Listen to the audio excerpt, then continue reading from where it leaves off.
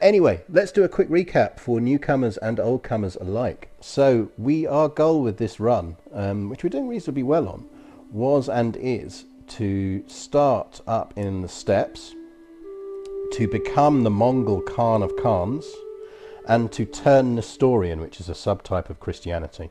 And the reason we were pushing for all of that was because we kind of wanted to lean into the Prester John myth, which is this historical myth that existed for centuries as kind of Islam spread further and further throughout the kind of the traditional Christian Holy Lands.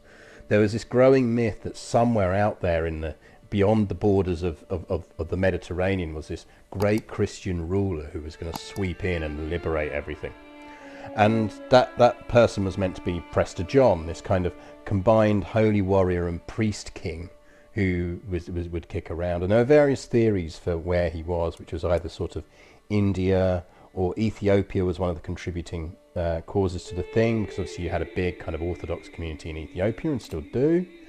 But also the other big myth was that when the rumours of Genghis Khan and others started floating in, they were like, is that Prester John? Is that what it is? So that's what we've lent into with this. So in the last 4 kind of Sundays, we took ourselves from being a nice little one province minor over here to becoming the Khan of Khans. And the Khan of Khans in our case is actually Joan rather than John. It is Khatun Joan, who is now the Samorid Khaganate, because the last thing we did, possibly as a bit of a mistake before finishing on Sunday, was we finally turned feudal. So I mean, Khan of Khans is a really nice decision to do, and actually I'm doing a bit of an achievement, kind of various achievement runs off screen, and one of my sub goals is I'm reasonably certain I can create Norse Mongols. Not kind of obviously because of the cultural difference, but I'm reasonably certain I can end up with a Viking Khan of Khans with a bit of effort. It's not that hard. Anyway, we successfully invaded the Holy Lands with our Mongol hordes that you get from being Khan of Khans. But remember, our Mongol hordes stand down when Joan dies. So we are going to suddenly have a hell of a lot less troops to rely on, because if you look at what percentage of like all of our armies are here, it is a lot. Because we have literally just gone turned feudal. So we have feudal things to worry about. Now, that really sets us up for where we are now. Our kind of continuing goal now that we've taken back the Holy Land is that we want to form the Kingdom of Outrima, which is essentially the kind of the giant Crusader kingdom that exists if you hold a significant amount of this territory around here, which we are trying to do. The reason I say that going feudal with hindsight is probably a bit of a mistake for us is we should have probably held out until after Joan had died, purely because what it means we've lost now is we've lost our ability to declare Mongol-style conquests. So whereas before we could kind of go Mongol conquest, no problem, we're now largely reliant on holy wars for kingdoms and duchies, which obviously cost piety. And piety is not something that we generate with any degree of speed. So mixed successes, I would say, on the end of the last stream. So really what we kind of need to do now that we've finally gone feudal is at least make sure that we're stabilizing ourselves and setting ourselves up reasonably well for controlling this when we kind of start losing our Mongol hordes. Yeah, interestingly, Samorid is apparently now our new empire name. It turns out that if you are the Mongols, if you are the empire of the Mongols and you go feudal, you... Thadrin46, thank you very much for the resubscribe. Yeah, we're only getting the little standard Twitch notifications. We're not getting my nice ones, which is very odd. Very odd indeed. I'll have to have a look at that. I will have a look at that. I'll test that off stream in the week. Because you should get your nice little saluting people. So yes, we also want, because we're running the mod that adds kind of dynasty packages, is we need to make sure we get this mod before we flip to Christian. So we need to get to religious icon, and we're not that far off. We are getting there, 2779, but we need to push for religious icon. So actually during the week I've been thinking about this and what we need to do. So this will give us ecumenism, which we really, really, really need, because that's actually going to make us not hostile to the Catholics. And my suspicion, based actually on me playing a bit of an achievement run off stream and some other things, is we very much run the risk in the future as it stands of the Pope deciding that he is suddenly going to actually launch crusades against us to get Jerusalem back, which we really, really don't want. Yeah, so it very much looks like the Mongol Empire can only ever be a tribal empire. If you flip it to being feudal, you become, in our case, the Samarids, which is our house name. So instinctively, I think that you can't have a feudal Mongol Empire.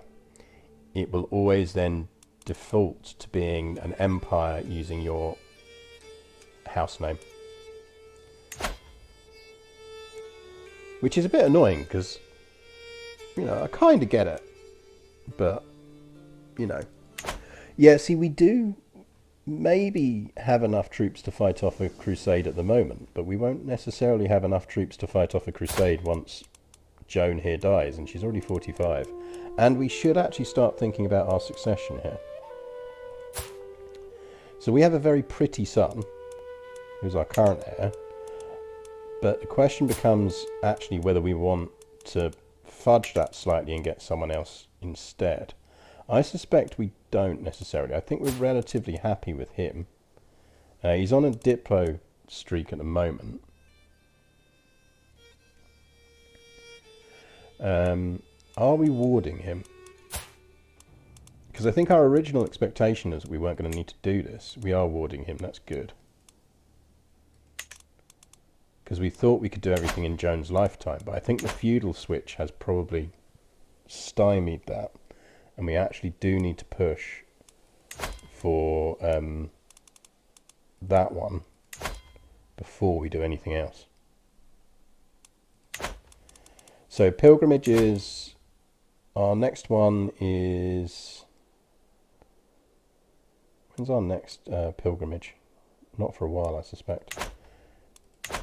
So we need to be doing anything we can that boosts our faith at the moment, because we really, really, really need to be a religious icon before we die.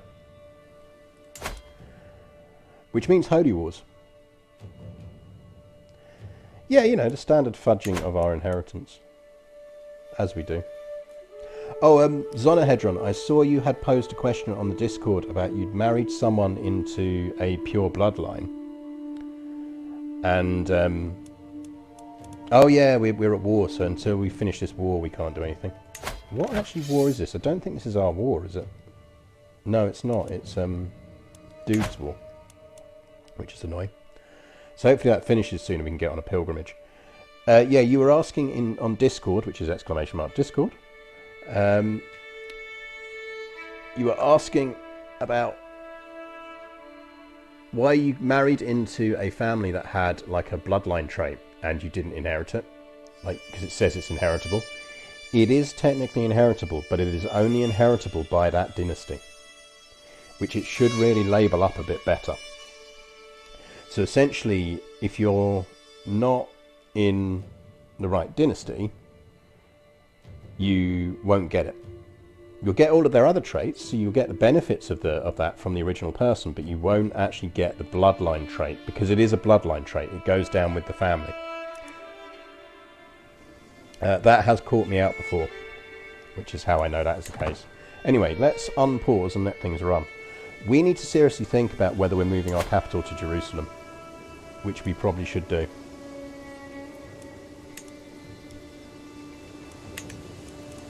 Because, if anything, we're more likely to be focused on this area in the long term.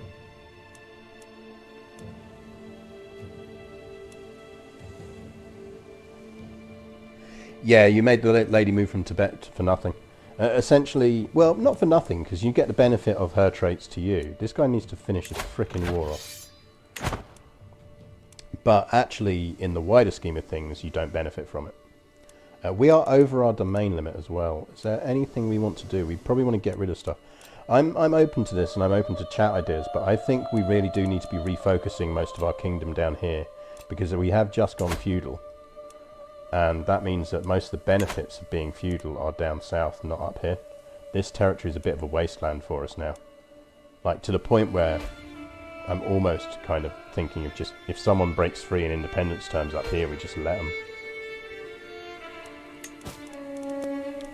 But let's actually do a bit of a catch-up on stuff before we do this, because I've got 5 duchies as well, which is way too many. Let's sort some of this out. Because we had just literally finished a war, and then I had to quick hurriedly because I needed to go watch the football. So, ooh, he's quite nice. Now, I don't remember us keeping any of these in prison for a reason other than the fact that we'd just beaten them all in a war. So I think we can just ransom all of them.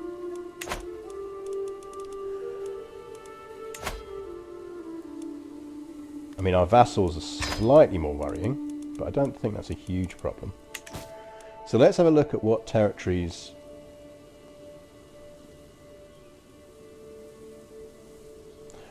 if you could control all of your faith's holy sites, would you, in your domain limit as well? Depends on the bonuses.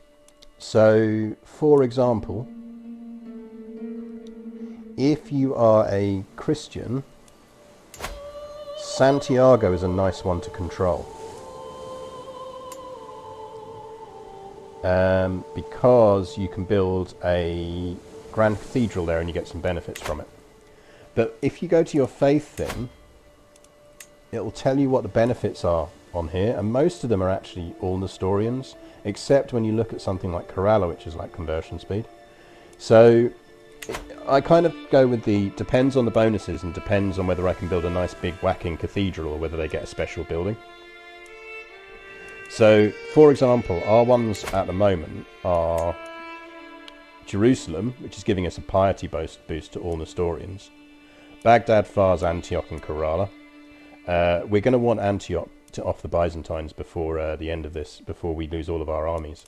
But once we flip Catholic, which I think we may well have to do because we're going to form out Rena anyway, we'll probably want Rome. It'd be really nice to conquer Rome. Now, I don't think it actually gives us any specific religious benefits for holding it. So we don't necessarily need to hold it. But yeah, basically look for the bonuses and see whether the bonuses apply to all or none. But certainly in piety terms, so in the Roman Empire run I've just done off stream, I kept hold of Santiago in my personal domain because building a grand cathedral there gives you personal benefits to the holder of the holding, not to everyone who's in the faith. But by the way, if you've not watched me before, do ask questions. I am very happy to answer questions about CK3. It is my primary streaming game.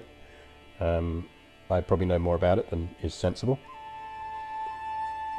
Haven't quite finished unlocking all the achievements yet, but that's mostly because I never get around to unlocking achievements.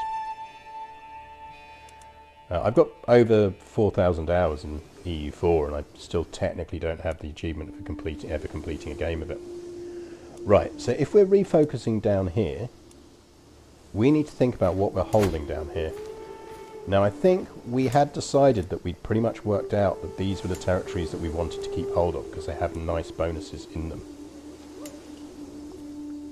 So this is really our personal domain now. So that means in terms of our too many held duchies, we're looking at Kazan and Pecheng, so our old capital, and Pecheng as the places we need to get rid of.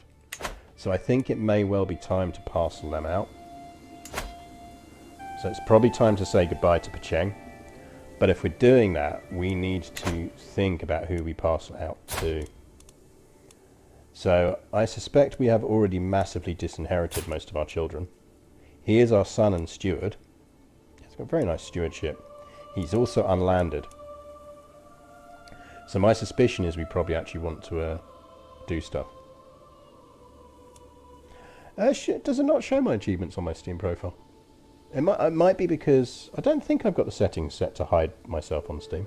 I do tend to hide myself from going online notifications on Steam. I must admit. But that's partly because I have my various people on Steam kind of have me friended who I'm like, I know that if I fired up a game and they go, oh, you're playing games, can we do some multiplayer? And sometimes you just don't want to do multiplayer.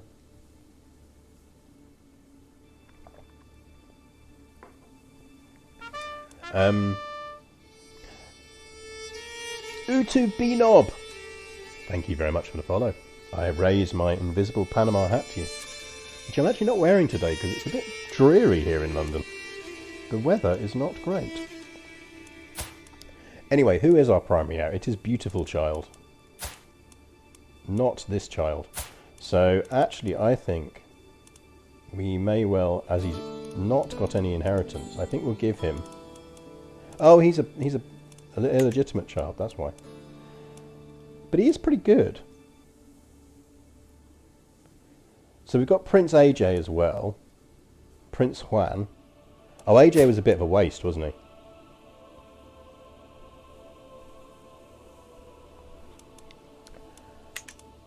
Now what we could do... So she's decent, but obviously we're male primacy. I have no idea why we're marrying her to him. I assume it's because it gives us the Bavarian alliance, which was very useful. Unless he's got traits. Oh no, he's intelligent, that's what's useful. We're trying to breed some traits in. So Kokachin's quite decent. I think we were actually going with, if Kokachin turns out decent, we'll use her. So Prince Juan is actually our spare. Because he's not bad, but he's not amazing either.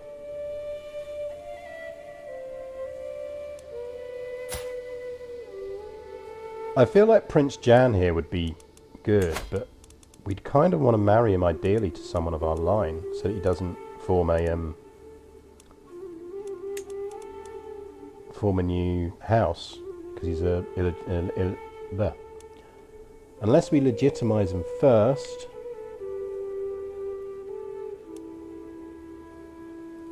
Who's our priest at the moment, and can we change them?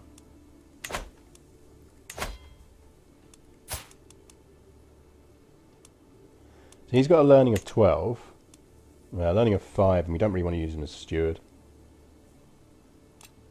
Yeah, I'm pretty certain we did. I think we'll just accept that he's going to drift out of our dynasty.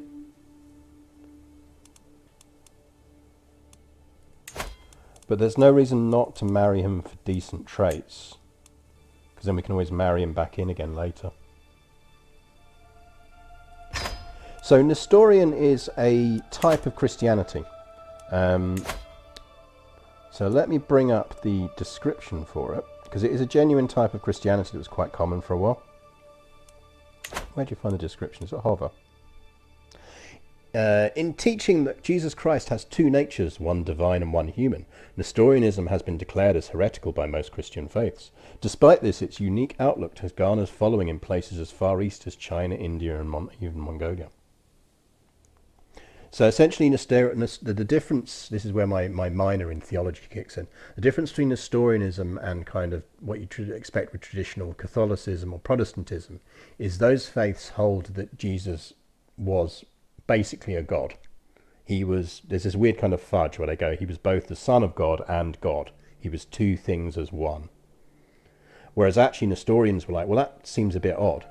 Actually, maybe how about we agree that he was both divine, but also whilst he was on earth, he was a human. And all the other faiths went, whoa, that's a bit radical for us, we're not doing that. So Nestorianism was a schism, it was forced eastwards. So you got a lot of kind of mendicant preachers who ended up wandering eastwards who subscribed to Nestorianism, which is why actually historically the big converts to Nestorianism were actually the Kyrgyz Khanate. In reality, in real history, in about the 12th century, I think it was, the Kyrgyz Khanate was primarily Nestorian. Yeah, essentially it's a Gnostic faith. There you go, bonus history lesson. Oh man, my ADHD is kicking in. What was I meant to be doing? Oh, we are giving Pecheng to our son, aren't we? So, did we pick his wedding wife partner? Yes, we did. So we just wait for her to confirm. There we go. Then we are going to grant him Pecheng, which means we can give him the Duchy of Pecheng.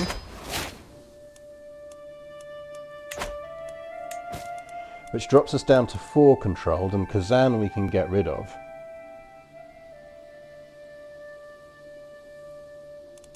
And get rid of that way. Yeah, essentially it was surpassed largely by Islam in a lot of the areas that traditionally it converted. So it's why if you look in here, if you look at where the holy sites are, you'll see that it's Baghdad, Fars and Kerala, because it did kind of drift eastwards.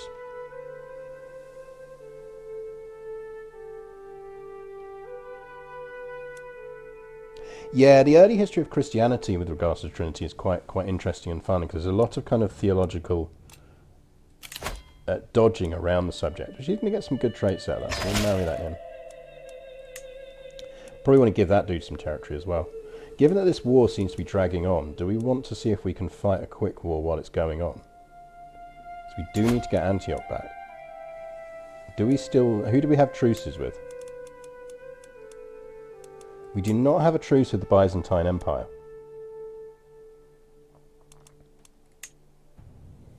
I feel like we should pick on the Byzantines, because we're going to need Antioch anyway. Like, while we've still got the large armies, I feel like we should be grabbing the territory we can grab.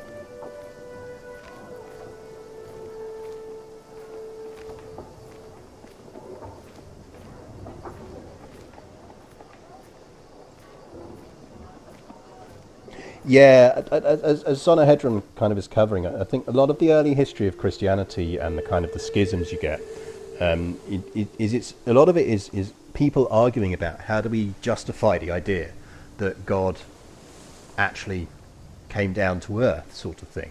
And if he came down to earth, how did he then die? Because he's a god. And if Jesus says he was his son, well, how can God have a son? You know, it's all those kind of like... think of it as kind of... early Christianity was just like a really, really slow version of Twitter. It was just lots of letters flying around all over the place, kind of being slightly shitty with each other, passive-aggressive, constantly turning around and diminishing the role of women in Christianity, and generally speaking, just whoever shouted loudest got to define what Christianity was. And in the end, Rome shouted loudest. But not for a long time, not for a long time. It's really the fall of the Byzantine Empire that kind of preserves that. Yeah, it's really, really fandom warsy. So it's sort of like, you know, lots of people that when you watch a show and they're kind of picking holes in it. Like, people were doing that to Christianity for like 400, 500 years. Sometimes longer, to be honest. Right, I think we do a de jure war for Antioch.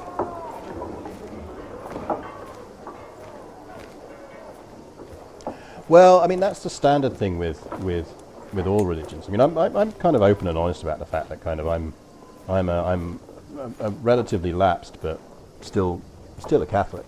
And Catholicism, like all religions, has that whole thing of you're a startup until you're not a startup. And once you stop being a startup, you decide that actually everyone else should conform to you.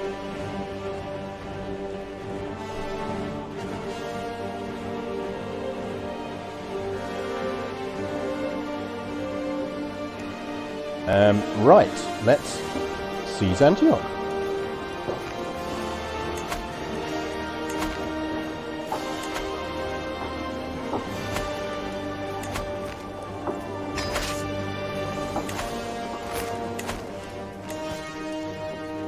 Right, is there anything else we want to do before we do this? We should grant vassals to rightful lieges.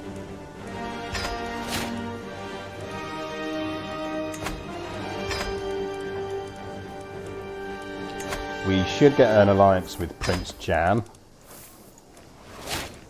AJ can marry.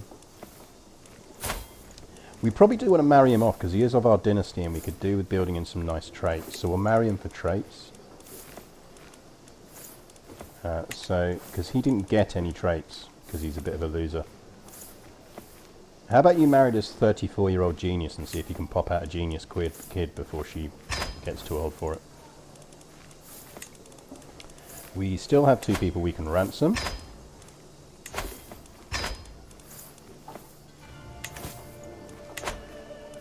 Let's just check our factions before we do anything, because they won't really have any power at the moment, but they might do later.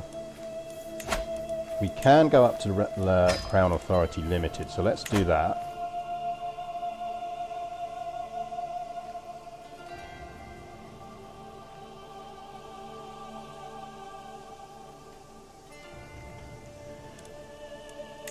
So that brings all of that up.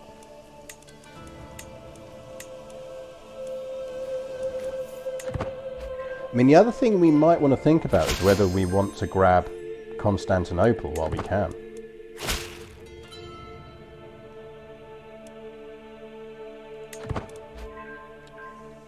Because there would be a certain amount of sense in, if we're going to grab Constantinople, this is really, Joan being alive is the only chance we're going to get to do it.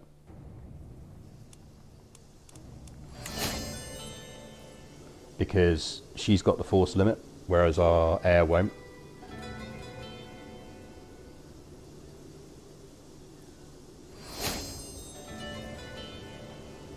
But yeah, the actual, when you actually kind of, I mean, as I say, my minor's in theology, and it was a fascinating exercise in kind of people, seeing people who kind of wanted to take the Bible literally, suddenly having to discover that, like all historical documents, it carries within it, it's the biases of those who wrote it, and their own goals.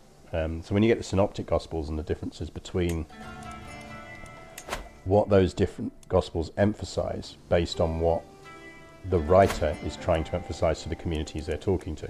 So you get an awful lot of stuff in Luke's Gospel that focuses on Jesus being nice to Gentiles, i.e. non-Jews, because Luke is primarily, you can tell, writing for audiences outside of the traditional Jewish catchment area. So he's kind of going, hey non-Jews, Jesus was cool with you guys, you should convert too. Whereas Matthew is very much kind of, almost certainly of a kind of senior Jewish kind of family and class. So his goal in his Gospels is very much to kind of say to Jews, look, okay, look, no, this religion is really the heir of Judaism. You should really convert, you know. So it's really fascinating just seeing the different ways that people kind of do that. Sushi! Hello. Good morning. I was thinking of you yesterday whilst I was doing achievements, because I finally got round to doing the King of Ireland achievement, which meant I had far too many children because of insular marriages. And I remembered that I had laughed at you massively for the amount of children you ended up as with an Irish ruler. Right, the young mediator, remaining calm. Calm is a good one to keep. Although we're going to... Let's let him keep calm, because we are quite stressed. I think we probably want fascination progress. Then we are going to push on staying alive as long as we can.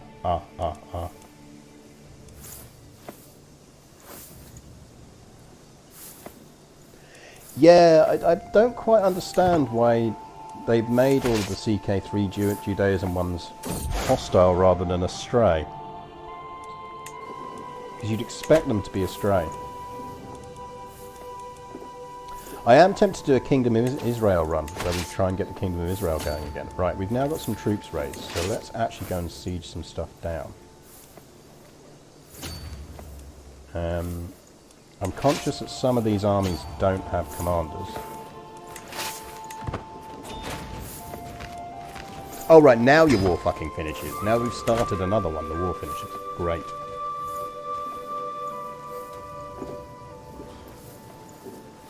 Brilliant.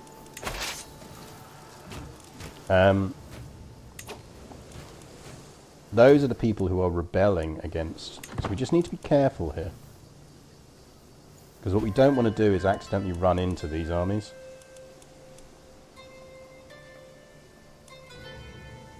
Good news is I think all of these are in supply. Yeah, they're all in supply. Possibly this one isn't.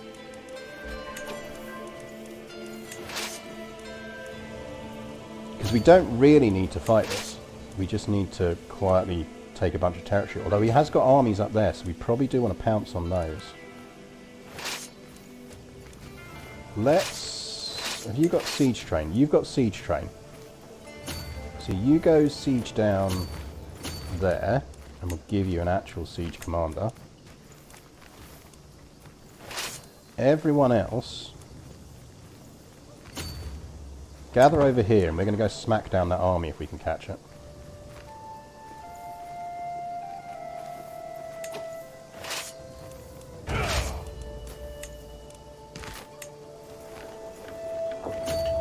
Because that is actually his armies, and we will get war score for killing it.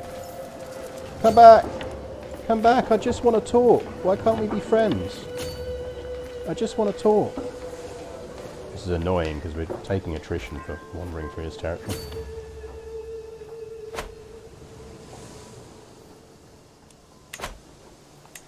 Oh right, I see they're going to land. We might as well siege this down now while we're here. Hey guys, we're coming back. We're coming back. We just want to talk. Maybe like share a coffee or something? Discuss our differences?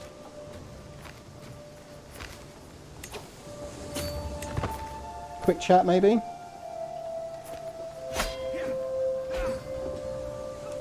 I love that it said that was going to be an even fight. That was never going to be an even fight. Oh right, okay.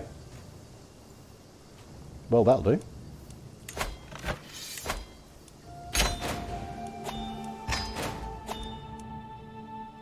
So the other stuff we're going to want to try and get off the Byzantines before we run out of extra troops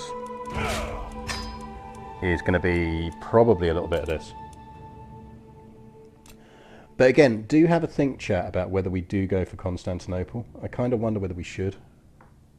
Like, we don't need it for anything, but it is the city of earthly delights, which would be quite useful. Right, while we can, let's sod off on a pilgrimage. And they're all very far away. Let's go to Shiraz Farsi. Why not?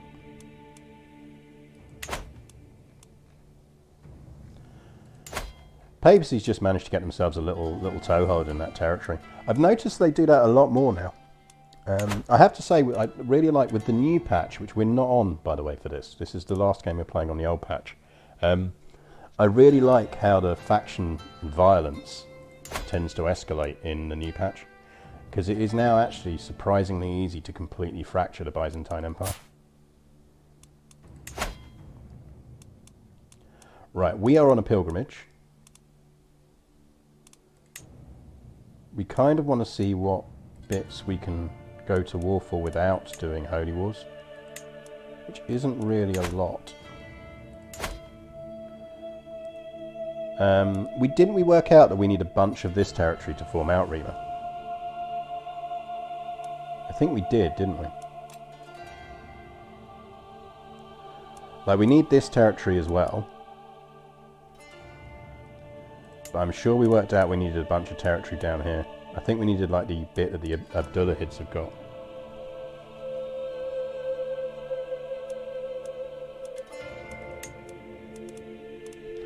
What's our council doing, by the way?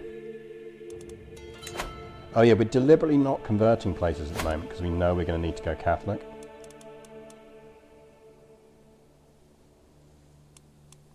Kingdom of Arabia and Mesopotamia. So we are looking at needing that and that.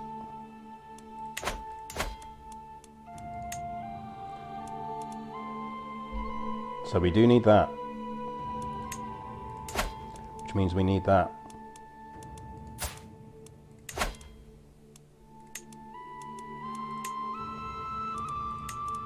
I feel that war is coming on. The moment we get enough faith for it, we're doing that war. I think that's our solution there. My suspicion is we want to do that war and really then try and consolidate a bit. Yeah, I think we need Baghdad as well, I think. Basically, it's a bunch of stuff up here, I think.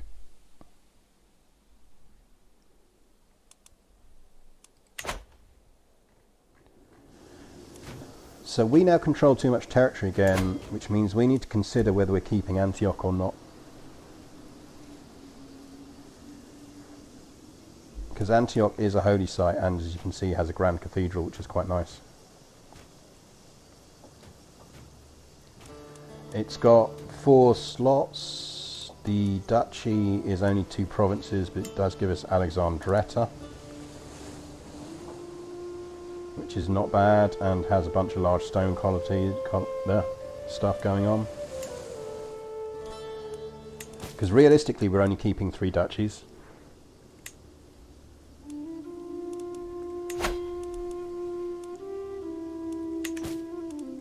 We're not necessarily creating all the duchies we can, because they're quite useful for our heir to create, because if our heir creates them, they get the actual the prestige for it. So it's a very handy way of just giving your heirs instant prestige boost.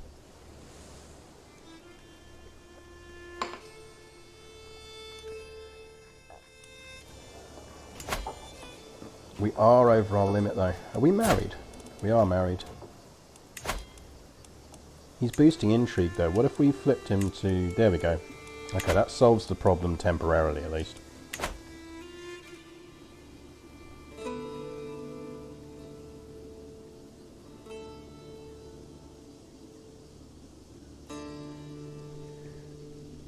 Yeah, so we need Syria.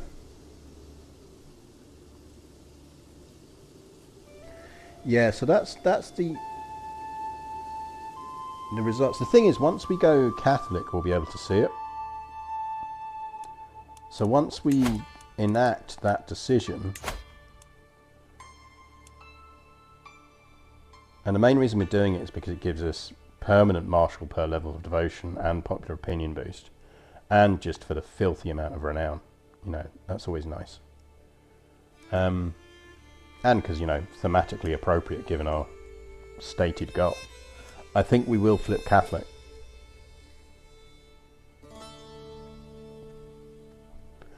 Like, we could try and stay Nestorian, but it is a harder ask.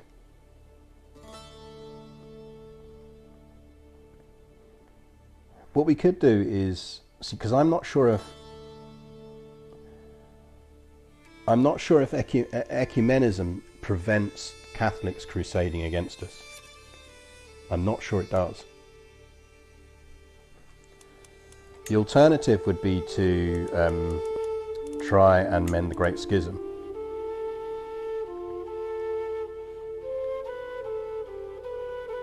Which we'd only actually need to do 3 things to get.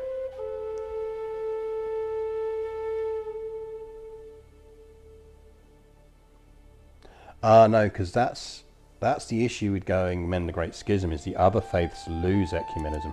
I think ecumenism is going to save us. I think we can stay Nestorian.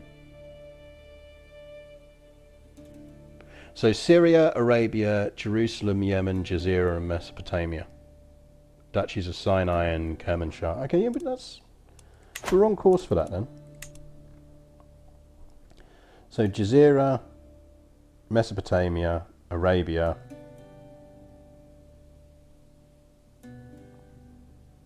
Jerusalem, Syria and Yemen. So we basically need that block there.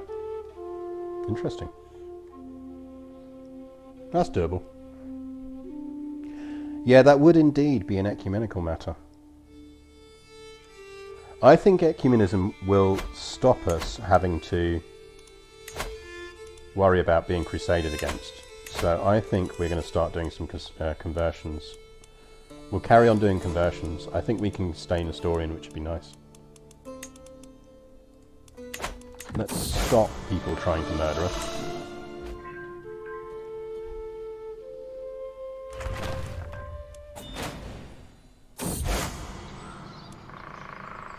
We will find a guide. Because because I don't want the health hit from not finding a guide. Sympathy for heathens would be quite good. Among my fellow pilgrims there is a woman who preaches compassion and fellowship until she reaches the topic of heathens. One evening around the campfire she loudly declares them to be abominable monsters in the eyes of God, deviants and child murderers all. Alright, she a Tory MP. Most people avert their eyes when she looks at them. Tonight I was not quick enough. Do you not agree, O Khatun? No, I absolutely do not agree.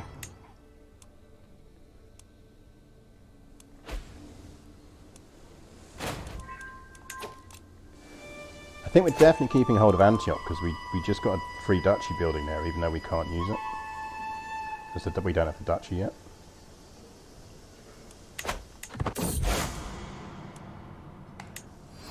I have walked the holy path. I am known for my dedication to my faith. Don't keep... Oh, none of these traits are particularly useful for us. I mean, he's our spare anyway. You can keep Craven for our spare. Build a family legend, Prester John. You have revived Nestorian in the East and established a Christian kingdom. There is no doubt that you are Prester John in the eyes of Westerners. The legend will continue.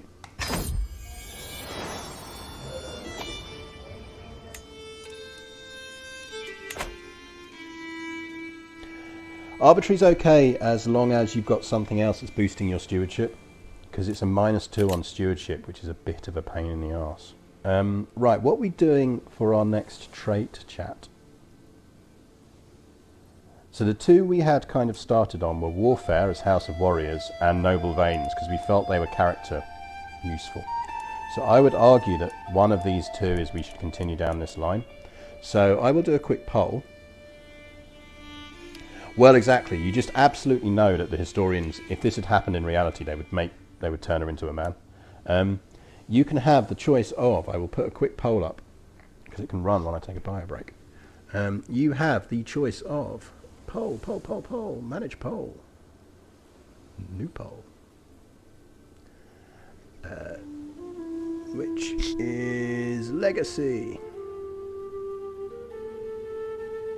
So your choices are generational belligerence, which is going to give us pursuit efficiency, retreat losses lower, and casus belli cost -20%, which might be quite useful. So you've got generational belligerence, which is fun to try and spell when you're not looking at the keyboard. Let's just assume I got it vaguely near. I think that's an E, not an A. Or we go with convergent blood, which is we increase our chance of kind of making sure our inherited traits get better.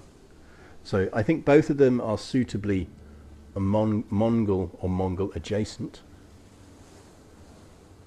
They're thematically appropriate for how we're role-playing the characters and the family. But let's make that a 5-minute poll. There you go, that poll is up.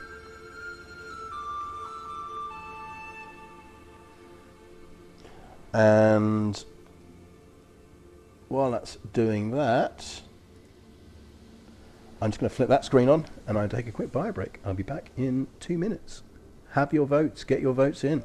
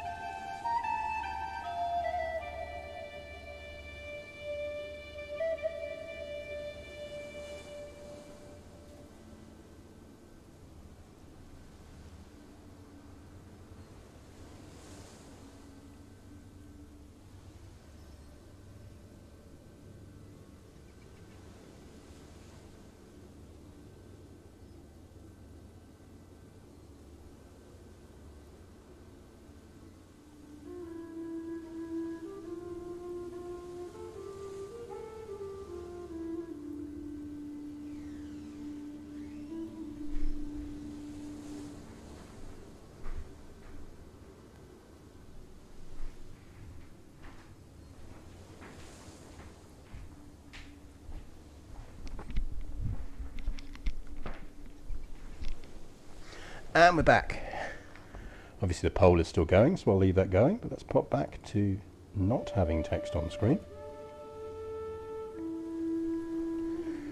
So yeah, I think either of them can work. I think both of them are in our interests in the long term. It just really becomes a question of which one we want right now. The nice thing about ecumenism should actually mean that this dude is now more amenable to marriages.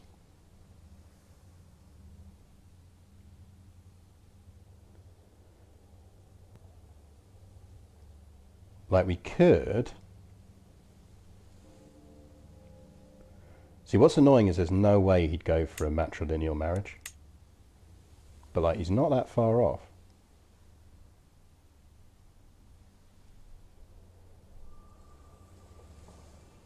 Like, we couldn't counteract that hook. Annoyingly, he hasn't got any brothers or sisters. That's his primary heir. That dude hasn't got any children either.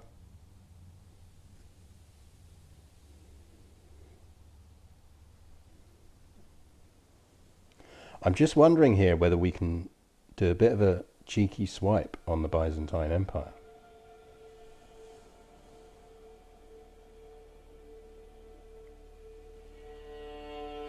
We need the inheritances to fall slightly differently.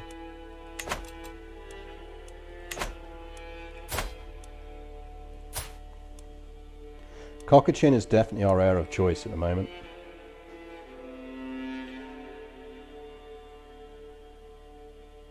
She's got dip and learning, which... I mean, I think we're going to go steward.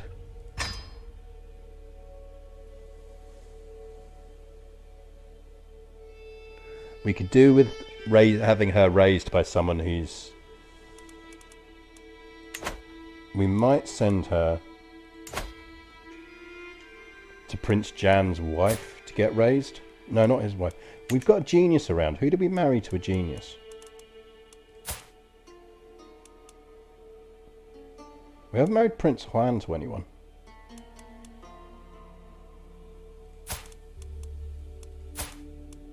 So he's intelligent, so we could use him.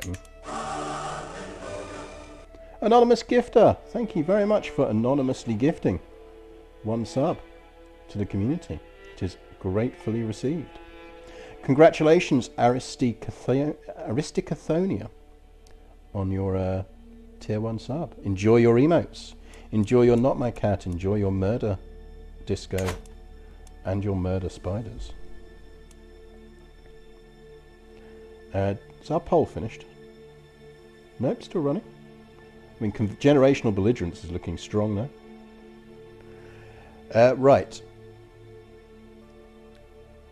We actually have enough for the Kingdom War now, don't we? I feel like we should do the Kingdom War sooner rather than later. A, while he's weak. And B, while we've got the troops to suppress the inevitable rebellions.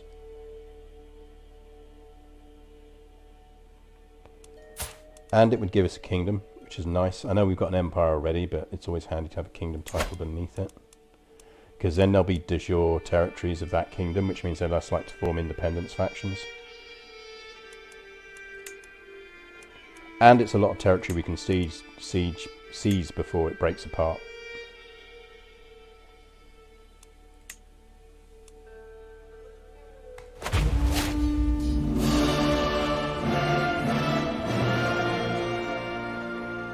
Holy War music is the best music in this game.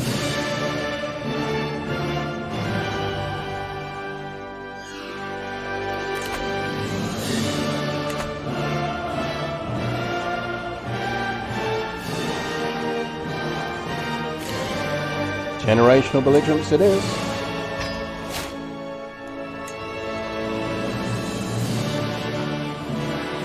Yay, pride kitties!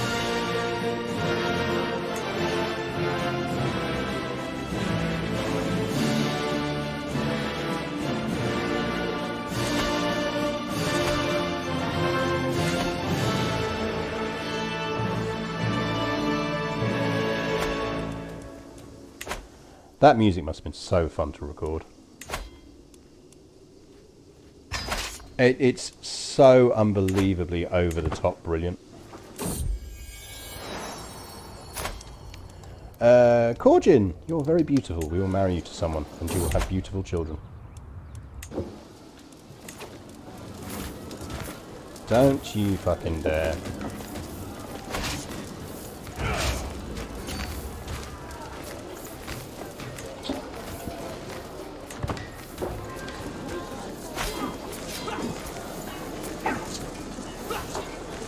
Oh, fuck off.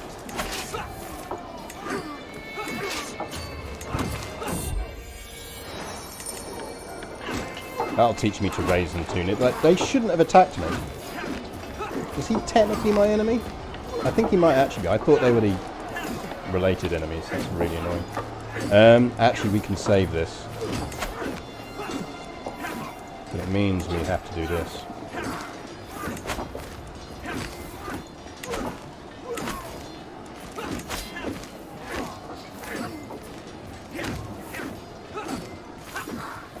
So it's mostly levies.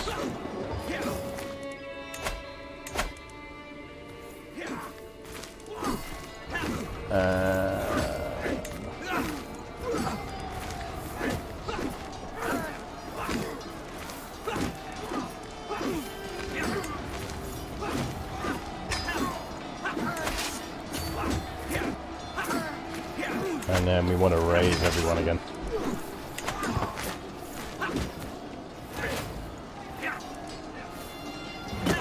Oh, come on, there's no way we should still have lost that.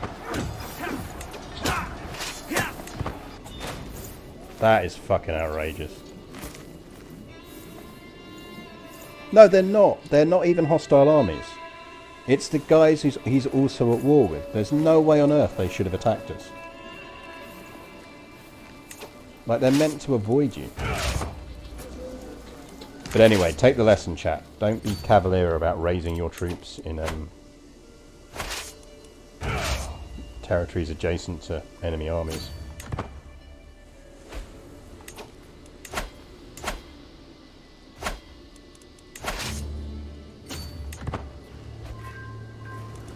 Exactly, they're a hostile, not enemy. I'm reasonably certain chastisement of Karavalam is either destined to be a merc company or probably some kind of like heavy metal band from the from kind of the dust belt. Right, we'll want to get some siege engines over there.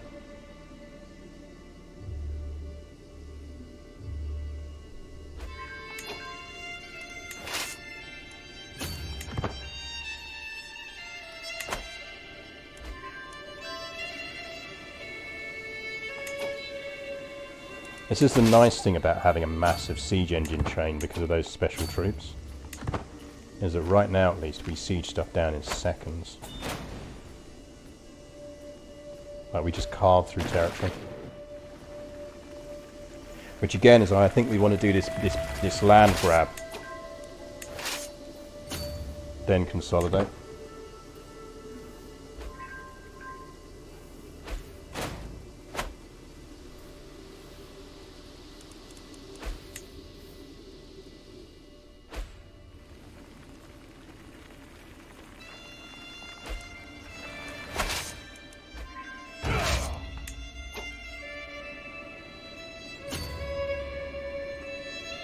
I think it's definitely the way to do this.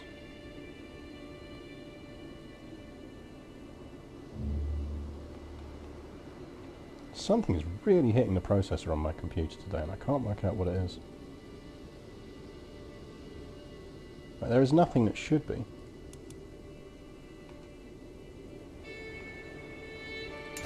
Let's see if Discord's being silly.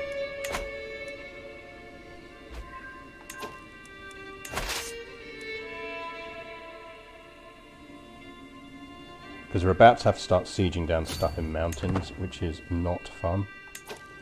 In fact, I'm tempted to say let's just go straight for the capital with that army. We're going to take some attrition, but these guys can carry on sieging around here. Let's go for a decapitation strike.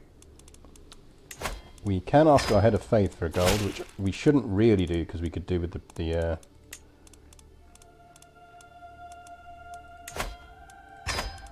the holy stuff, but still we're going to do it anyway.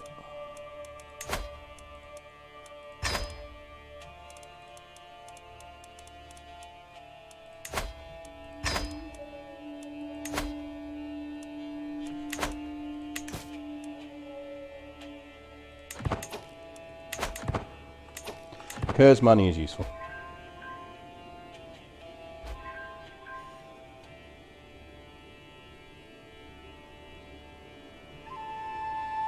No, chat should be back.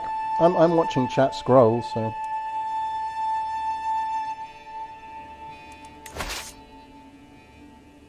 Don't think we're quite going to catch him, we're not, which is mildly annoying. Because now watch him double back and start trying to unsiege all of that stuff.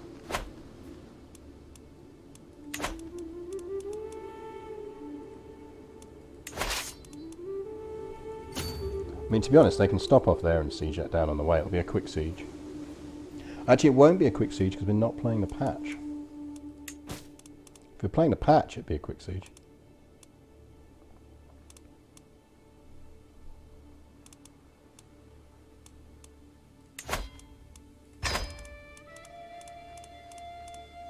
Anyone else we want to ransom? There you go, now they're looping behind. But that siege is almost done, so we'll kill that siege off and then go back and deal with that army.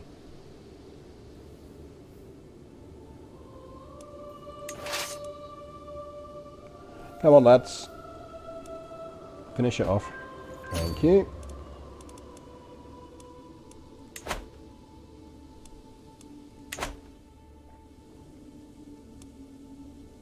We are going to have a lot of territory to give out after this. So one of the things the new patch changed was it made it so that garrisons don't refill instantly. So if you're in a war and you've sieged something down, it's quicker to siege it back again. Because it essentially goes, look, you sieged this place down, you almost certainly damaged all the walls and everything else, so it should be harder. It should be easier to get it back again afterwards.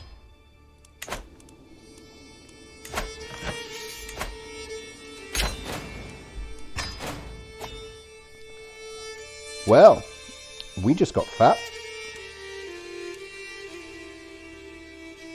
We also now have 6, count them, 6 titles to give away. Did that give us any more holy sites? It didn't. Oh well. So yeah, so it's one of the nice things in the patch, I think, is it makes sieges less instant.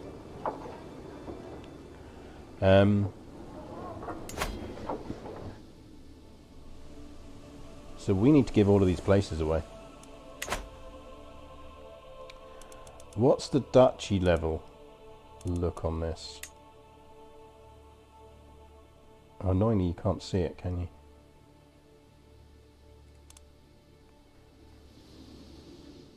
Because I feel like we've got a couple of sons here we could, and daughters we could. Because I don't think he's the heir of anyone, he's not. So as soon as he's of age, we could give him something. Because it'd be nice to get some more dynasty bodies floating around.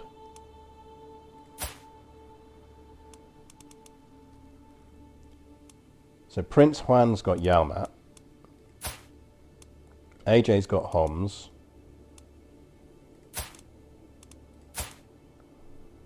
This guy hasn't got any terrain, so maybe we should give him some stuff.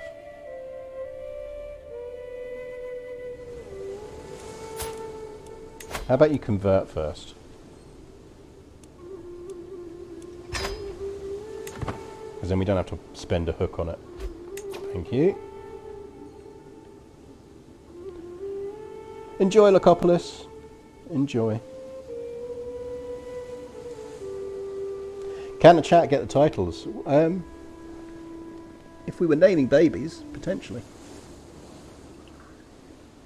I should add a stream points option to pick a baby name.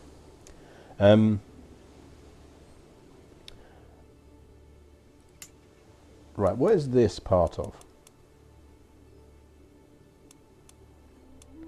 What titles do we have to give out first?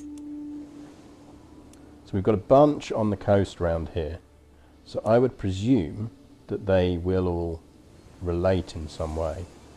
We've got Mecca down here, which is probably quite nice. Great Mosque of Mecca. But obviously you've got to consider it a holy site. Mecca is probably a decent one to set up with one of our vassals. And it looks like we control 2 titles within it. Yeah. Let's give Mecca to her husband.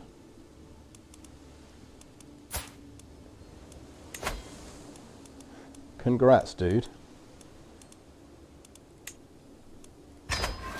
You now control Mecca. You're going to be very warm in that hat in Mecca. I'm just warning you now. It's your choice, but you are going to be very warm in that hat in Mecca. And what was the other one? Was it Bishop that was the other part of the territory we controlled as part of that? Yes, it is. So, despite your silly hat, I am going to give you Bishop as well.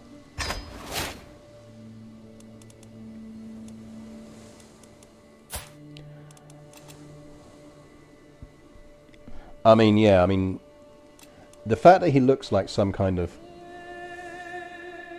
Cornish farmer is not going to help him. But he is Nestorian now, so hopefully he will convert that territory. And he's an architect, so he's got building discounts, which is nice. We will create the... Right, we can usurp some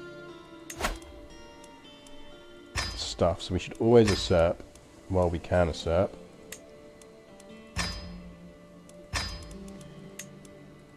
We should transfer where we can transfer.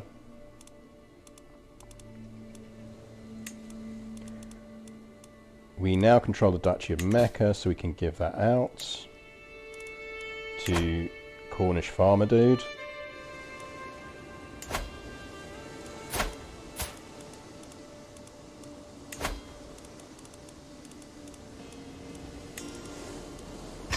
There you go. That's, see, now he looks a bit more respectable. Now he looks a bit more respectable. Morning, Blind's Eye View. Is it still morning? It is just about still morning. Okay, so what else have we got floating around that we need to give out? Yanbu around here. SMR Fisher, thank you very much for the follow. It is appreciated. Now, I don't think we really... Do we have any kids left that we want to give stuff to? I mean, I guess we could give territory to Kagatai on the basis that he's our spare. Because if it comes to it, we'll just get it back. We want to marry him for traits again.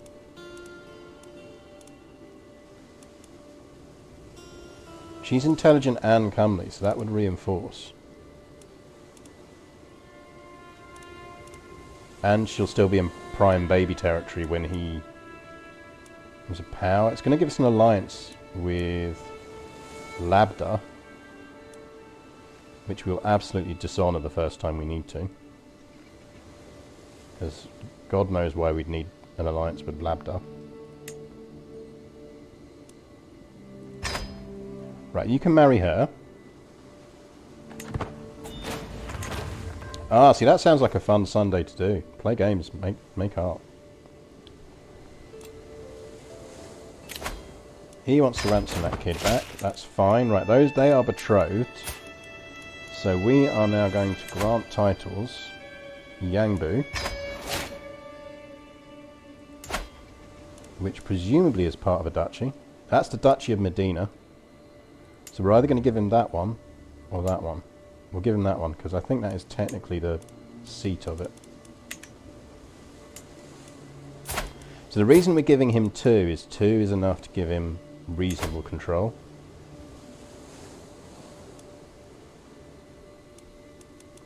Which then means we can give him the top title at the same time.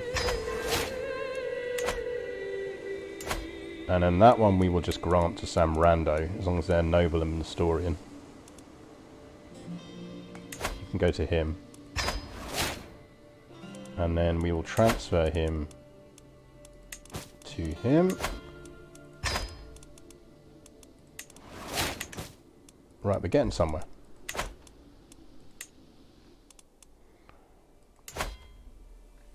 I feel like you may be on your lost cause. We are now a religious icon, which is nice.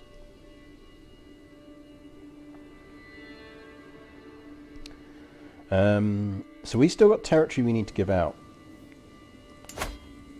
This place, which can go to you, because it's just going to go to a rando. And we've clearly got somewhere else somewhere, because we're still one over our limit. Aha, Marb. Were we controlling Marb before? No, because it's part of the Duchy of Aman. So you can go to a rando as well. Ideally a rando with decent skills, because you're going to be one of our directs. He's good at fighting.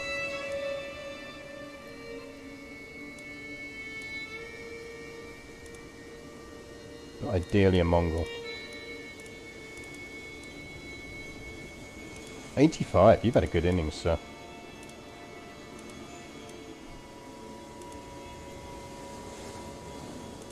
You'll do.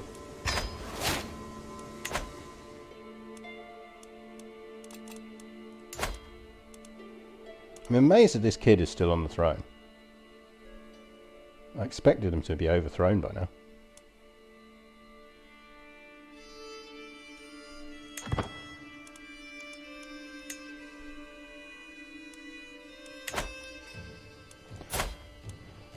She is approaching the point where she needs a guardian. So we need to think about who is educating her.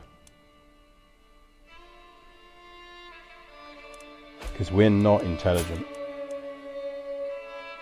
And we don't have the greatest combo of traits anyway.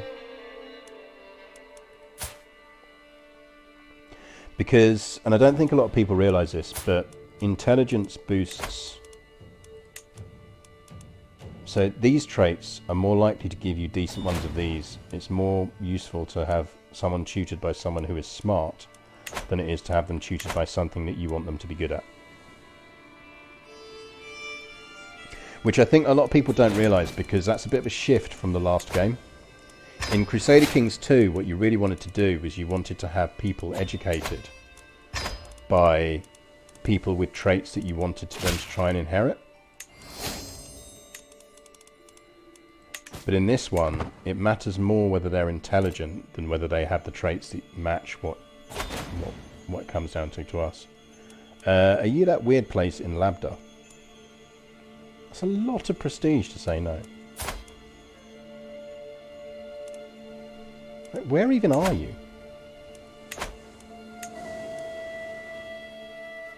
Oh, right, okay. And who are you at war with?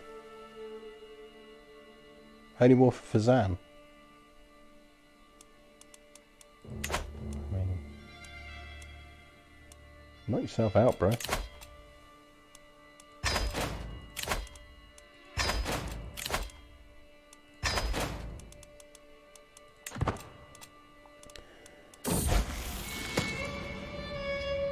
Do we pay for it? I mean, it's learning traits, which is nice. We'll let him get a hook. We can hold mystical communion, so we should.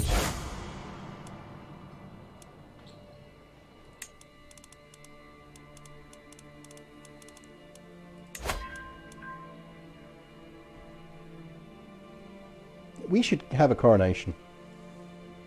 Your ancestors created the legend of Prester John, and you believe that the legend will not end in your generation.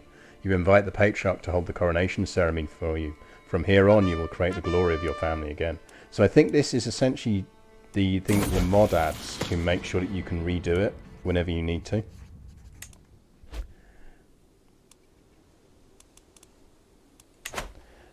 The blue things were just ransoms, so that's fine.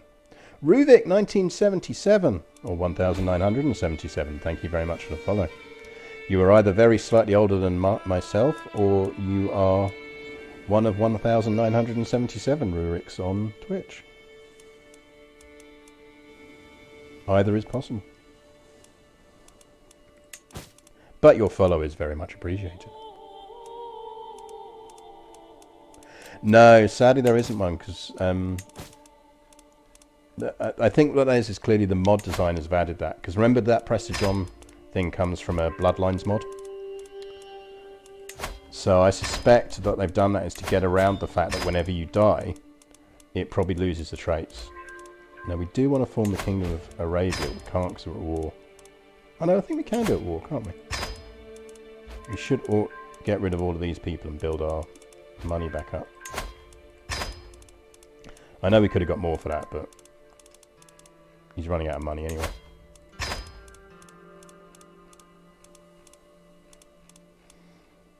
And we have so much notification spam here. There should really be a thing that just says, yeah, just look, seriously, just anyone who's still in my dungeons, just sell them off.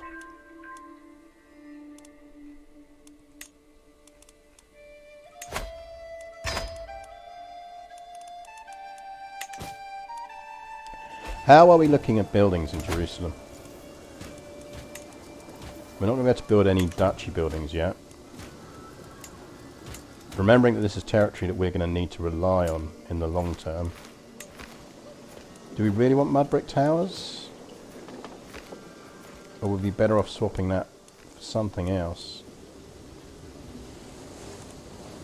I think we'd probably be better off swapping that for barracks.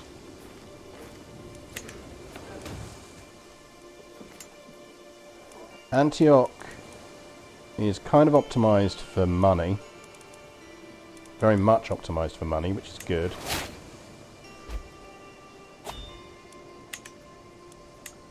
So let's keep optimizing it for money, but we will leave mud brick towers there.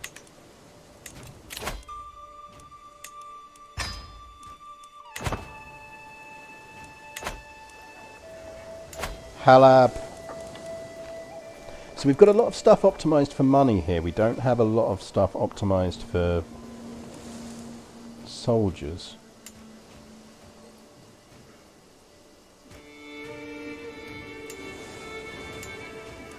Because it's generally best to kind of min-max your duchies.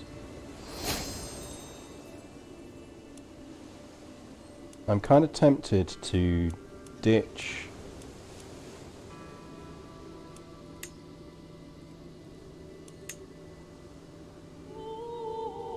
we haven't got battlements yet, so we can't upgrade the castle. Yeah, the only problem is it means that we end up with a low levy count, which means our vassals decide that they think they can go to war with us. And they really can't. I think we're going to swap those hamlets for military camps.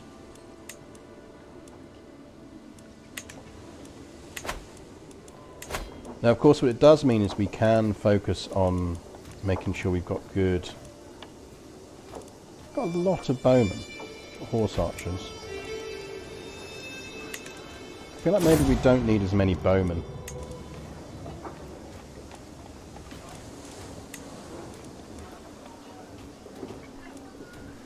We're going to lose our onagers when she dies, which is just something to be aware of. I think we're going to kill off this regiment of light footmen and maybe add some light horses.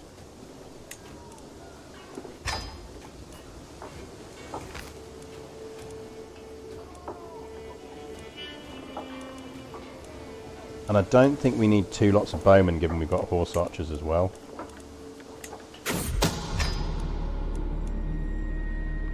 My spymaster has come to me with grave news. While we do not know who yet, someone is plotting to kill my prisoner, Dobroslav. Oh no, my poor prisoner. And I think there... Let's get some armoured footmen in. Morning, Pangolin. The Mongol crusades are going reasonably well. Let's knock them up to 5.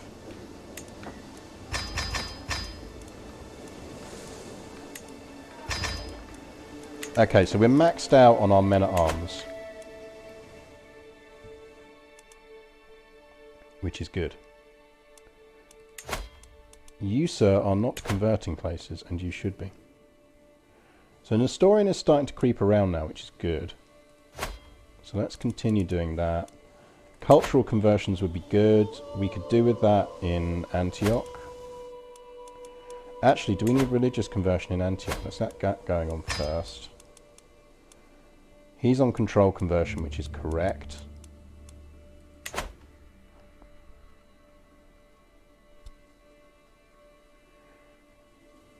So we've got generally decent on tick. We're not doing well on piety. We're really not doing well on piety.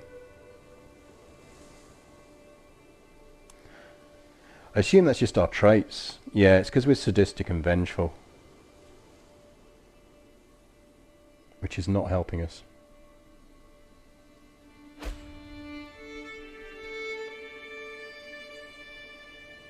Which is not helping us. Can we go to war again with the Emperor yet? Probably not. Right, that gives us another person we can set up on a throne somewhere. So we probably should think about doing that.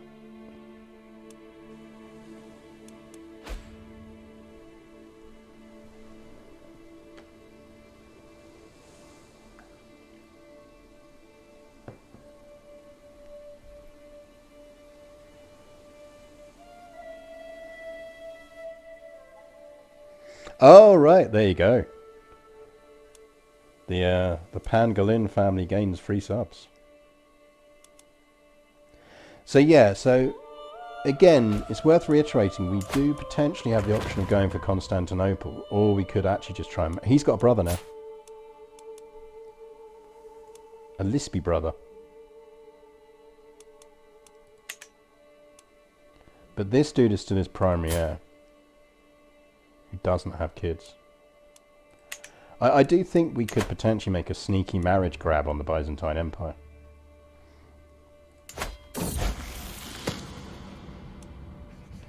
Chagatai is now a charismatic negotiator. That's not bad. Gives him some useful skill boosts.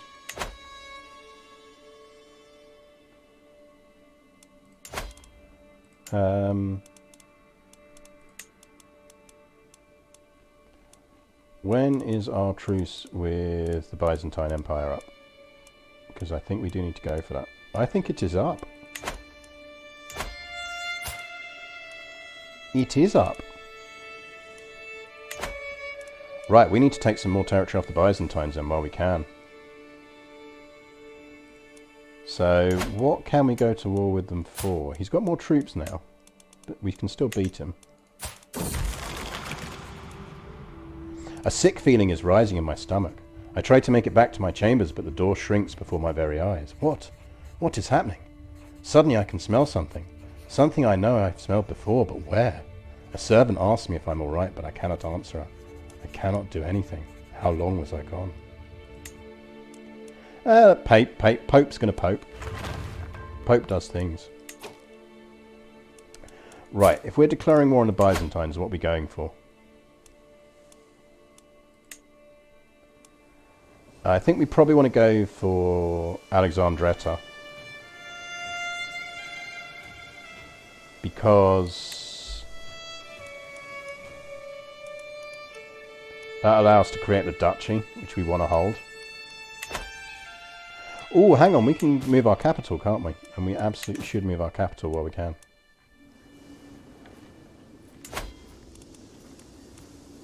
No, we can't, because we're at fucking war again. Right, I'm going to hold off declaring on the Emperor until we get out of that war, because I'd like to move our capital. Yeah, we're blatantly going to end up possessed. Ah, speak of the devil. Lately I've experienced some episodes. Something comes over me taking charge of my body and leaves me tired and confused. I've tried to keep it from people, tried to hide it, but it is hard to control something that comes and goes as it pleases. They look at me as if I am possessed. Did we move it earlier in this reign, or did we move it in the last reign? I thought we moved it in the last reign, but you may be right. No, you're absolutely right, we did, so we can't move it anyway. In which case we might as well just go to war. But yeah, we are now possessed, which is not useful. I love that being possessed gives you a monthly learning lifestyle experience boost. And of course you like more other possessed people much more. So, hey, fellow possessed person. Right, Jerusalem has finished hide 10, so let's upgrade that.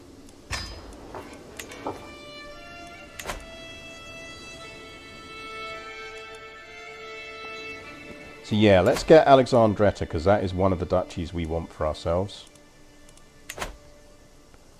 Don't know if it's actually decent territory. It's not bad. We'd probably parcel it out. Yeah, I'm basically being possessed by an ancient theologian.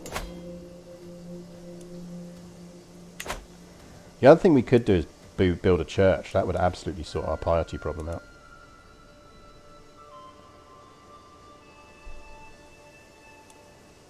But let's get hold of Alexandretta first.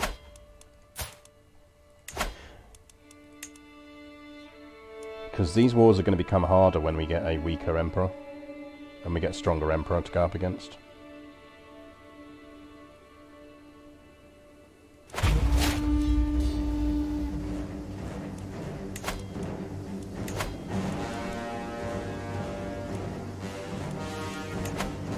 Right, let's raise the troops slightly further behind the lines this time.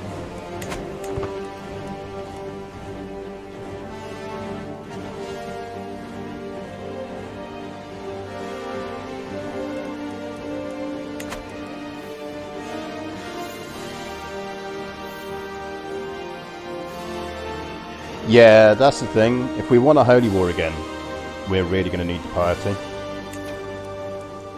And churches would be the obvious way to do that.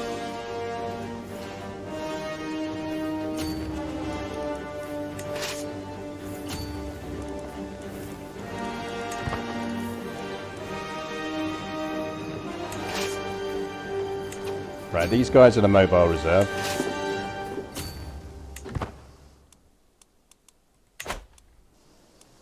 I think really my priority at the moment is securing the bits of the Byzantine Empire we need.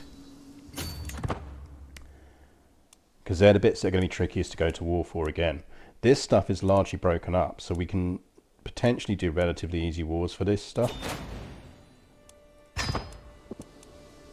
But that we're going to need, and that we're going to need. So there's a certain amount of consolidation. The other thing to remember is we're bleeding cash now when we have people raised. Which is something to be aware of.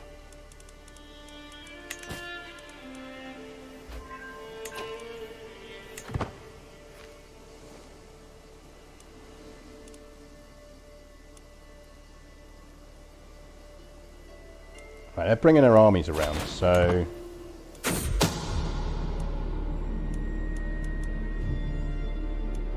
I mean, we can just decline that one. Just loses us a lot of fame.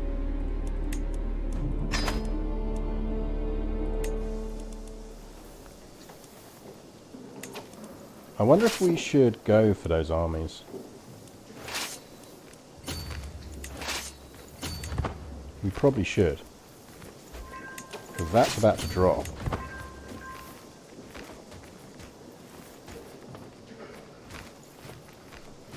Means fighting the mountains though, which isn't fun. Have we got a mountain commander?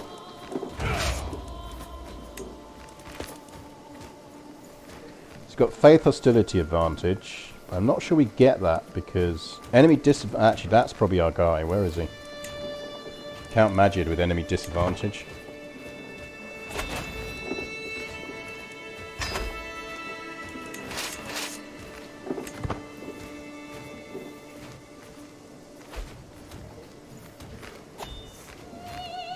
I mean, they're splitting their troops up nicely, which is handy of them. That'll be peasants, which we'll have to deal with. That's fine.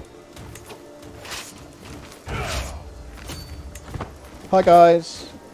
We just want to pop in for some coffee and biscuits.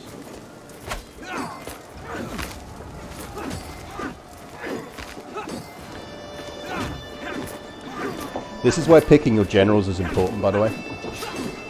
Don't always just go for the one with the highest numbers. Think about the terrain you're going to have to fight in as well.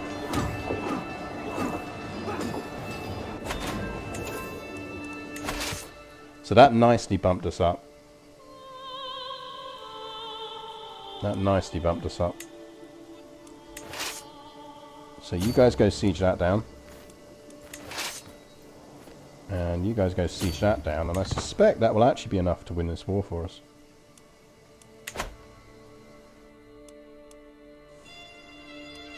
Because little bits like this are easy to mop up. In fact, once we form the Kingdom of Arabia, some bits like that might even pledge fealty to us in return for religious protection.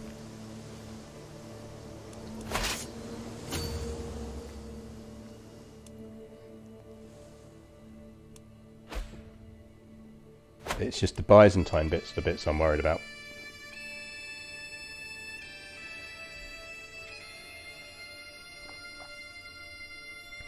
Is he Mongolian in 2? No, he's not. He's Transylvanian, isn't he? I can't remember the name. If you ever want a really interesting read, look into the history of the actor who played. What was the name of the bad guy in Ghostbusters 2? Because he is a real life. Was it Vigor? Vigor, isn't it? Yeah.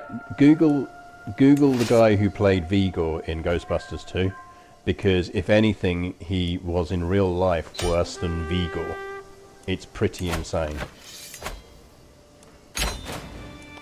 There we go, so we picked up some territory. I think we will just package that out to a lower noble. But one with nice traits. Are you the heir to something? Yes you are, so we're not going to give it to you.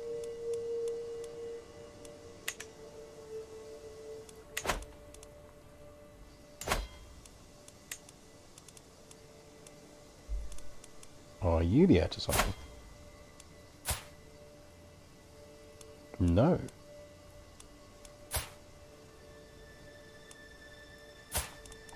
That's Chachigun, my grandson.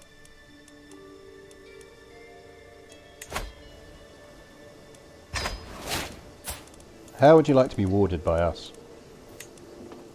Oh shit, we haven't set a ward for our daughter. We need to set a ward for our daughter.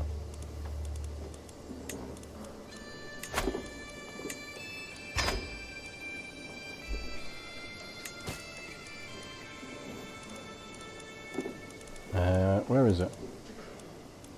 Because she must need a ward by now. Cockachin, yeah, you're 9 years old.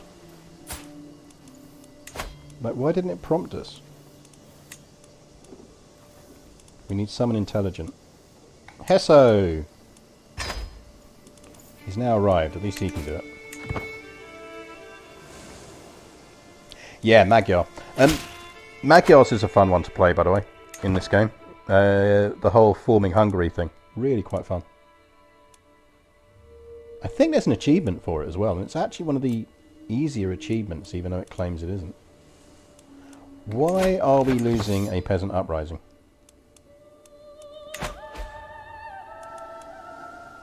Does anyone know why we're losing a peasant uprising? Or indeed where the peasants are that we're losing this uprising to? Is that the other guy's peasant war? Oh, it's his peasant war. I'm fine with that. And yeah, I'm fine with that.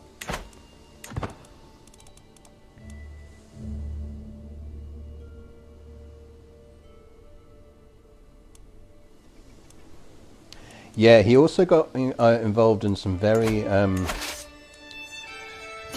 Crusader Kings-esque sexual activities is probably the best way to describe it.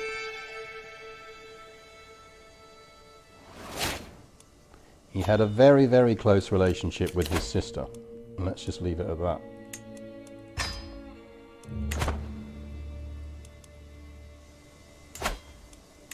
But he is absolutely a proper wrong'un. Right, let's get our armies down so that we can actually build up some cash reserves.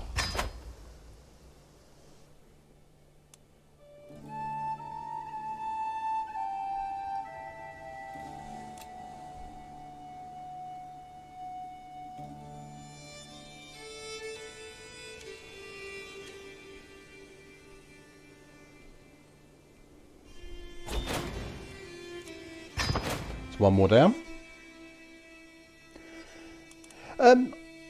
Yeah, I think you probably can form Hungary and then...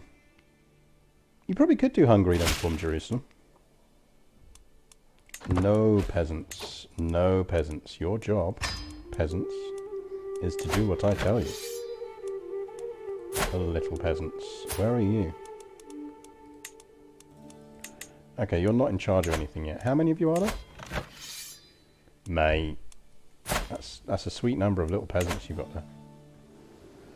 Let's play Find the Peasants. Oh, that's alright. They're relatively conveniently located.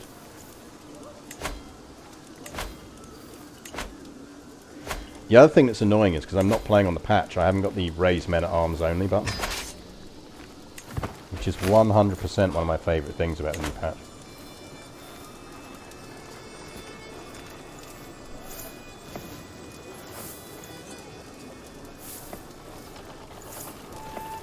Right, that's easy enough troops to deal with them.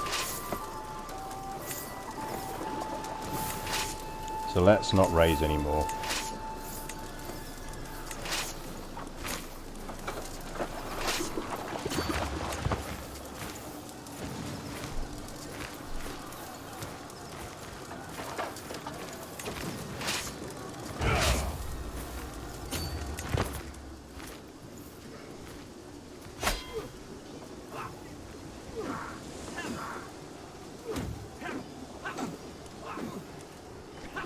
Told you he was interesting.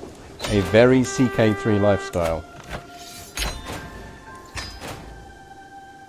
See? You learn these things. You learn these things when you come to my stream.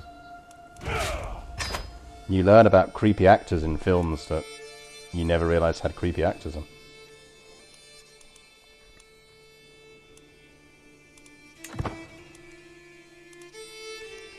Right, so that sorted out our rebel problems. I'm slightly worried about our cash levels.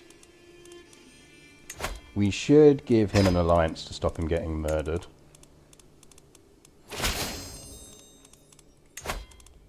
We do want to ransom this off. Particularly as we are possessed. I feel like we should probably build up some cash reserves because we might need them soon. Oh, he's our rival. He can stay in jail.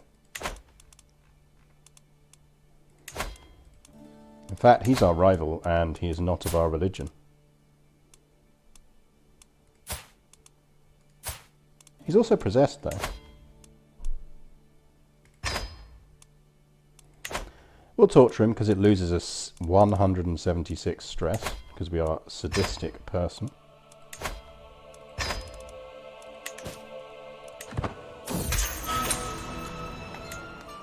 There is an event that can fire if you've got a good enough... I think you need a good enough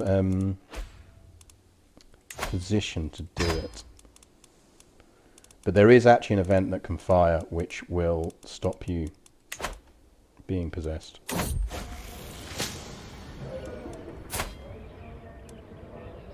Yeah, we'll get him because he is actually a decent physician for once.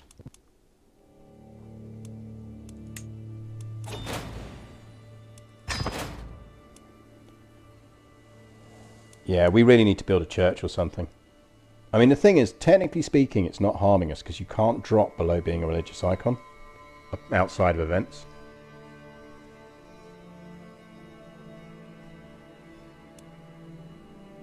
So that can help.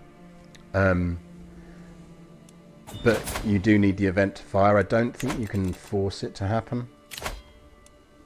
Oh, I don't think I've found a way to force it to happen. So to a certain extent, you kind of just have to accept that you're going to be possessed for a while. How old are we? See, we're 55, so we've probably got another 15 years left of life. Because we have been pushing hard on the lifestyle one. We do have groom to rule. Do have pedagogy. We're not educating our own kids, so it doesn't really count.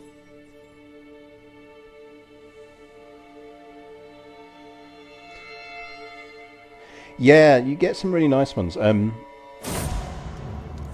Oh, right. Wait, blind's eye view. You have to pick who you want murdered.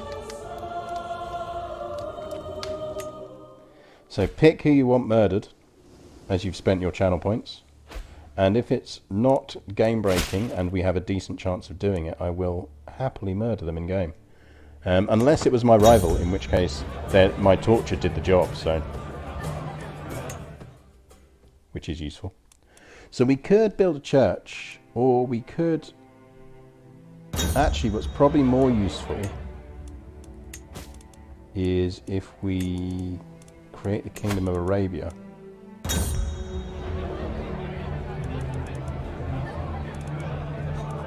Or we hold that off for our heir. Maybe we should hold that off for our heir.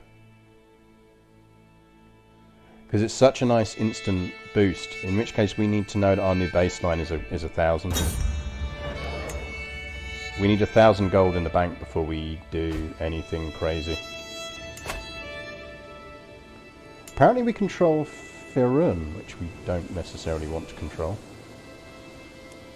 What's that actually part of? That's part of Sinai. Oh, okay.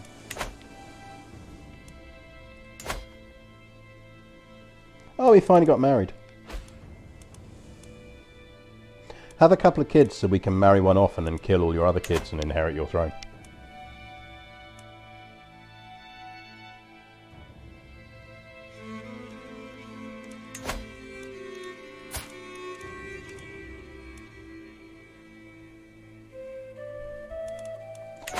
So, I think our current plan is to disinherit Chagatai,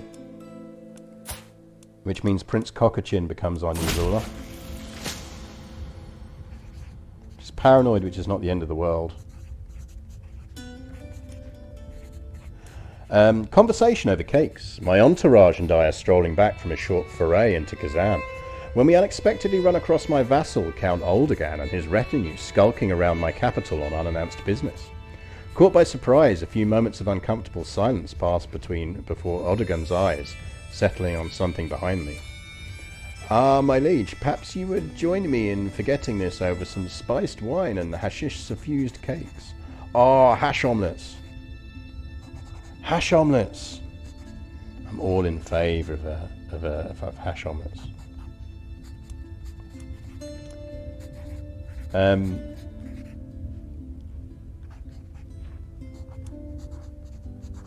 If we go closer to form, we gain cosmic insights for 10 years. So it's that learning +3 one you were talking about it. Or we shall make a decadent knight of it. You get a weak hook on him. Let's go with the hash omelettes. I'm all in favour of hash omelettes. Oh, I could really go for a hash omelette. Which obviously I would not in any way eat because it's illegal.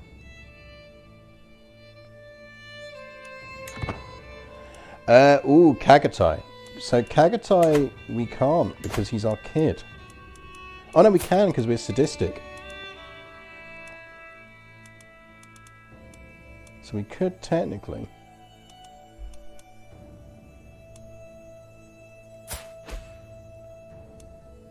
Trouble is we don't necessarily want to kill him.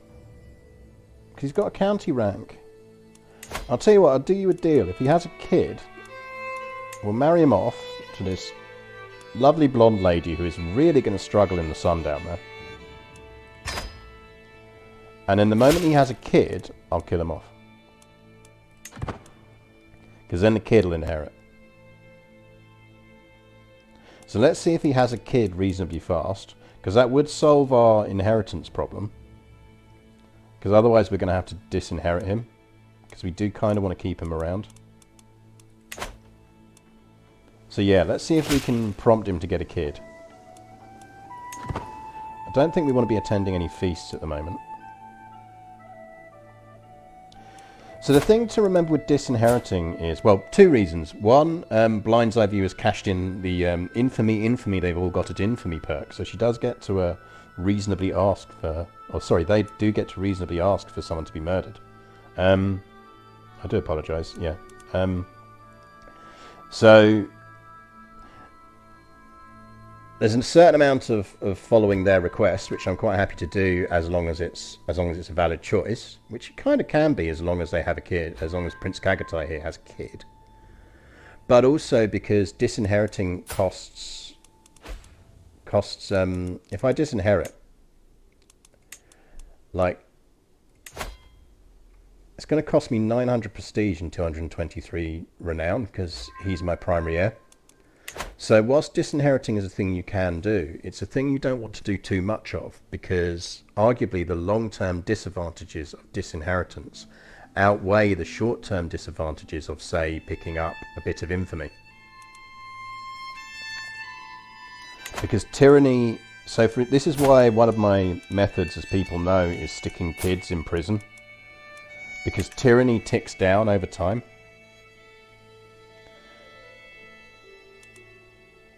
It depends on the kid. If he has a daughter, I don't think they will, because I think my daughter will trump, but we'll see.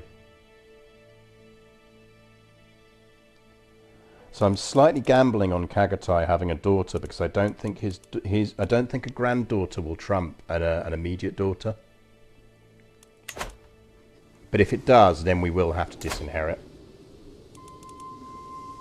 But even if we then do, at least we know that the line continues before we murder. Right, we should start thinking about building some more buildings, or at least fleshing out some of these duchies. We're holding 4 here, and we're going to hold 3 in the long term. So we're going to keep Palestine, Aleppo, and Damascus. We can actually build the Duchy of Antioch, though. So we are going to keep Antioch in the long term as well. So we will be running with 4. 4 is more than I'd normally like to hold, but I think we kind of have to. At least for now.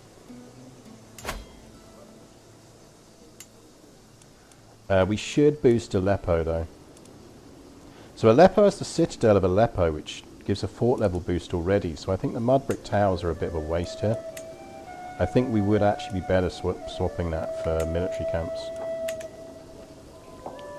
Normally I wouldn't, but I think in this instance we are.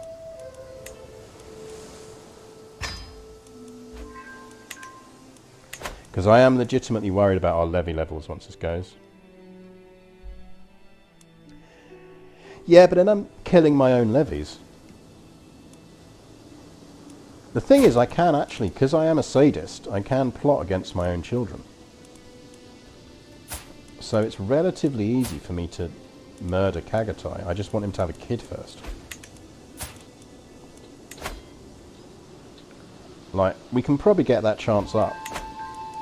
So we can at least make the attempt.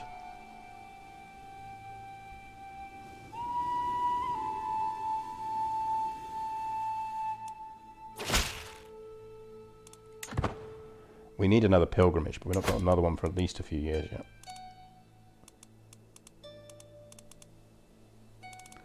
We're already a living legend, so there's not really much point doing anything else. Are we alright for bagators? We are alright for bagators. Can you carry on converting to Nestorianism, please? Let's get that area converted. Get some control up in Antioch. We could do with some more culture conversions going on in Aleppo.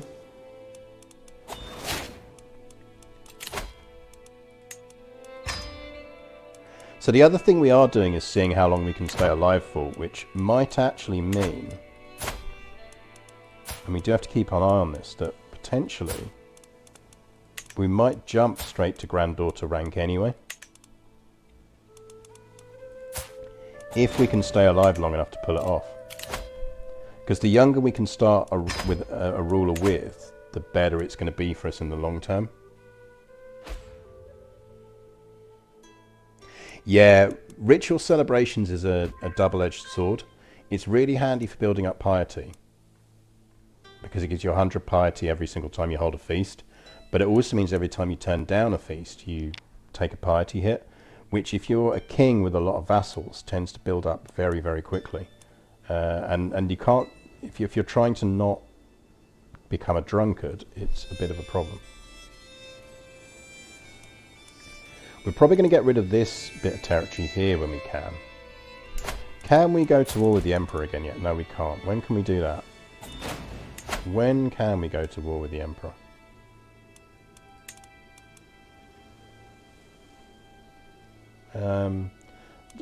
Sure, it shows you that in the hover over in the new patch. That might be another one of the little UI tweaks they've added that just really improves the balance of things. So I realise I'm pushing hard on eco at the moment, but I think we just have to while she's still alive and while we've got the force limit.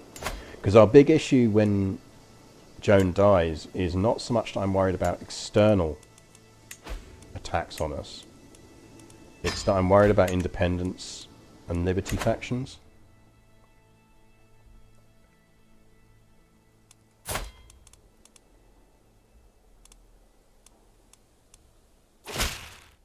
'28, so we're only 1 year off, so we'll hold off and go for that war. Because these bits are bits I want before we die.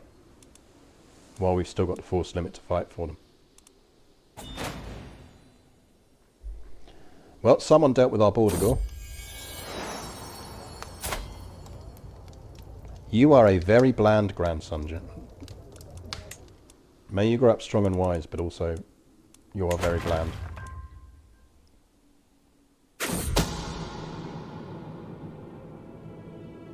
I have received a missive from Khan Tuktamis of Kilmek.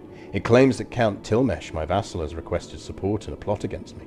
There is nothing I value more than loyalty, Totkemis letter read. Hence why I share this with you.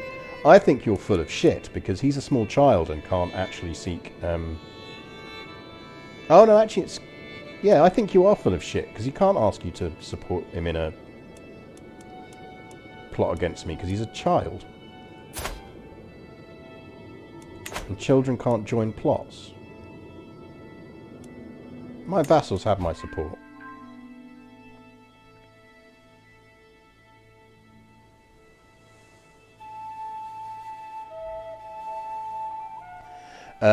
The independence, sometimes vassals want it, but what I'm curious about is what drives a vassal to want independence. Biggest factor in driving for independence is whether you are their de jure liege or not. So, if you are not their de jure liege, i.e. your kingdom or empire rank doesn't technically include their realm, then they're more likely to want independence.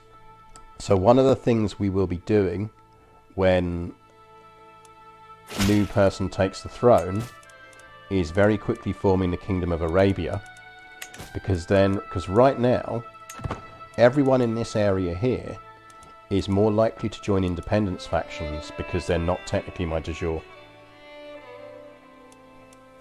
So de jure is determined by... So let me pause this and I'll show you. So if you look at the county of Heil here, if you click on the shield, it's going to bring up the detailed parts about that particular county title. And you can see that it is a de jure part of the Emirate of Najd, which is this emirate here.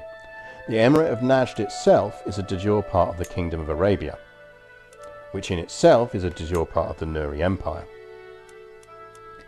So if I hold that territory... Griffrig, thank you very much for the resubscription. That is 8 months. 8 months. So essentially, if I hold the Kingdom of Arabia,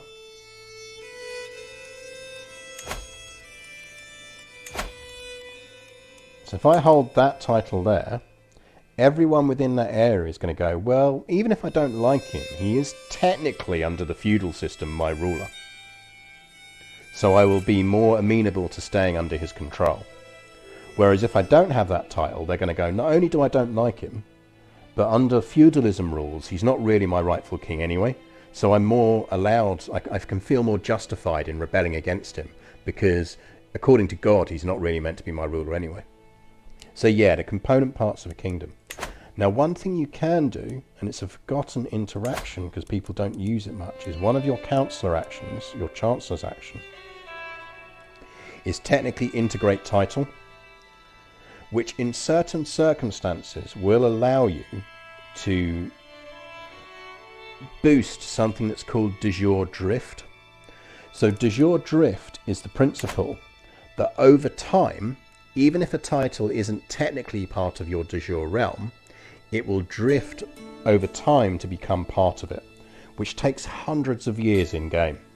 But you can speed that up slightly by doing the de jure drift action on titles if you need to. So if, for example, you rule the Byzantine Empire, but you just only want this little territory over here, if you really want to, you can speed up its drift to be considered part of the Byzantine Empire. To be honest, it's very rarely worthwhile. It's one of those things where if you need it, then you're better off just trying to get hold of the relevant kingdom rank. Yes, exactly, Zona Hedron. You can only boost titles that are already drifting.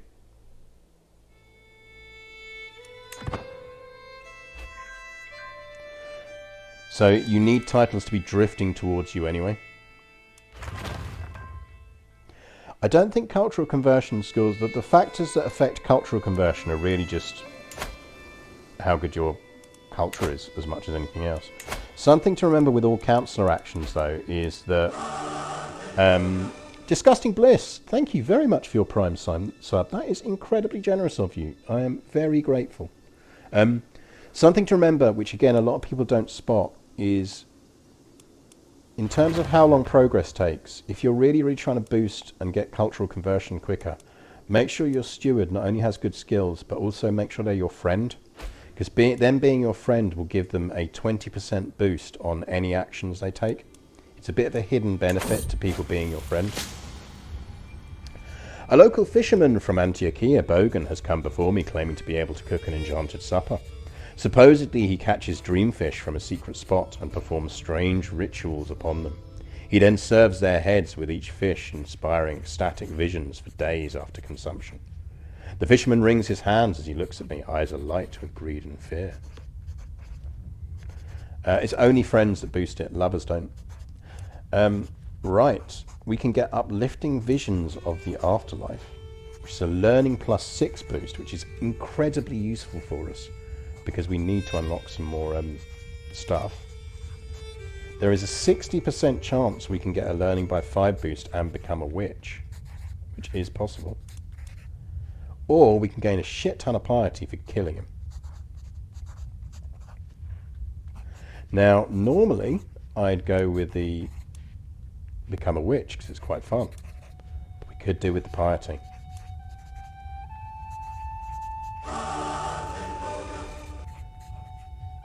Robot Rob, thank you for resubscribing for 2 months. 2 months, that is very nice of you. We could become Joan the Fishing.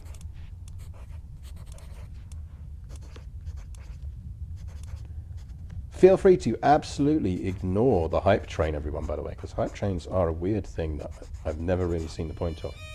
Do not feel under a sudden urge to donate bits or subscribe. Only do so if you wish to, not because you wish to comply with Twitch's popularity contest that is a hype train. I think this comes down to whether we want to be a witch or not.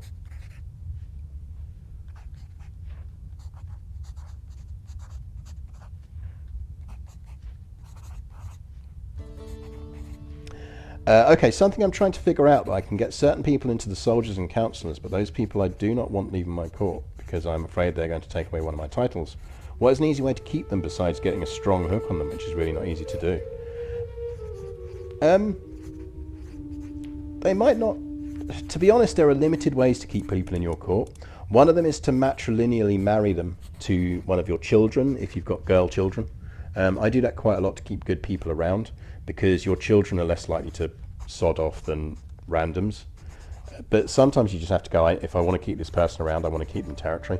Befriending helps as well, because if they're your friend, they're less likely to move on. And also I think with befriending, if they are about to leave, you get an action which is to ask them to stay a bit longer, I think, with friends. You should absolutely choose food shopping over Twitch hype trains. I strongly believe that your right to eat massively equips any need to ever subscribe to anything on Twitch. Yeah, I kind of feel like witch, given that we're meant to be a paragon of our faith, witch is probably not the right course of action in this instance. Although I'm not overly convinced we should now spend the piety we've just gained on mystical stuff. I kind of feel we should hold off and use it and go on a pilgrimage. And then we can at least squeeze in one more holy war before we die. Do we really need a holy war?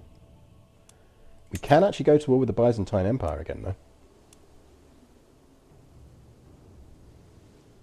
though. How's our son doing that we want to murder? Kagatai, how you doing, kid? Kagatai, can you have some children, please? Also, stop losing that war.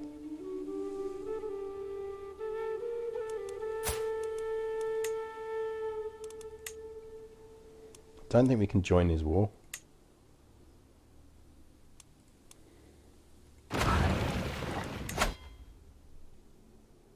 Can you stop trying to kill my son, please?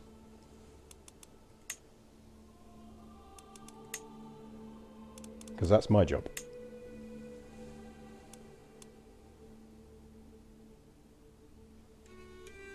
I think he's going to say no to that because he fucking hates me.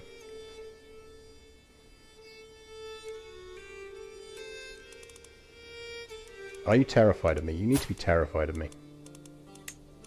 We could murder some prisoners.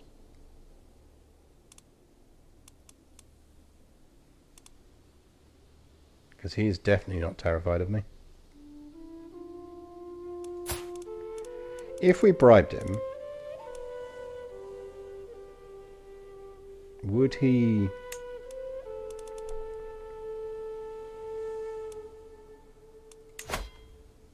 He's only going to gain 33.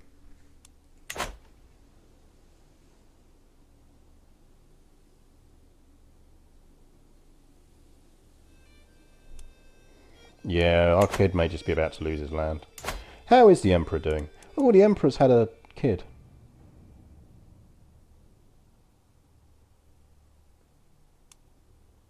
Princess Svetlusa.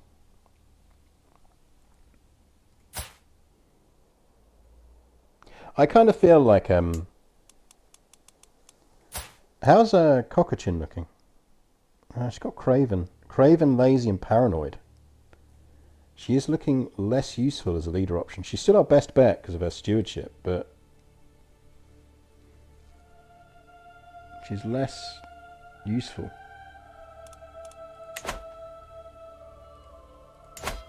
I mean, I can kill the Emperor, but he's still got less troops than me. So I feel like we should save the killing him for when we need to.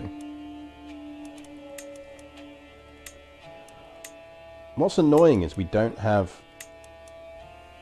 We're having to do this bit by bit because we haven't unlocked the cultural thing that allows us to do multiple de jure claims at the same time. We are at least finally on the verge of getting out of tribal. As soon as we discover Gavelkind, we can actually get out of tribal and start looking at early medieval, which would be nice. Part of me wonders whether we should optimize a ruler for learning and just absolutely blitz through a whole bunch of cultural fascinations. Like if you look on my Discord, you'll see that I managed to optimize a ruler the other day. We got 66 learning, which is obscene. And that was without any kind of hacks or cheating. That was just optimizing them.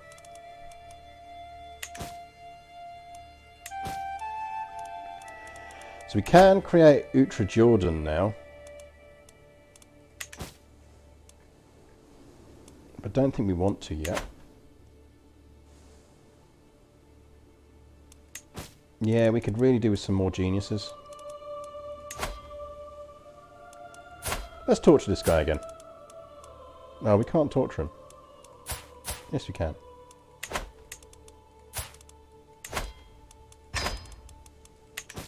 I know it spends piety, but let's torture him again.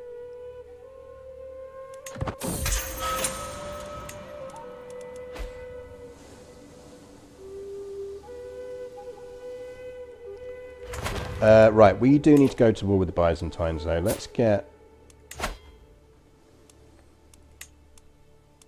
Let's at least get Acre off them.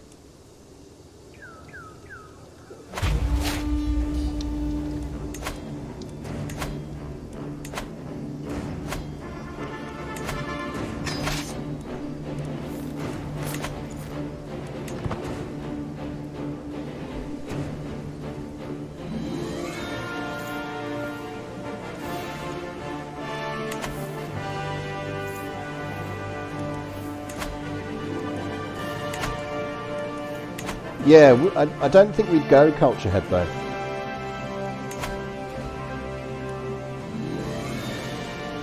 So I think he holds too many Mongol realms.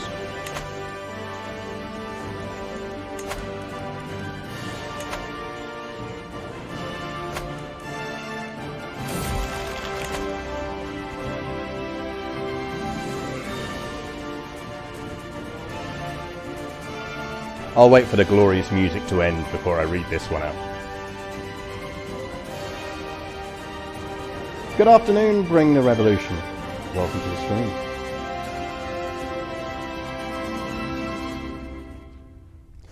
Yeah, killing the current culture head is only useful if you have more territory, but it auto flips. It's not like dynasty control.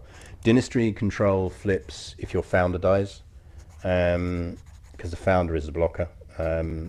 But cultural is just have the most things of that culture, which we should get because we are gradually increasing our Mongol territory.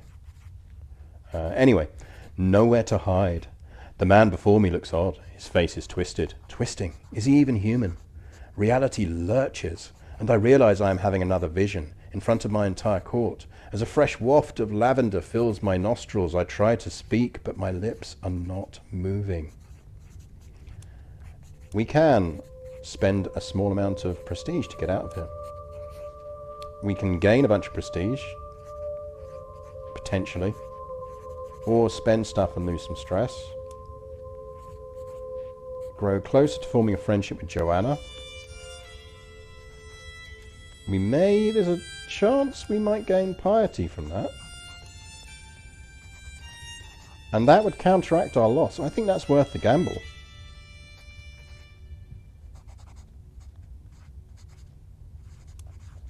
Yeah, this is our dragon crown. Well, that went wrong. Stupid game. Oh, right, yeah, we're at war.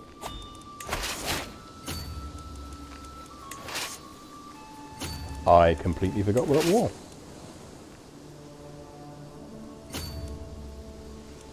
Right, and these guys are the reserve. We'll move them to where's needed. Take the medium health boost.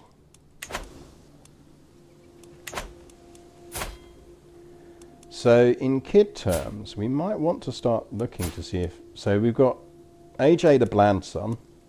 Thank you to whoever in chat coined that particular phrase.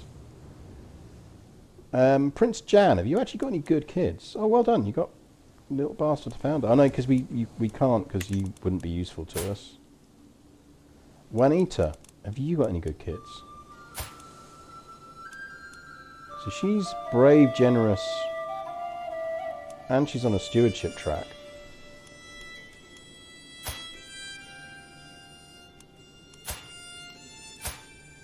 A lot of beautiful children going on there.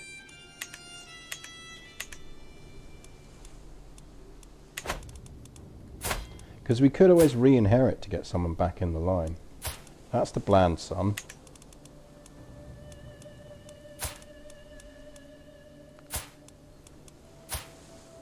AJ's kid isn't very good.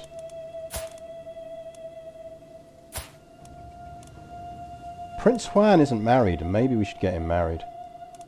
Let's find him a smart lady. She's 34. Technically, she could still have kids.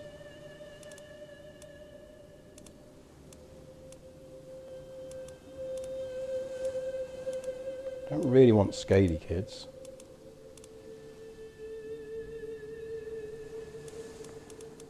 Rajput is Amazonian.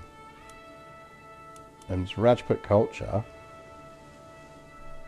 Get a bit of Amazonian going into the line.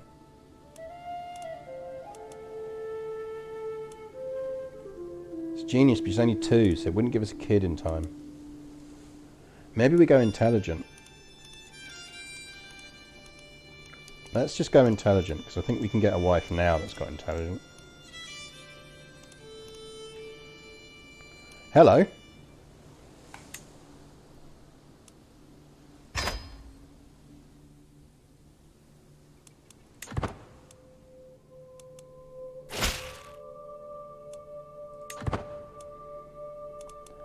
Right, I'm going to hold out a little bit of hope that maybe Prince Juan here pops out a decent kid. Because if so, we'll just re-inherit him. Because right now, I'd say he's actually the most useful of our kids. Right now. If we got the death warning right now, I'd probably re-inherit Prince Juan.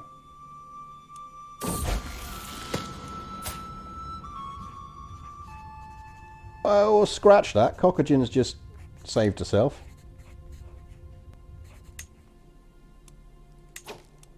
Because she is Midas touched. Do you see what I mean now about how the Guardian has the bigger impact on whether they get that trait?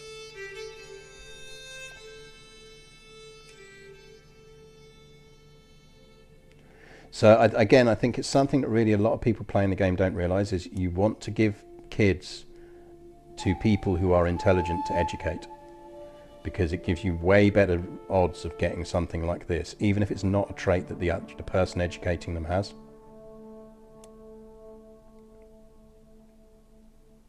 Yeah, essentially, like if she wasn't these things,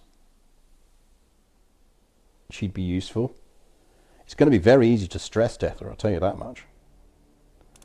I think what we kind of ideally want is to marry her to someone smart, get them popping out babies straight away, because that would actually counteract her penalties. Are there any genius men around? Some might say there are never any genius men around. Some might say that most men think they're geniuses, myself included.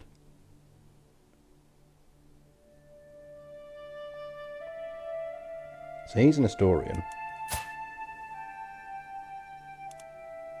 He's a herbalist. Hello, Lucky Cerno. Yeah, she is like the easiest person in the world to stress out.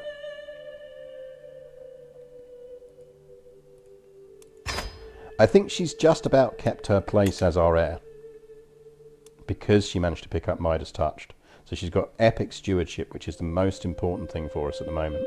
But ideally what we want to happen is we want her to pop out some decent kids.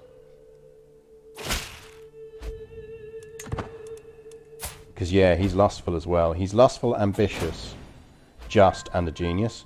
He is going to be absolutely perfect for raising our kids, because he's got the genius trait, so he's going to give them education boosts. He's got a good chance of giving us our kids things, and we know that the choices they will get mostly correspond to the traits they have already. So there's a good chance that if we get him educating our kids, they will grow up just and ambitious, maybe a little bit lustful. Also, why are we losing battles? Because I completely forgot we're at war.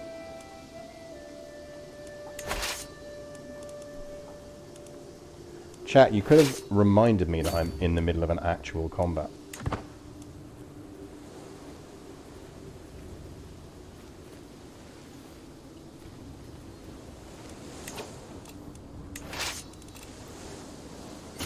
Like, thanks for fucking nothing, chat.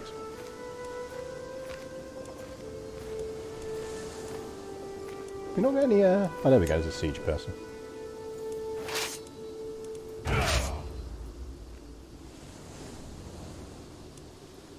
Right, let's go wreak some righteous vengeance on the Byzantines.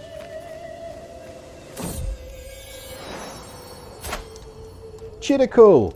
I mean, that's not bad, grandkid. He's better than Blandson.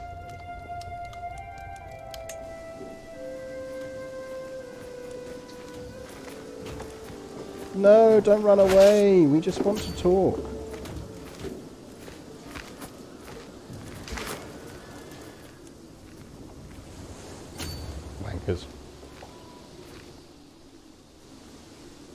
Watch them pop up again over here. Just to be super annoying.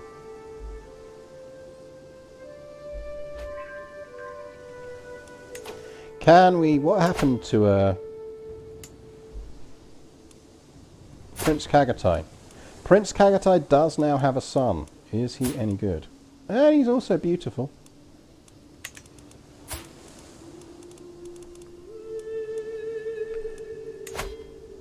So we can now at least attempt to murder, as per Blindzeye's request, Kagatai. And we should also do some boosting of bits while we're doing stuff. Let's get some cultural conversion going on. Let's flag that to support schemes. Can we get anyone to help us murder Prince Kagatai? Yeah, loads of people don't like Prince Kagatai.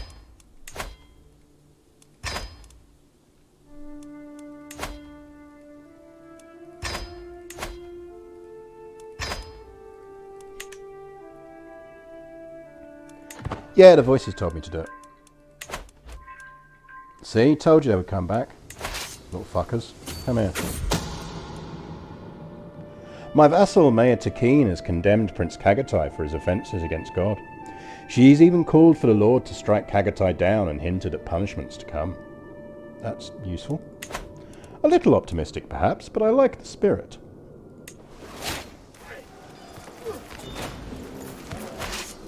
Hello lads. No, not you. Oh, it's fine actually, you finished that siege.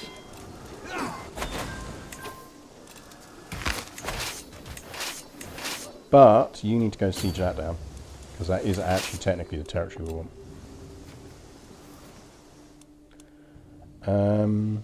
We might as well go lurk. A curse undone. The twists and turns of fate have not always been to my advantage. God knows that I was cursed the day I met Miroslav. Today, however, that curse has been lifted. Fate has smiled upon me and brought that loathsome knave to his grave.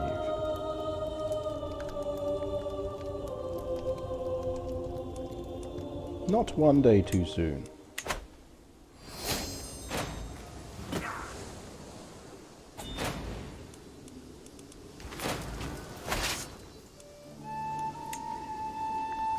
Armenian, welcome to try, lads. I'm just saying that the 21,000 Mongols heading towards you might have issues with that. Yay, we're head of culture. We finally became head of culture. Right. We're looking at Gavelkind. I'd much rather have city planning.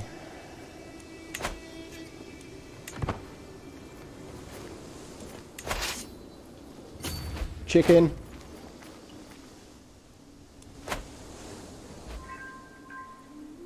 "36-day siege, that's obscene.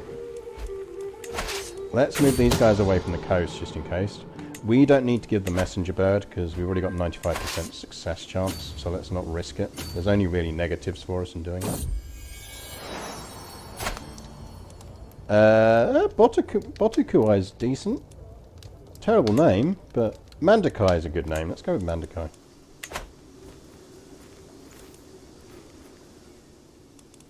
How about you go hunt down those guys?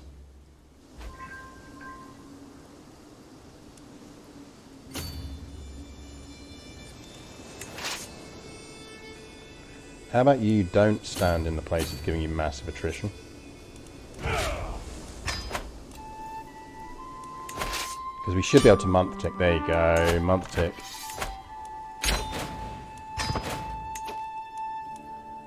Right, technically we can keep hold of Accra, and we might want to, because I suspect it's semi-decent.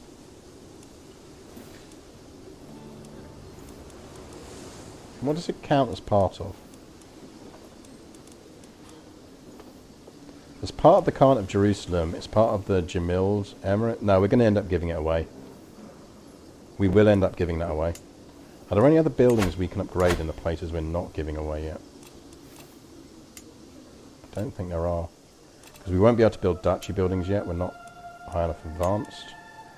We can boost the watchtowers in Antioch, so we should.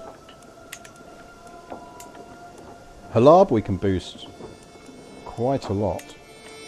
So let's boost that. Actually, let's go with more military camps first.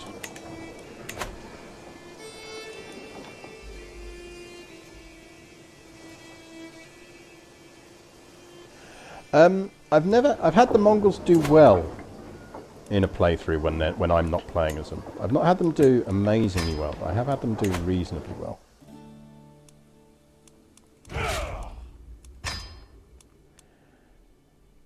Alright, we need to build up money again now.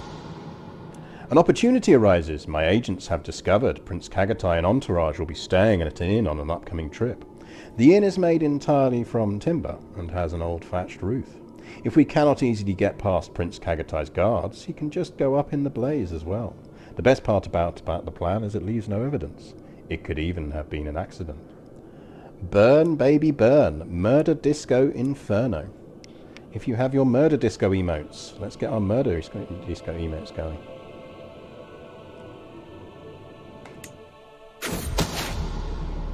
With the death of Prince Kagatai, the Samarid Khaganate, your grandson Yagu Samirid is your new player heir.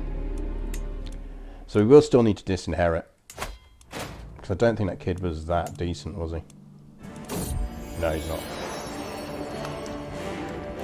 My daughter Kokochin has given birth to a daughter. Hello, Takine.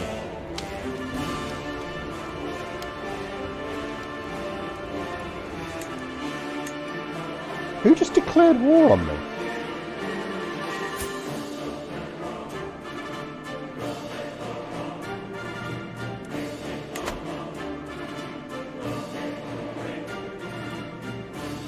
That's outrageous. I'm being attacked by Vikings.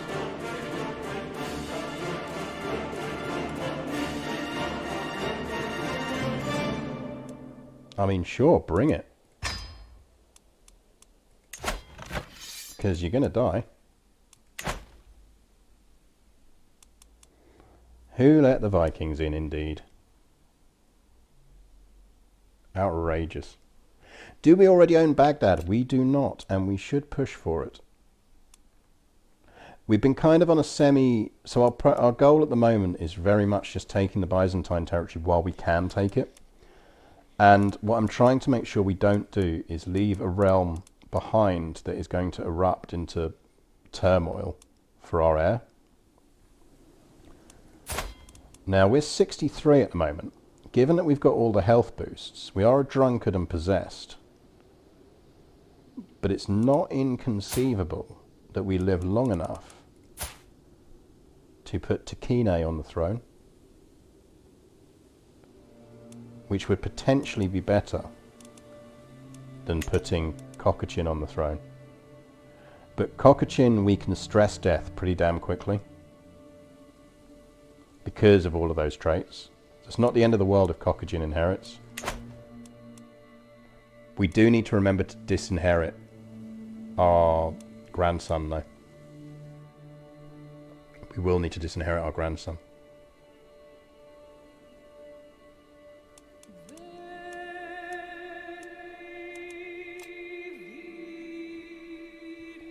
But well, I'm going to go get first beer of the afternoon. I'm going to go get a beer. I will be returning in 1 minute, and then we will carry on and we will defeat these bloody Vikings.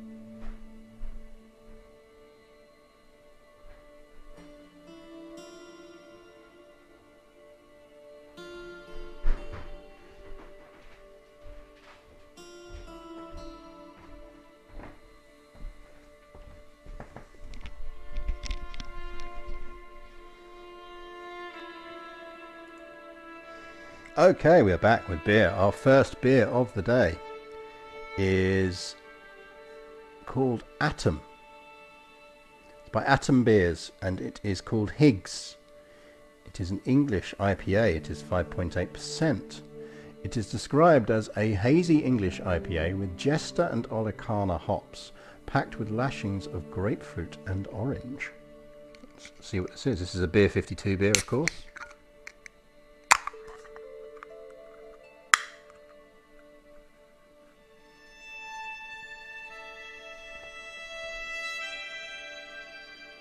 That's quite tasty. It's got really subtle kind of fruit flavour to it. I really like that. Because I find sometimes beers that kind of go with kind of fruit essences can end up a bit too close to being actual kind of fruit beers. It's like, well, if I wanted a fruit beer, I'd just drink a fruit beer. But that's actually really nice. That's a very... It's on the lighter side of IPA tastes. It's kind of leaning more towards the lager end. Like there's a touch of the lager about that, but that's actually really tasty. Yeah, I could drink a lot of that, which is always dangerous. Always dangerous. Yeah, I'm quite... My booze levels have dropped a lot as I've gotten older, and hangovers have gotten worse.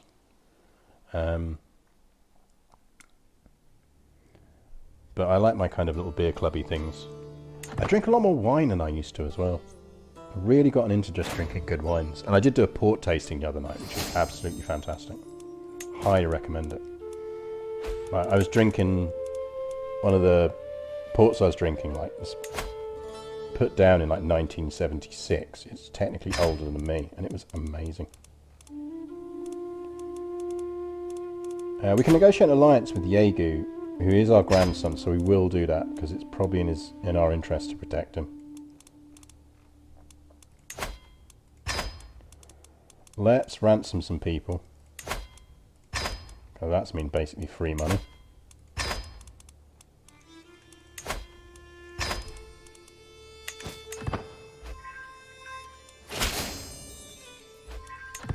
I think one of the reasons I've moved on to drinking a lot more wine is because I drink it a hell of a lot slower.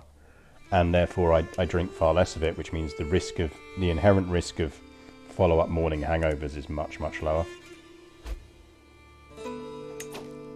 Right, now might be an appropriate time to kill the Byzantine Emperor. Although he has a new heir. This guy is his heir now.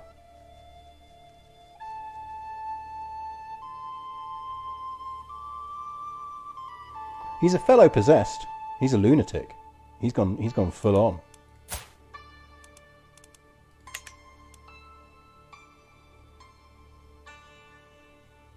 I wonder whether if she had traits, I'd marry her to one of my kids. She looks evil. She is an aggressive attacker, a skilled tactician, vengeful, diligent, and trusting.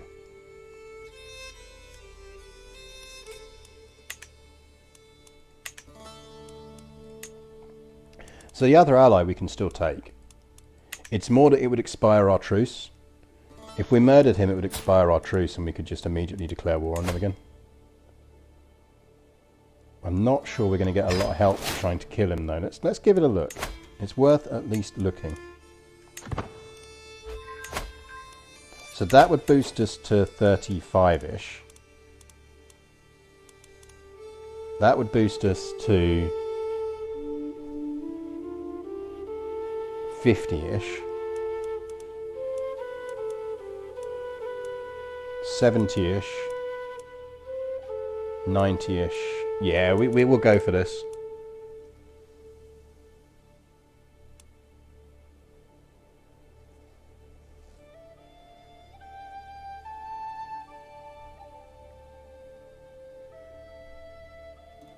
Yeah, we do have Vikings to deal with.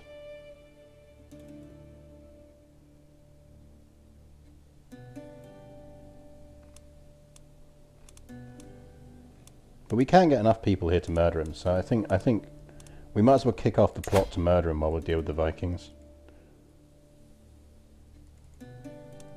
don't show me on the list if I can't interact with him. Like, what's the point? This is going to cost us a lot of money, though.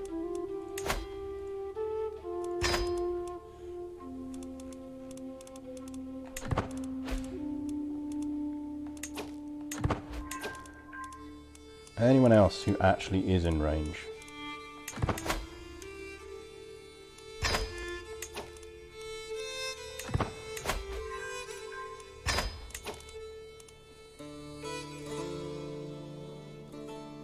Right, what does that push us up to?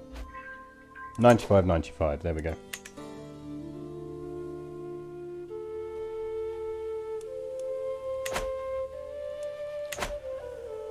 So we want to wait for our Vikings to turn up. There's no point raising the troops until they're in the area.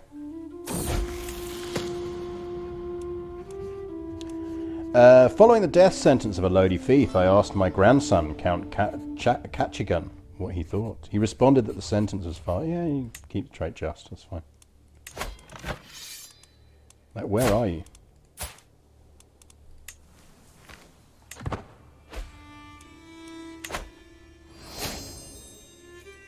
Is that what you're after?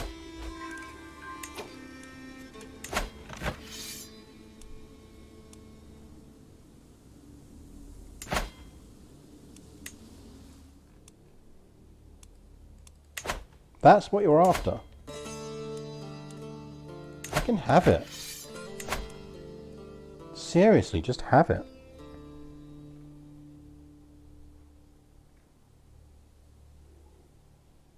I honestly could not care.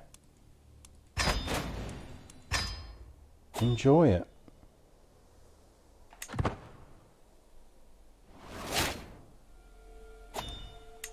Yeah, the plot's expensive, but it's worthwhile if it pulls it off, because we are getting old and we do still have various bits left to conquer. Like, we need at least that, and I'm pretty certain we need at least that as well.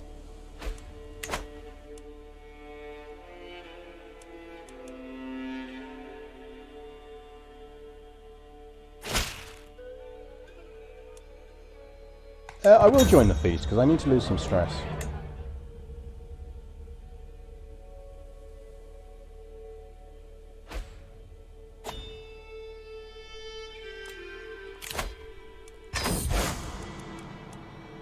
We will go.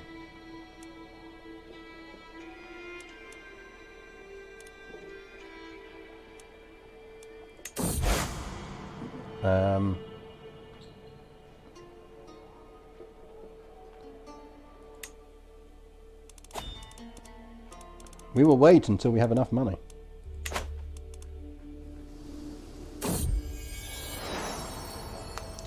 Count Diego is pensive. Actually, what we should probably do first, because the one thing we haven't done, which we absolutely could do, is found a holy order. But we need a lot more piety to do it. What do we need to found a holy order?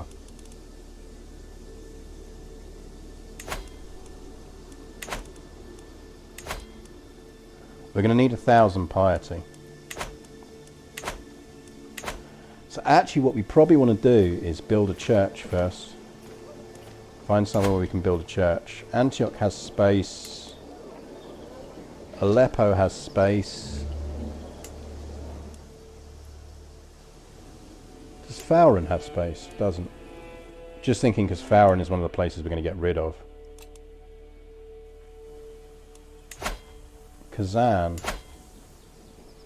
Kazan has space.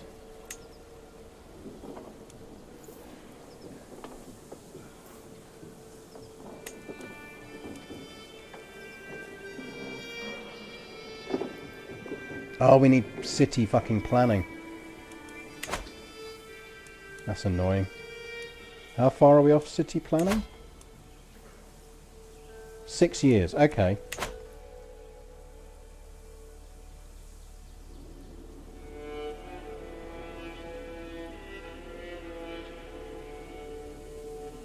Yeah, they're new. They're peer meetings. They're like feasts for kids, and they'll give your kids stat boosts.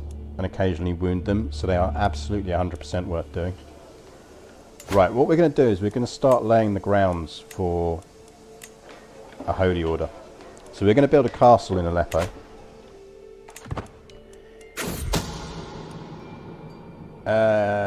Emperor Macarius of the Byzantine Empire seems to enjoy walks alone in the wilderness, where wild beasts are abound. It is quite dangerous, so perhaps we should send a trainer and some war dogs to protect him.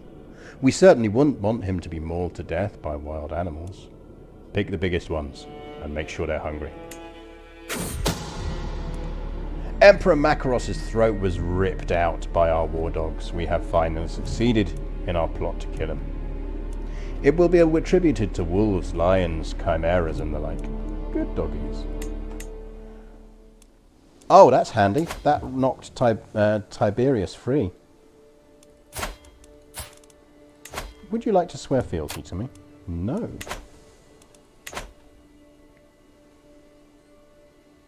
So the thing to remember is that what I'm running is I'm running a mod that gives you more murder choices. So it's more that the mod builders haven't fixed that yet than Paradox. So on some of those ones, if you see a bunch of typos, it isn't actually Paradox's fault. It's because I'm running a bunch of extra ones on the stream, because I just figure it's better to have more variety for you guys. So it's quite a good little mod, but yeah, there are a few ones where it's kind of like you will kind of want to say to the mod people, do you want me to just fix that for you?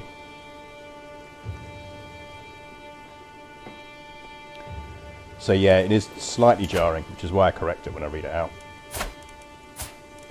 Right, we absolutely want to be going to war for that. He's not got any allies and only 10k troops.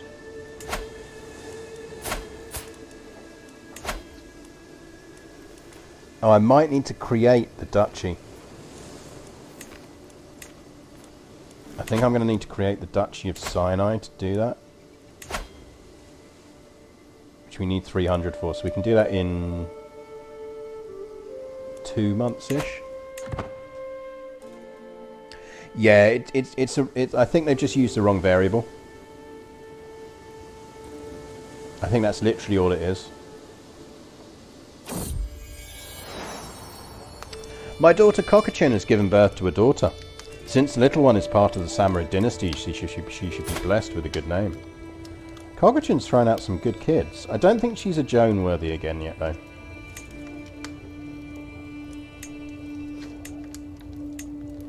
She can be... She's not going to be called Alan.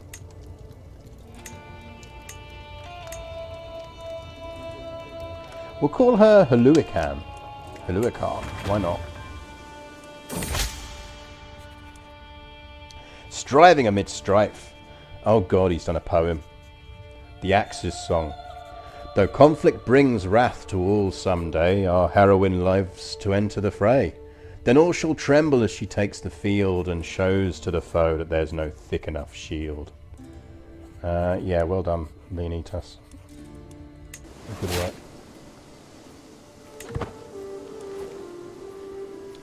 Right, so we do want to create the Duchy of Sinai, which we're then going to have to give out to someone, but there we go.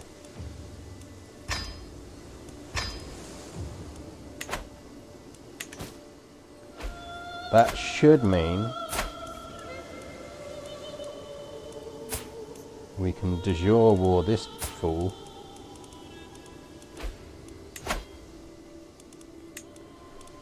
County of Farama.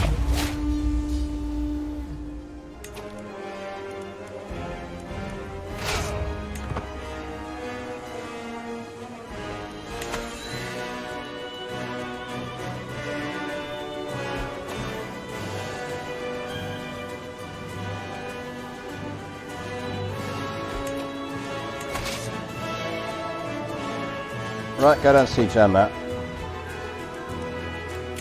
Empty council position. Oh no, we lost our spy master. You will do so. And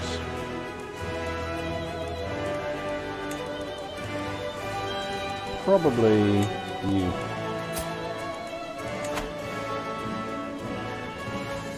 Get some more control. Everything else is working.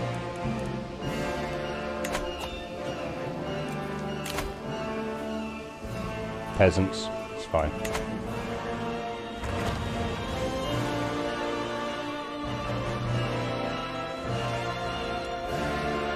Right, keep an eye out for Byzantine armies.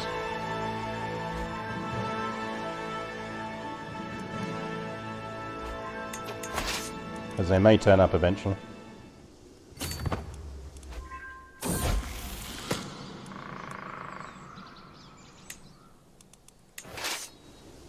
Let's move some reinforcements down just in case they do turn up.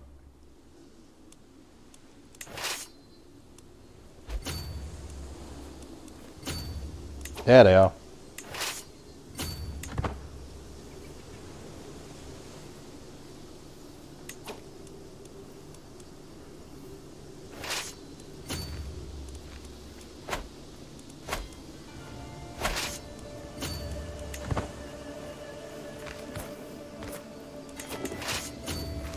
Oh, you didn't want to come in and say hello?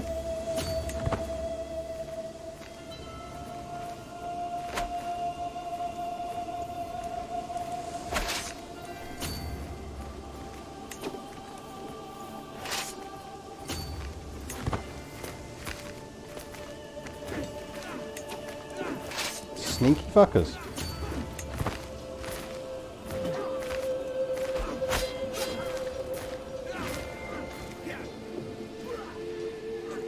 Gotta watch those Byzantines, they're sneaky.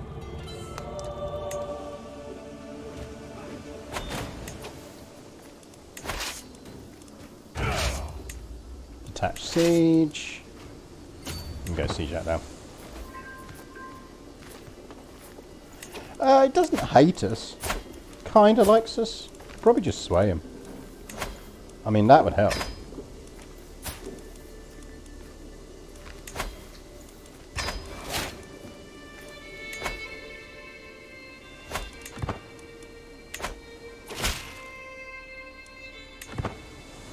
Well, I suspect he likes us a reasonable amount. Why does he like us less?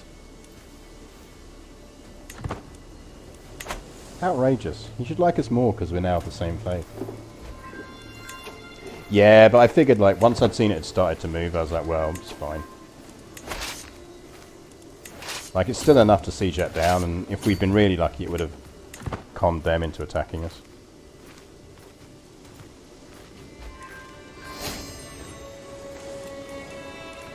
Winning this siege is going to win the war, so... There we go.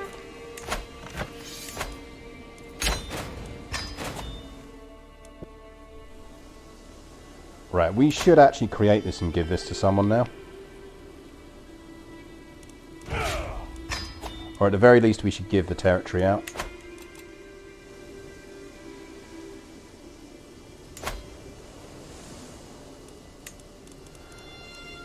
Which of our kids do we want to give this to? You still haven't got any land, have you? This guy we should give... Oh, we can't. He's not in our court.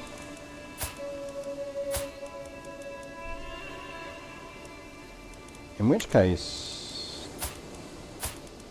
Chickered, you can have Farama.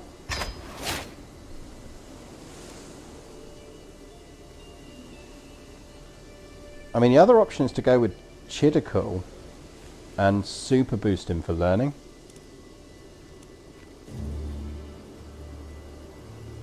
Which we could do.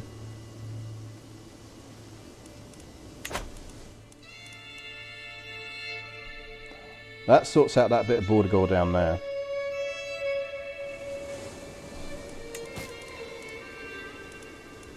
We will give him an alliance to protect him. Can ransom that. Let's wait a year before we declare. Because we will go after Tiberius. Where are the rebellious peasants at? Where you at, gang? Are you leading them? Nope. Ah, is this all of you? That is apparently all of you.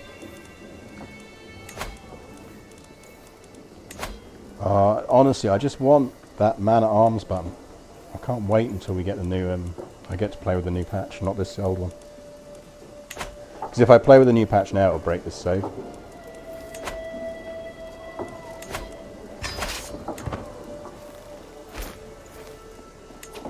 Right, that's enough troops.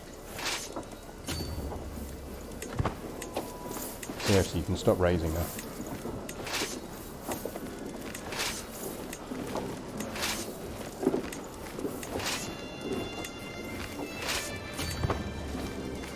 There's no penalty to doing that, by the way. Like, artificially stopping the raising of troops, because then you can just hit raise again.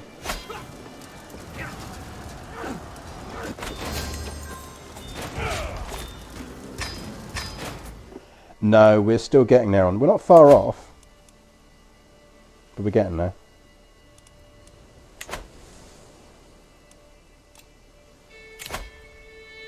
So we don't want to do the pilgrimage, because it's going to give us a ton of faith, until we've started building our churches.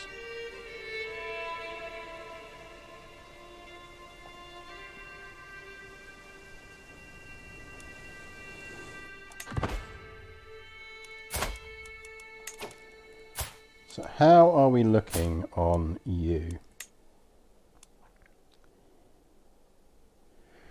So we've kind of got a choice here.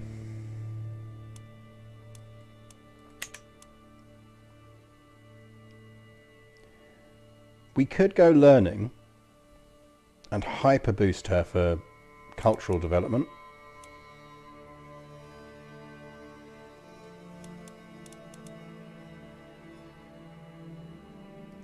So what I mean by that is, if we pick learning for her, she's a genius, so she's going to get a monthly lifestyle bonus of 30%. We're going to have her educated by her dad, who is also a genius, which means there's a good chance she ends up like something like a mastermind philosopher. So she is then going to gain a ton of learning. So she'll probably be starting with baseline learning of 15 at least, probably 16. And she'll pick up lifestyle traits really, really quickly in the learning track. So what we could do is boost her for learning, which would then mean that we'd race through cultural fascinations. And we'd get a lot of the early medieval ones, even just within her reign.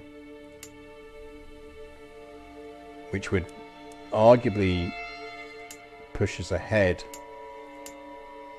in cultural terms than the rest of Western Europe. She's the new heir, so it's... We either do that,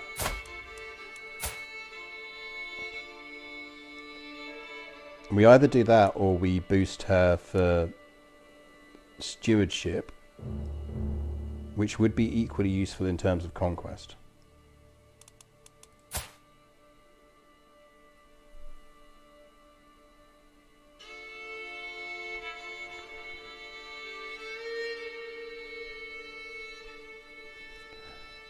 Enjoy your adulting, Troutbridge, or not? Yeah, we've got to disinherit.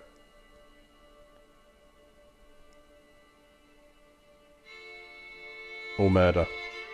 Don't forget we can murder, because we're sadistic.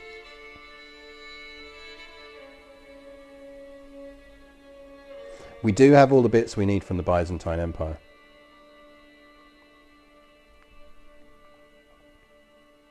I don't know, I think if we were playing beyond forming out Rima, I'd probably hyper boost her for learning and give us the real ahead bonus in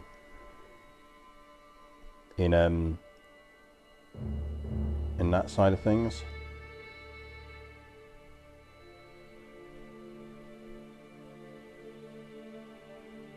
But I do suspect stewardship might be more useful.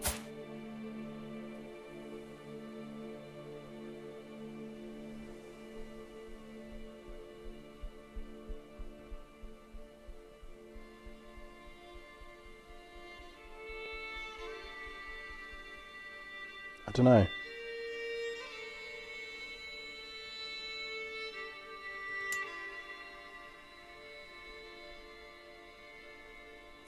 Yeah, Outrima changes our culture. But that's fine, because remember that our end goal on this run is literally just to form Outrima. Like, the actual original goal was to be Nestorian and take Jerusalem. But the end goal on this run is literally just to form Outrima. The moment we can form Outrima, we've won, so to speak. In fact, actually, we're going to have to go Catholic right at the last minute anyway, because I think you need to be Catholic to form Outrima. You can't be Nestorian.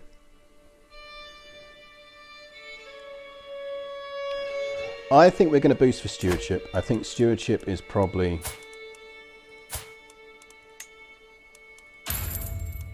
If we were going beyond forming Outrima, I'd boost for learning, because it would set us up for pushing on and, say, taking the Byzantine Empire out, but we're not going to, so...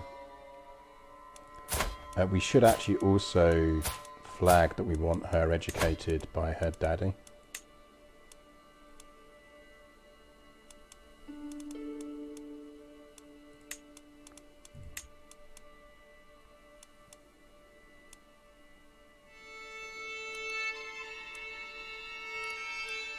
Oh, him. Oh, don't worry about typos. Typos aren't a problem.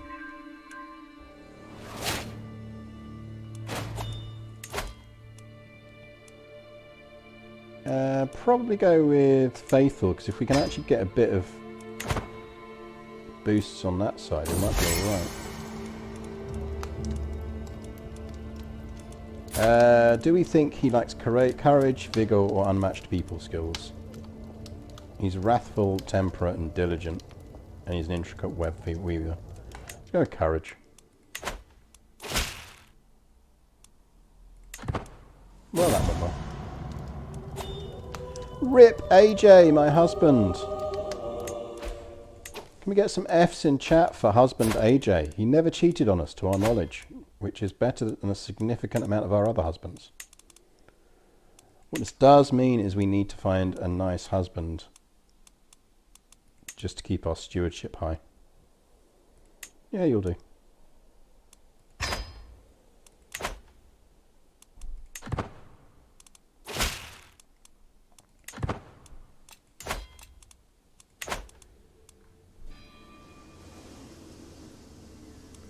How are we looking at our cultural fascination? So city planning in 3 years.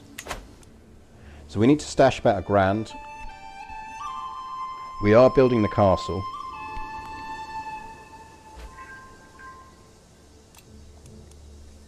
So our castle's being built there. So that's the one we'll give to the Holy Order. Tochtoga, our grandson. That complicates matters. May you go strong and wise. That complicates matters, because now he would get priority of inheritance. We're going to need to start do some dynastic trimming, I think.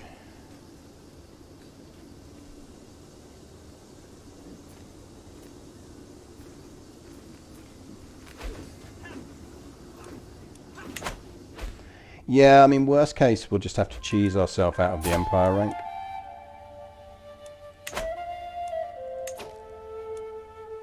Which isn't the hardest thing to do.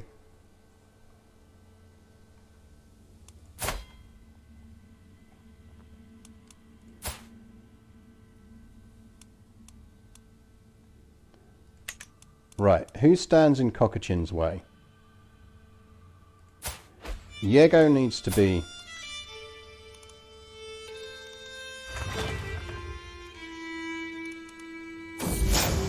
I don't think we want Yegu dead.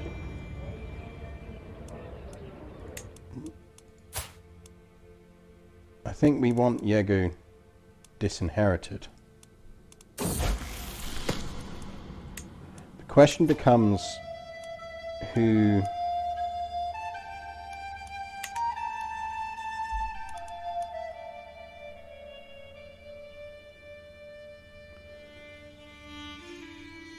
So he's not in our line. So the issue is that she's in our line. No. Who didn't we disinherit?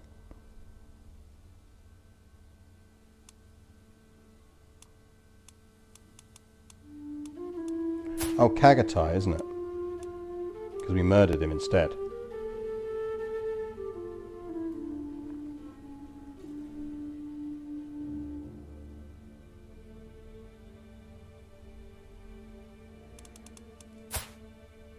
She might suddenly develop an interest in taking vows.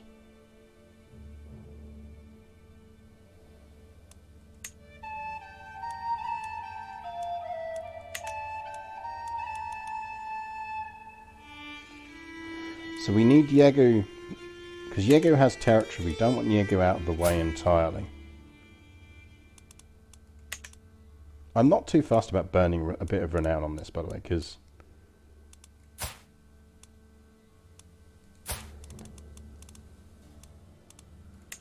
right, let's disinherit Yegu.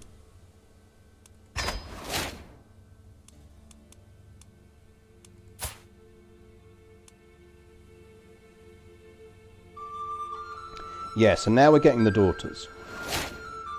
Because it goes back up the level, which is what we wanted.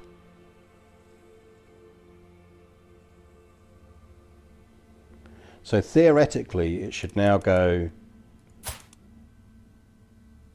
Princess Juanita, who we are going to need to disinherit, because she has a ton of fucking kids. She has been busy. Damn, Juanita.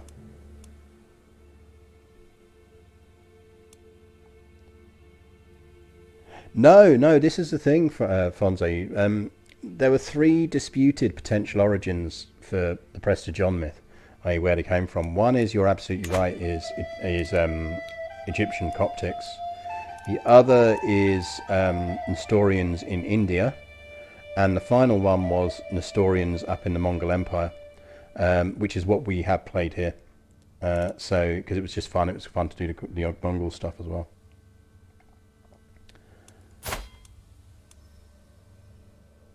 Well, yeah, this is the issue. Are we going to have to murder all of Juanita's children? Because that is a lot of kids to murder.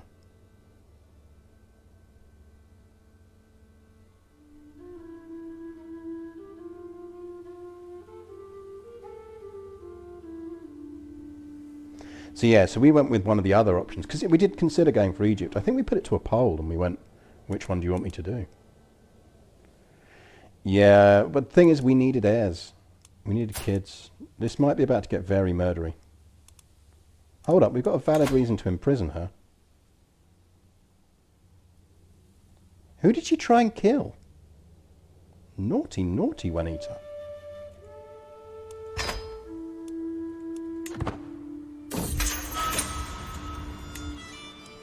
Okay, now she is getting murdered. Actually, we need to disinherit her, don't we? And hope that it disinherits her children, which it might not do.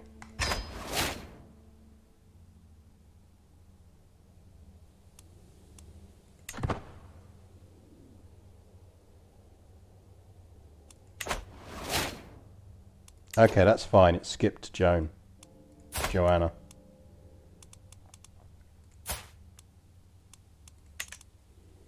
So this is very costly in renown terms, but c'est la vie.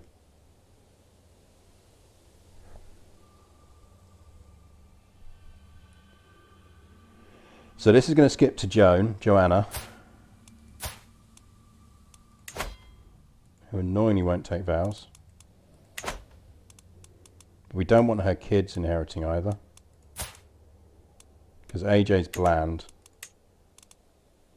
Chidical would be okay. We could just go with Chidical.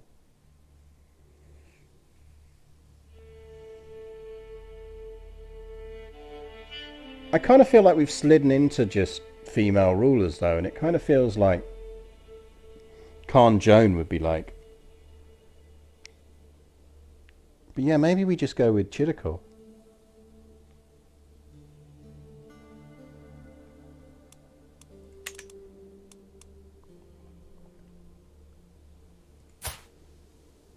Mandakai's decent. Yeah, I think maybe we just go with Chidical. Which means the bland son needs to die.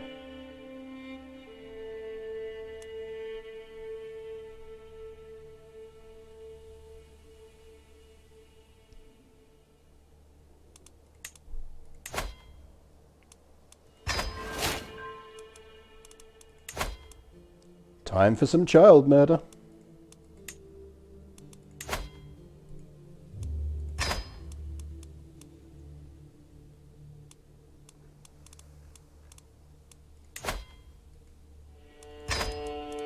It saves on buying him Christmas presents as well.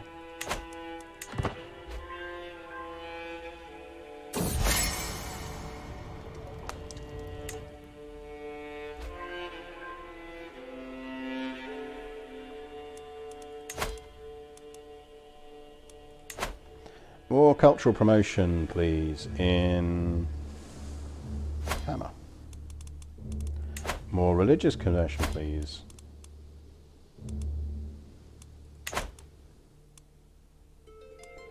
Oh yeah, good call. We need to get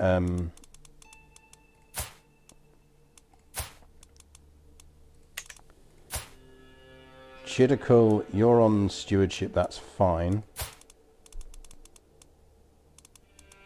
But we do need to... Oh, we've just given him Farama. I forgot we gave him territory.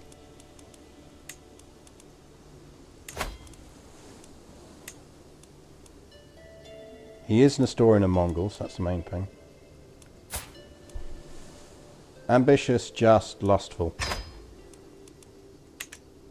Perfect. Oh, hang on. Hang on.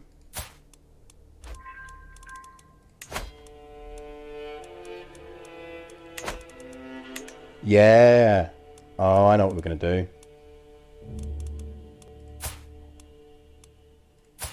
Chidakul can marry Takine, and they'll trait boost.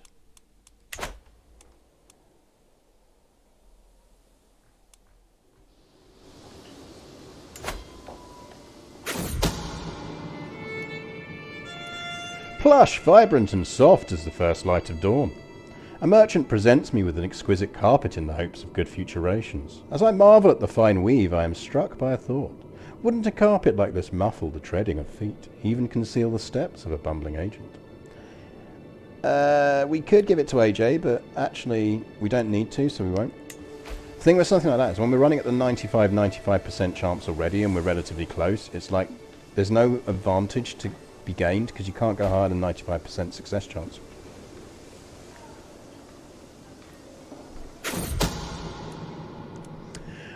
Pokshakya thinks he has a plan to deal with AJ. We have learned the child is very fond of horses and are planning to anonymously present him with an artisan-made wooden horse. Inside it we have built a clever mechanism that will, in a day or two, spring open when the child is playing with it, allowing a box of deadly spiders to open inside.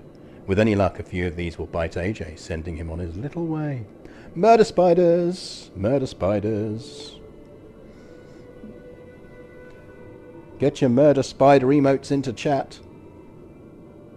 It's all about the murder spiders. If it's good enough for Odysseus, it's good enough for me. AJ is dead. Our tiny arachnid Greeks sprung forth from their hiding place, and their venom stopped his tiny heart. Nobody seems to have figured out the sinister nature of the child's death.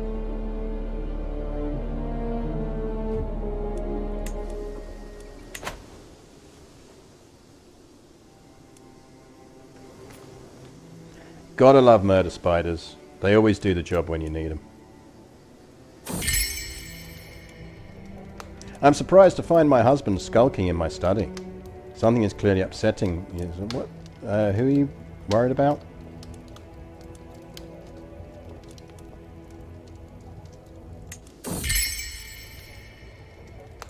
Yeah, fine, we'll get rid of him.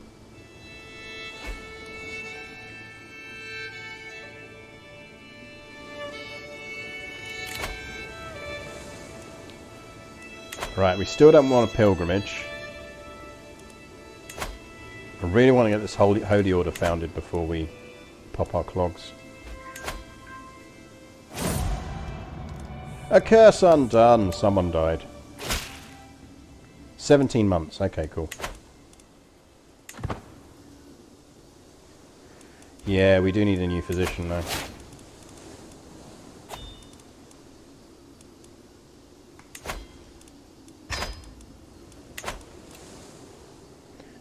also need a new... are you actually any good? Ooh, you are very good. Absolutely. Join my court. Need a new spy master. Count Darek?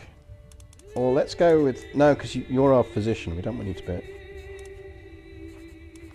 You will probably like us more if we sway you.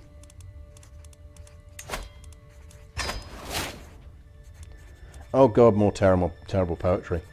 The Mace of Samarid. When red-plumed war comes to her lands, it cannot have expected this firebrand.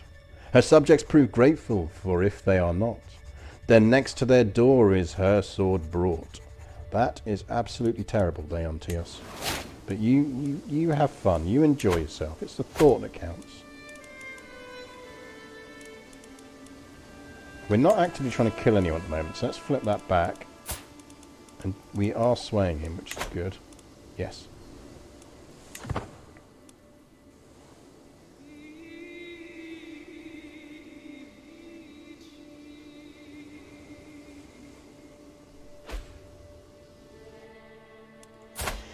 Yeah, so he would be marrying his cousin?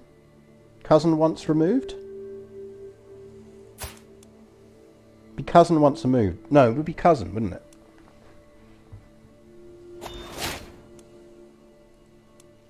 I think.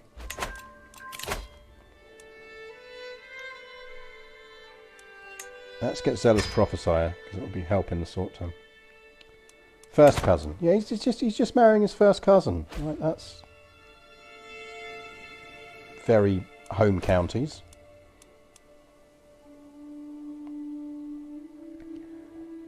I assume it's what all of you lot get up to outside London.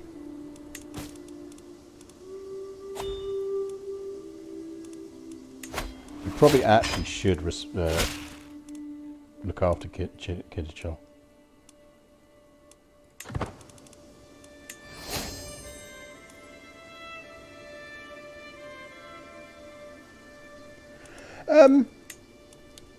It's a good question. I think for me, I sit there and think, does it just change the challenge in an interesting way, or is it going to lead to just lots of grind to be able to get back onto the original path? So that tends to be my thought process: is has it changed in an interesting way, or is it just made it annoying? Oh no, I'm including off stream. So, for example, in the push I've been doing for achievements, Kachigon's a brilliant strategist. So in the run I've been doing on, beautiful. So I did a Robert the Fox run, for example, where my goal was to get the achievement for off stream, where to get the achievement for him controlling a bit of Byzantine territory. What I hadn't realised was that if you turn Sicilian and form the Sicilian Parliament, it destroys the kingdom of Sicily. It creates a new kingdom instead, which actually then, even though the game tells you you can still technically get the achievement, means you're not. So actually at that point, once I realised that, I was like, do I just stop here and start again, or do I push on and do something else? And in that instance, I decided I might as well push on and carry on instead and form Rome and get to the end game. So I was just like, well, actually, it's changed it in an interesting but different way.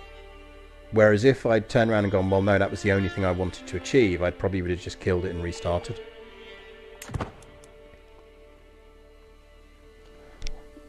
But I mean, really, the judge I'd just put down is, am I finding this fun in a challenging way? If I'm not, is it going to give me an opportunity to learn something new? You know, it kind of comes down to that for me. What do we reckon he is? He's chaste. He's an intricate web weaver. He's deceitful and he's cynical. I'd say he's probably clear rationality.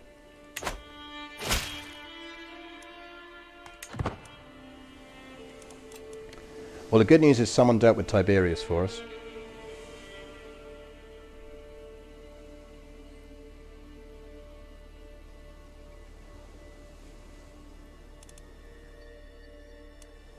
Yeah, or like you've seen we've been doing here, like, you never know when you're going to get a grandson or something that you can optimize down that path. Something else to remember is, and I suspect it works for the mods as well, is that in most instances, when a decision says you need X learning, the learning will actually factor in the learning of your husband or wife. So, for example, and if you remember, I think we did it on one of the previous run, not this one. Ooh, Subutai. He's decent.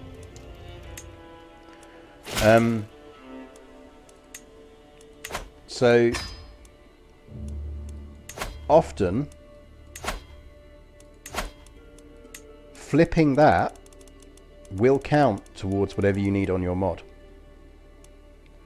So if your thing is like, you need 10 learning, and your character has only got... Because watch what happens when I flip this.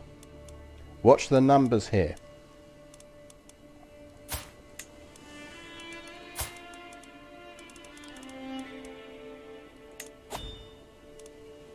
Do you see it's just flipped to the numbers? So it actually counts as my character's stats. So, and then this is just a generally handy tip for anyone watching where if you're frustrated because you've got a decision where you're like, oh God, this character just needs X amount more learning to be able to do a thing. Just marry someone who's got really, really high skills in that area. And then flip what their focus is. It's also, if you time it right, a really handy way of getting a massive intrigue boost before you fire off a plot. Or if you're waiting for a decision. So you know when you get a decision pop up that's like based on a skill value percentage chance of something happening, you can actually influence it by flipping this. I tend not to, certainly on stream, because it feels a bit cheaty and cheesy. But just be aware it is a thing you can do. It does genuinely change your stats. It doesn't just add it on top, which does mean you can use it for decisions. So just think about that in relation to your mod. It might mean you don't need to restart at all, you just think you do.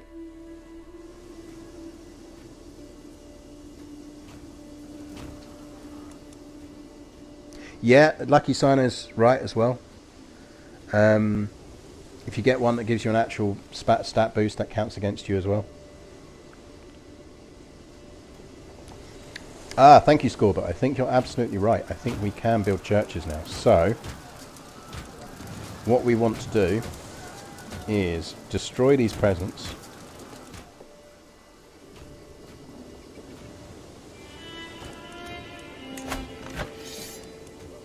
Look at a little 285. This is again why I just absolutely love... You know what? I'm not even going to bother raising my troops first. No, actually I will. I was going to just hire some mercs, but it's a bit overkill. Right. God, I wish I was on the new patch.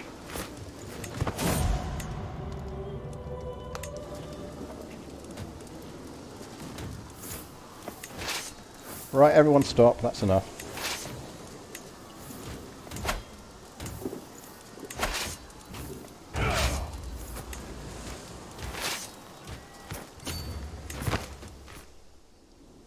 Right, and then yeah, we need to build some churches.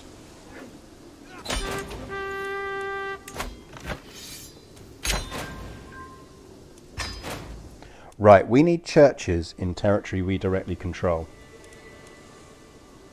So we can't build one in Firun. We could build another one in Jerusalem, but I don't really want to. I'd rather build a town in Jerusalem.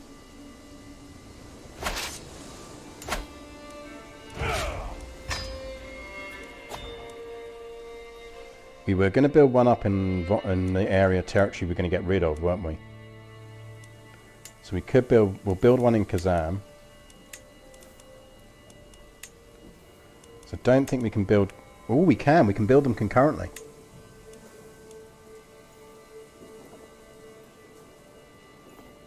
Oh, there we go then. So that banks 1,000...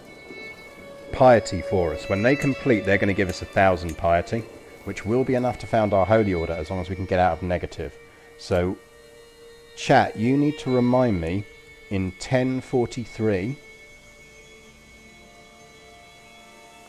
Remind me in 1043 that that I need to go on a pilgrimage, because that will counteract the negative and put us over the edge. But I don't want to do it too early, because we'll just in case.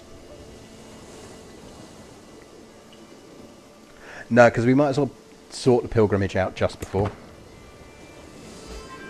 I mean, you wouldn't necessarily be killed in my kingdom. Only if you're one of my children. This is why it's probably a good thing that me and the wife don't actually have children. We haven't done a feast in a while, so we won't have to go to a feast.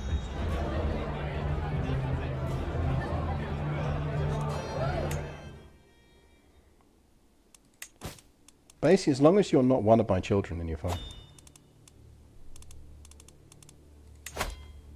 Cogachin, what have you been up to?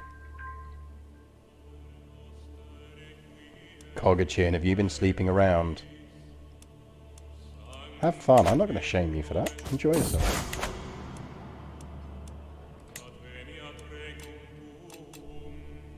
We're also banking cash, by the way, because we are 71, so we are going to die at some point in the not too distant future. We're just hoping to make it long enough that we can sort this out.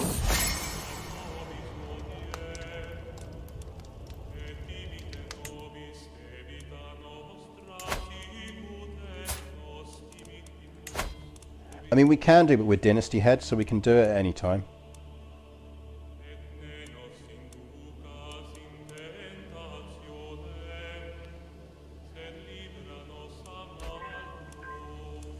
But Takine is probably who it's going to be, so let's set up.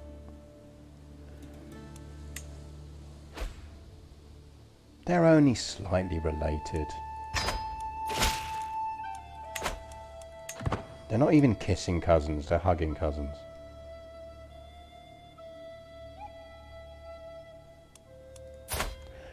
Yeah, we do have Know Thyself, so we are theoretically able to know when we are going to die. We are essentially cutting it slightly tight.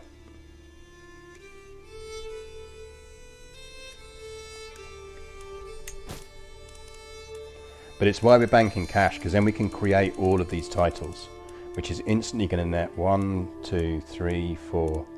5 times 3 is 1500, plus 500 for Antioch. That's going to give Chidical instantly 2000 prestige.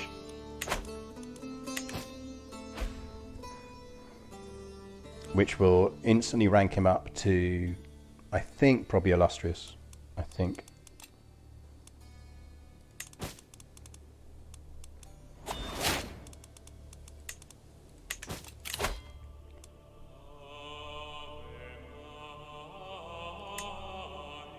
Might as well go with that. Speaking of, let's get some control boosts going on.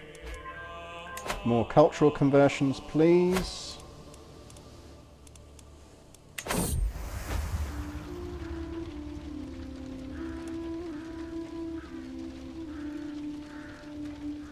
Ding. We probably shouldn't be doing that kind of thing at our age. Not once we rule. I think once we rule, we're fine. I think it gives it to us, I think. But we can test that. We can test it easy enough. I have no idea who I just imprisoned.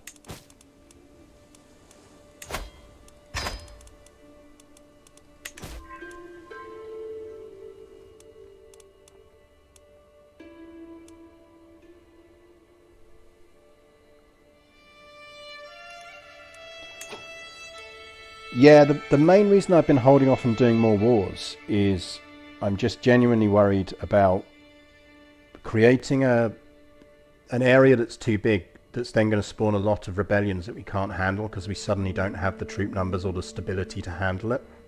So this is why, in terms of cultural conversions, I've been prioritizing converting culture.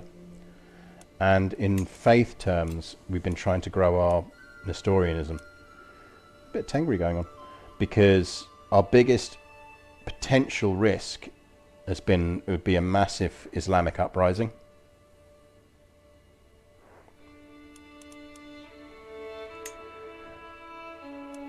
And similarly, a Bedouin uprising would screw us a bit at the moment.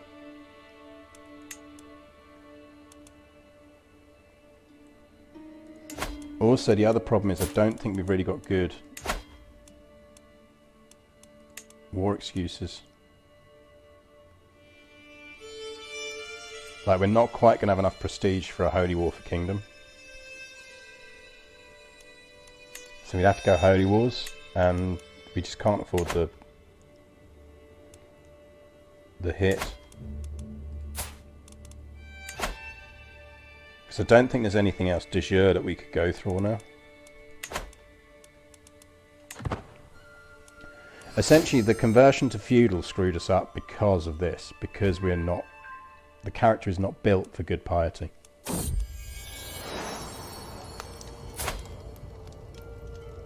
Elegadai. El-Jigadai. Yeah, decent. Jones pumped out a lot of kids. All of our heirs have pumped out. Our dynasty is pretty big.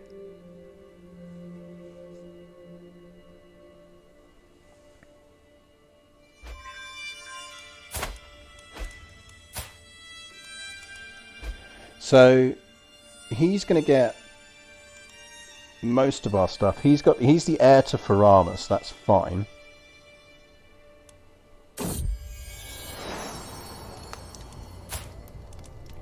Because Joan's going to get loads of stuff.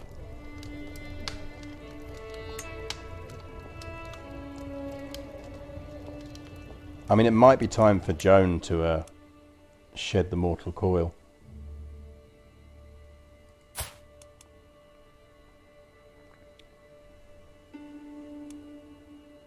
What we probably want to do is murder some children. Because we don't necessarily need all the extra kids.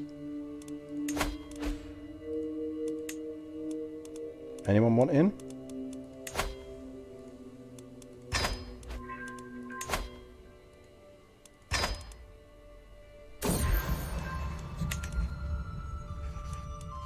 Okay, that's not good. Okay, we're gonna...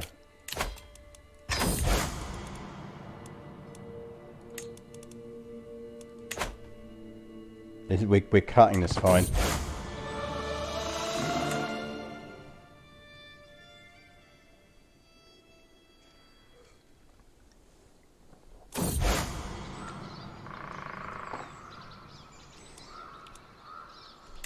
I can't afford to take on ill as well.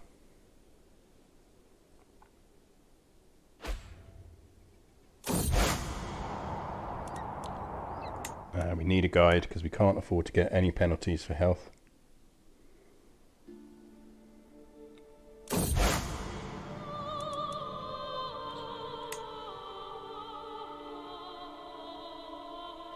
Right, that will carry us over with enough piety until the building's complete.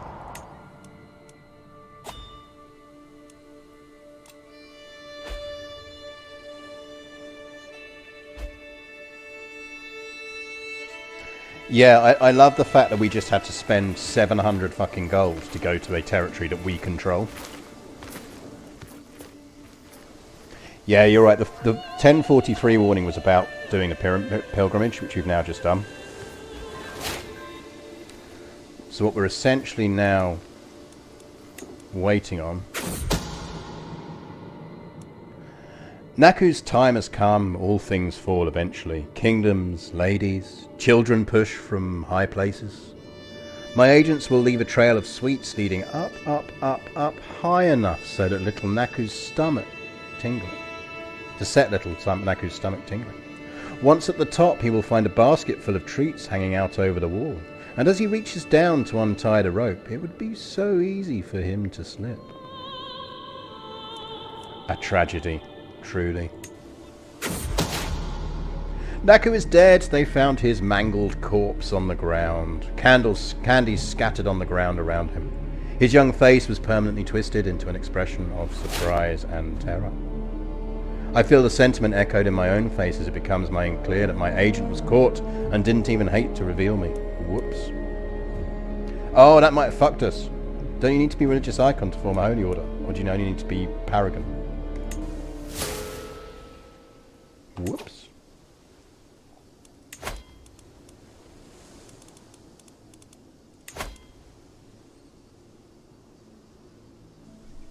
Oh no, we only need to be devoted servant. That's fine, we can kill the other kid as well.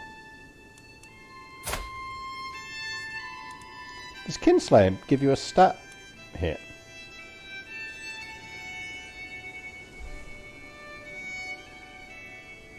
Because we've just lost the ability to hold a domain. Maybe we had something expire. Oh, it's because we're infirm. That's what it is.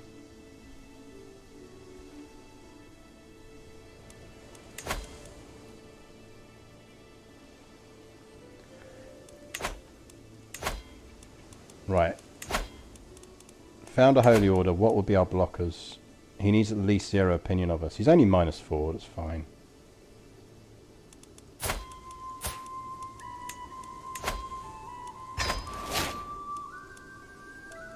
There we go. We'll try and be sexy with the Patriarch.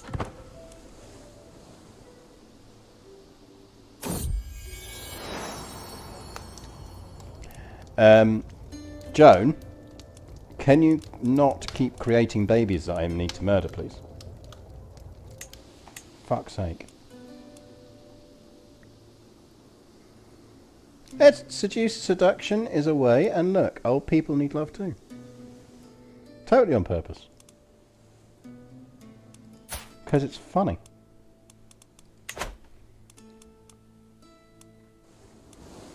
I mean, the truth is we're just bribing with gold, but we need to kill more kids. Because Joan keeps thinking it's funny to churn out sons.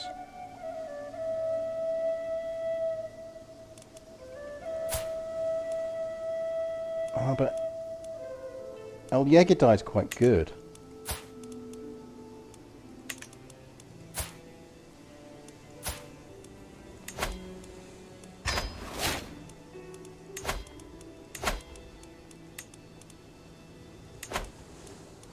Kills so many children. Who wants in?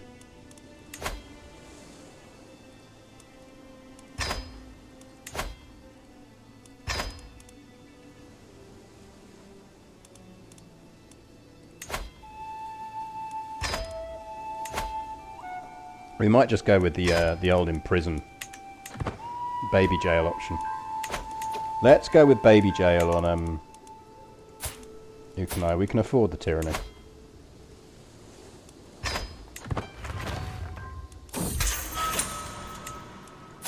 Get your baby jail emotes in chat. We're going with baby jail.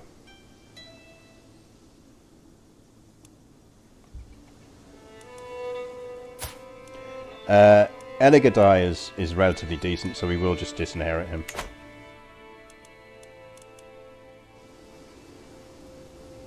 Hopefully that's one of my vassals sorting out Bordegal. Right, we have enough faith. Hey,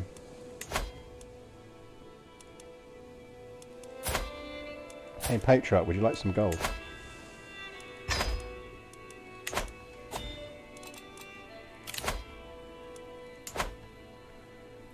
Headquarters will be...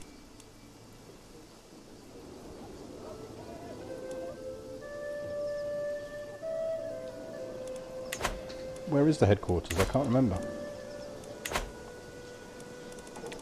Manbij. Manbij, isn't it? Yes.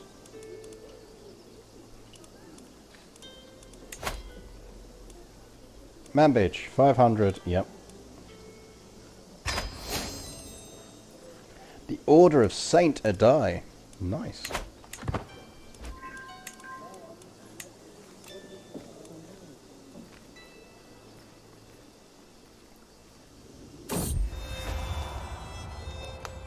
Everyone appreciates a gift, but because I come something truly oppressive. This is our plan to seduce our Pope. He's just fickle and humble. Let's commission him some poetry.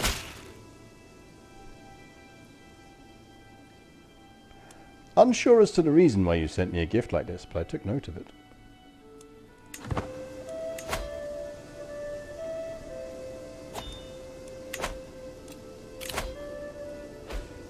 That's just peasant rabble. Yeah, we could do hold mystical communion now.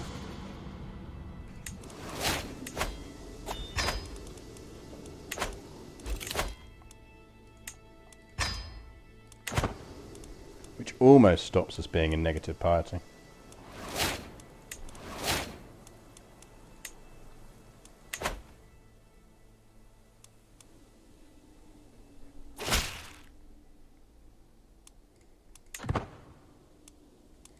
Can we do any more things?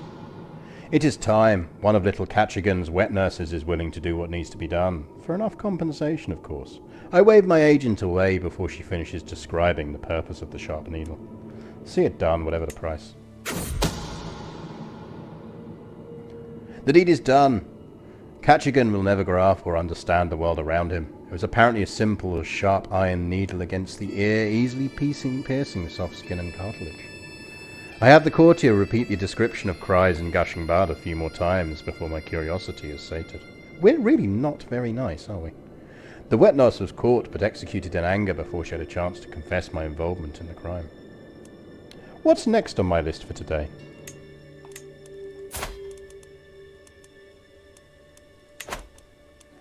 I feel like Joanna needs to go.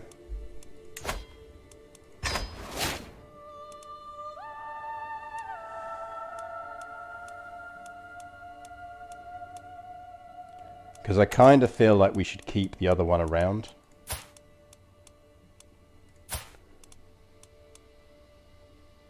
Really doesn't like us.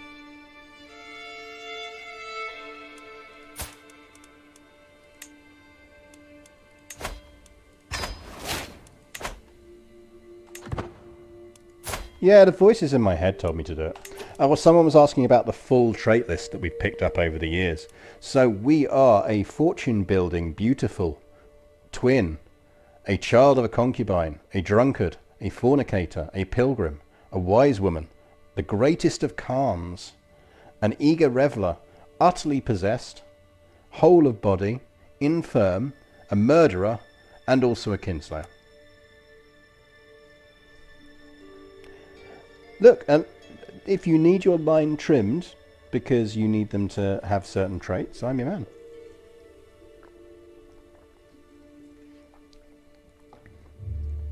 What did happen to our twin? Did we kill our twin or did they die naturally?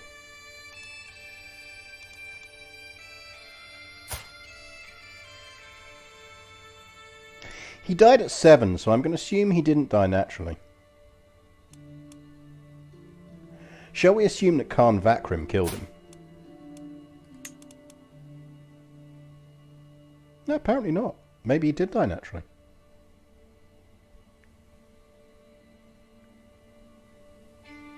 Or was he the grandson? No, because he was his son. Died from malnourishment on 29th of 975.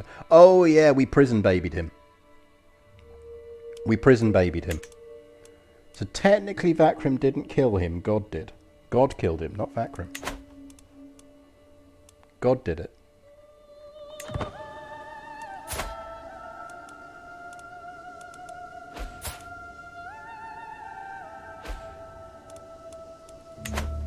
God moves in mysterious ways. I think we can all agree that.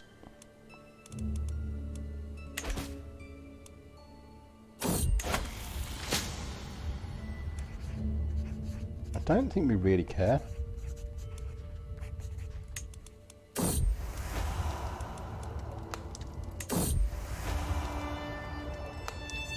Oh yeah, we've got an 85% chance of seducing our Pope.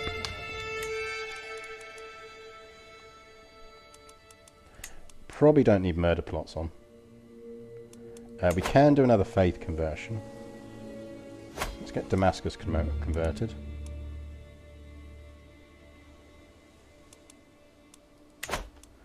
Look, if a baby dies in jail, it just dies in jail. That's a sad thing that happens in life. Where is Banja? I'd rather you had something that's more within our... Oh, and you know what? I actually have either of them. I don't care. Because we're going to get rid of that territory eventually.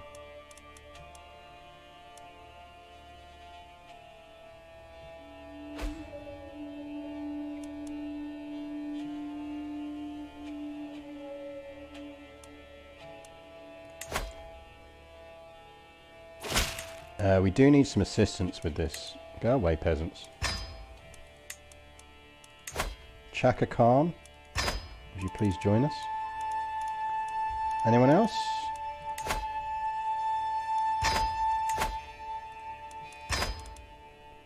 And we are going to need to flip our councillor back, aren't we?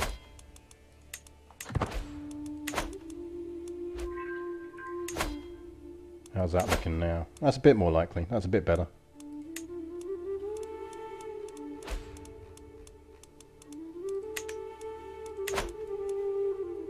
See, that just sounds like a not fun challenge to me. I will admit, I am an incredibly murderous CK3 player. All right, anyway, we're seducing our Pope. In a stroke of incredible luck, it appears that both Prince Archbishop Eli of the Patriarchate of the East and something else presumably happens. Without our normal social circles, Patriarch Eli and I begin our conversation early in the day, and it lasts through dinner, where we are seated together. The meal is an incredible feast with delicacies of many foreign lands expertly assembled on the festive board. We spend the evening eating, drinking together, the conversation flowing freely. The others at the table seem to notice our laughter, but amongst foreigners, who cares? After dinner in the solar, we sit near each other on skins upon the floor as the minstrel plays. Jesus, who wrote this one? Someone really got into Pope sex when they wrote this one. And he casually touches my hand. We exchange a glance, and a few minutes from one another retire from the gathering, meeting afterwards in my room. Oh, it's a mod one and it's accidentally doubled up. That's what it is. I was going to say, because otherwise someone really, really loves Pope sex. Well, we're shagging the Pope.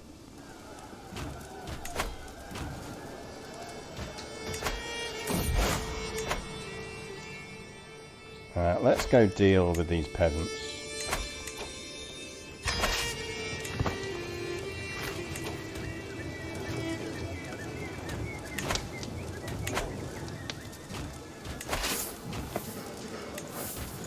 That is enough raising.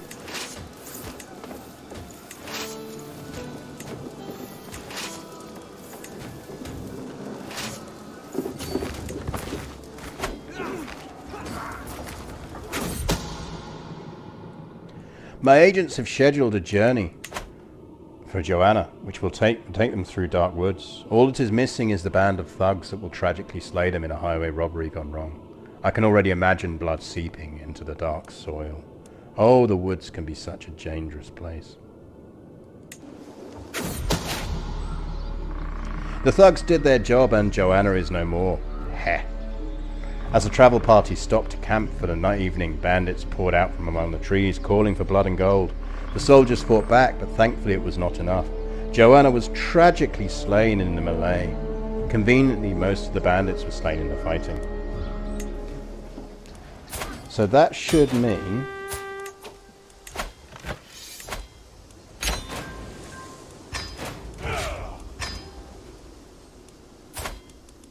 that our heir is now Count Chirikul, who is just, fickle and cynical. So it's not the worst combo of traits. It's alright. We can deal with that.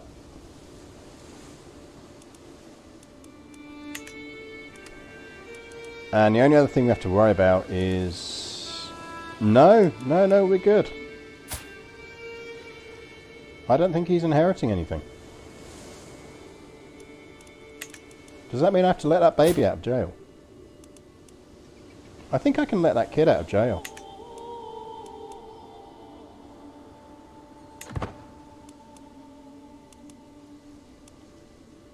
I may have accidentally killed babies I didn't need to kill.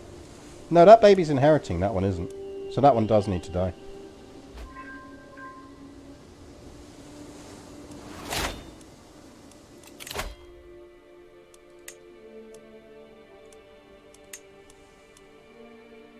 Probably just go open-minded for the last bit.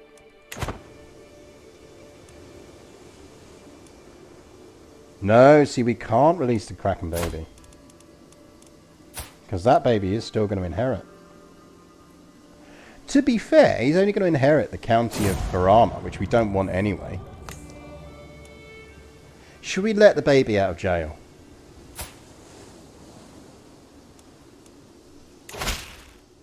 Okay, baby, you can leave jail, but be good.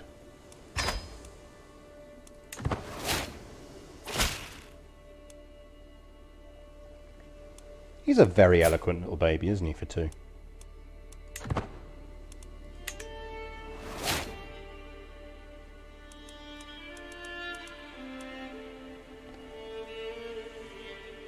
Because we'd already disinherited Eligadai. So he's just getting County of Farama and Bishopric of Warada, which is those bits which we'd give to someone anyway. So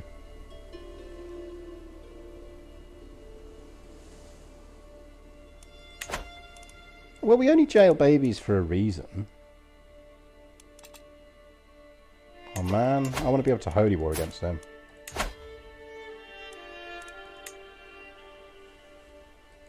I don't even know what that is. If we had 600, we could do that.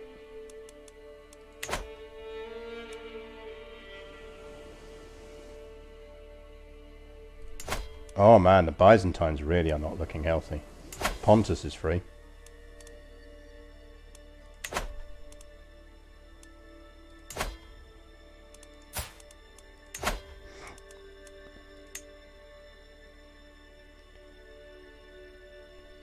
So we could go for a holy war for dealing with the Nuri.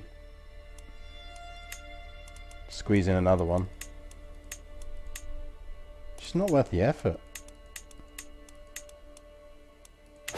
I mean, we kind of got to, haven't we? So we could clear up a little bit of Bordeaux.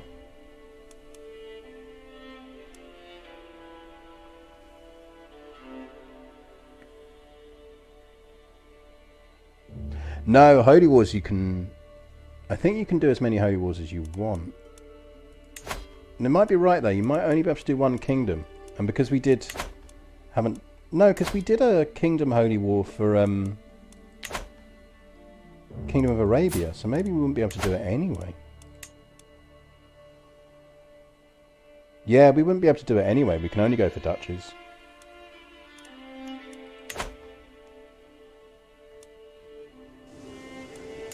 Let's deal with this little bit of annoying Bordeaux.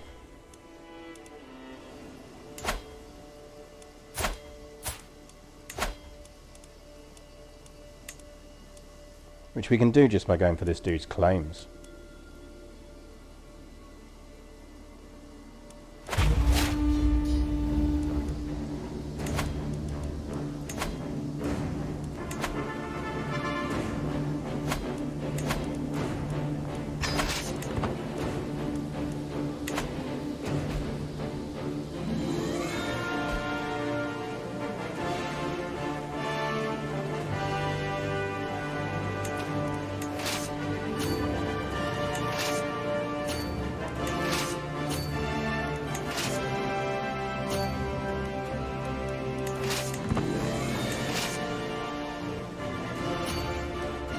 There we go.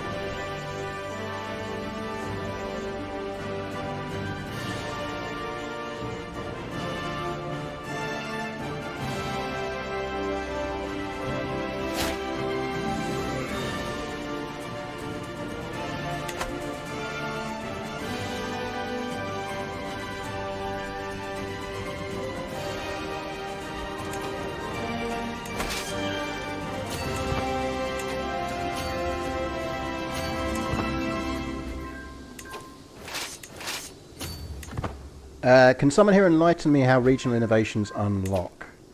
I understand the definitive number of counties, but the alternate percentage thing doesn't work for me, or the tooltip is outright misleading. I got half of my culture located there, but the text says 2%, and I don't know why. That is a good question, because I had to do it for getting a bunch of these ones when I was doing a Sicilian run before. Let's have a quick look.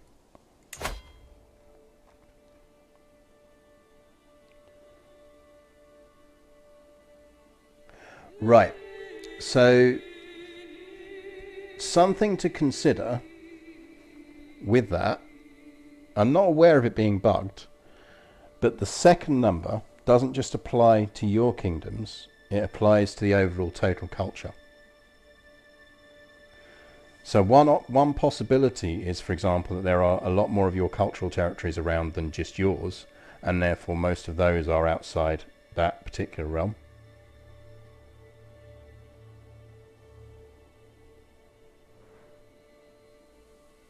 Ah, no, Lucky Sino's got it. Yeah, it's not an either or. No, no, it is. No, it says either on that one. It is an either.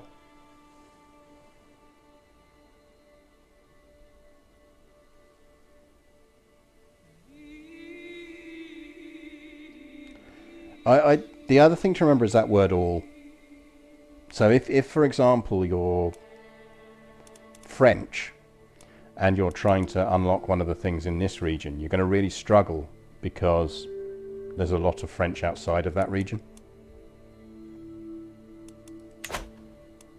So that would be my guess, is that you're not the only person of that culture, and therefore you've got a lot of other cultural weight elsewhere in the world that's holding you back. If it's not that, it might actually just be a bug.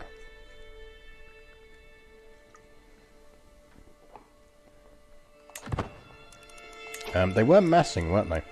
Are they going to try and unsiege stuff? Because we'll just murder them if they are. No, we don't even need to bother fighting them. Let's just take it.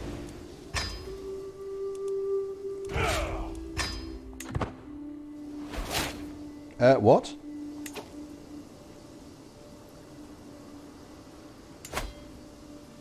Did I not enforce that? Did I just fuck that up? Oh, wow!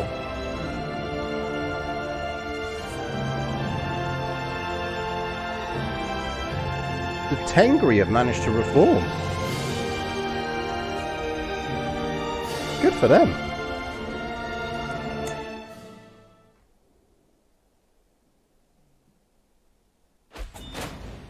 Oh, that's right, we were after that bit, weren't we? Not that bit. Yeah, I mean, that sounds to me like a bug then. Because I've done Norman to Sicily. And I've definitely, once I've been there, managed to pick up the... Is it war elephants?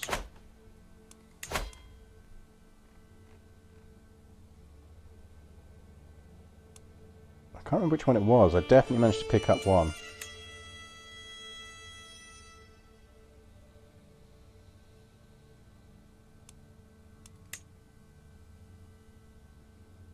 Might have been war elephants.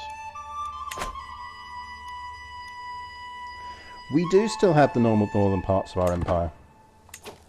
I'm not overly fussed about holding on to them. We do technically still hold them.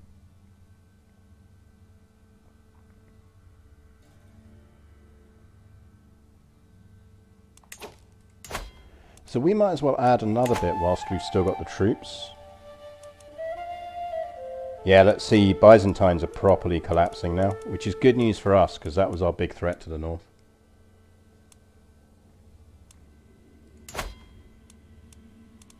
Yeah, but if they rebelled, we'd just let them go. No, we want culture promotion.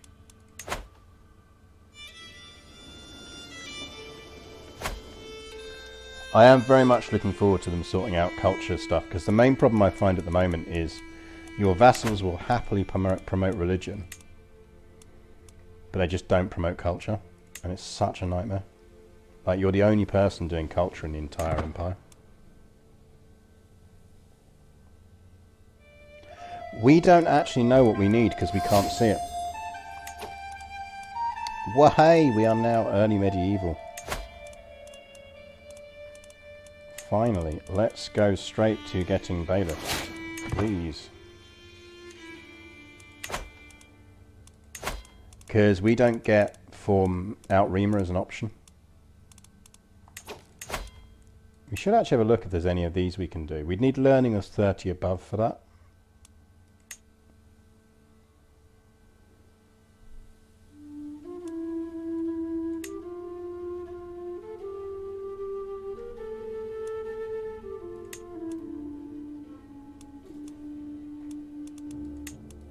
I mean, we could get that one.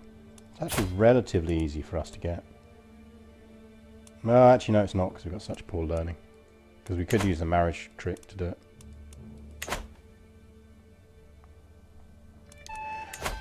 So, in game terms, essentially the eras evolve as you discover things. So we are now in early medieval, which is roughly about on track. You're kind of looking at 1040-ish, 1060-ish as early medieval. So we are on the right curve for it. And that now means we have a whole different bunch of things we can unlock that provide different bonuses. Then we hit high medieval, and then the game ends in late medieval, basically. Even in kind of proper history terms, it's a very, very vague kind of demarcation between these things. How about you? Can we do any interesting wars against you? So we could take that. We might as well.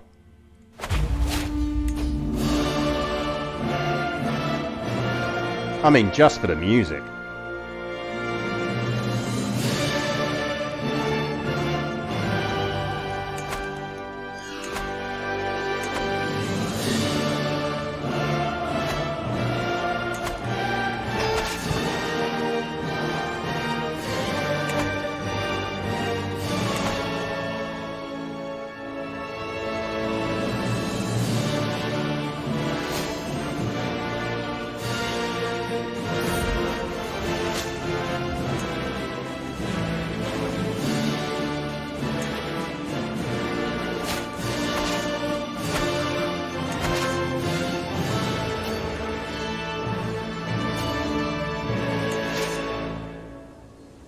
Well, that was exciting, wasn't it? Have I ever done a run that ends because the game ends?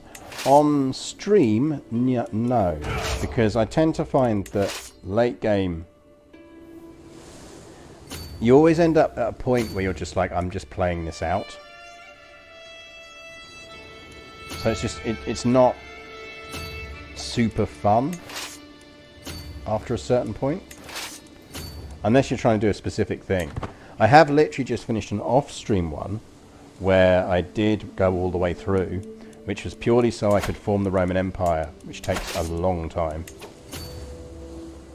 And it also, because there is actually an achievement for just playing to the end date. And given that I've, as I said before, like got 7,000 hours in EU4 without ever actually earning that achievement, I was like, I should actually just try and get it in this game.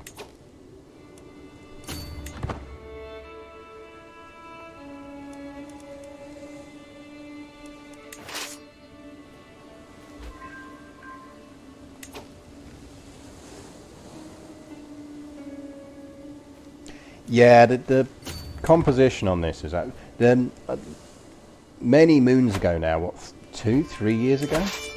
When they still did PDX cons that you could go to in person, so the one in Berlin, I was very lucky to spend a whole bunch of time chatting with the Paradox's lead composer, and it was absolutely fascinating. He also did a really good talk on how... Let's carry on playing this until we potentially die off, because then I do need to go and prep for football. But yeah, I think it's an incredible trailer, and the music is one of the things, the way it rises, it's very low key, really works and adds to it. The other one that does that really well is the very first Halo 3 trailer, which you've got to go right back for, but it does it in the same way. Oh, we were dead within a year, so we need to start thinking about our inheritance. Is there anyone else we need to kill off? I don't think there's anyone else we need to kill off. Can anyone else in chat think of anything else we should be doing before this time's out? Other than trying to kill all these enemy armies.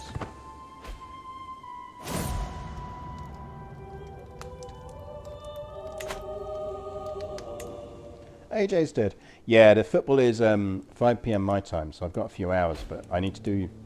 My wife is away for the week, so I need to actually do all of the things that I need to do before the football starts. So I need to like make sure I've got some dinner ready and all that kind of stuff. There we go.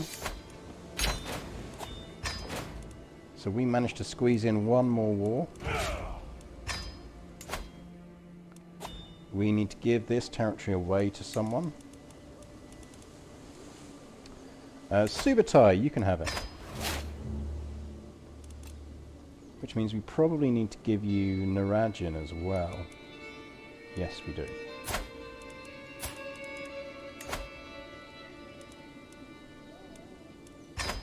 And then what we'll do with our heir is we will create the duchy and give him the duchy.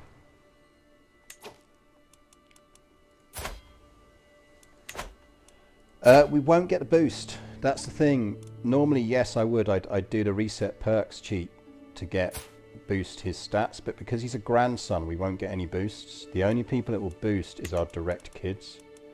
And I don't think we necessarily want our direct kids boosted. I don't think it's necessarily in our interests at the moment. So let's just confirm that what's going to happen is Jidakul here, who has a very silly beard, and we will probably get rid of that beard.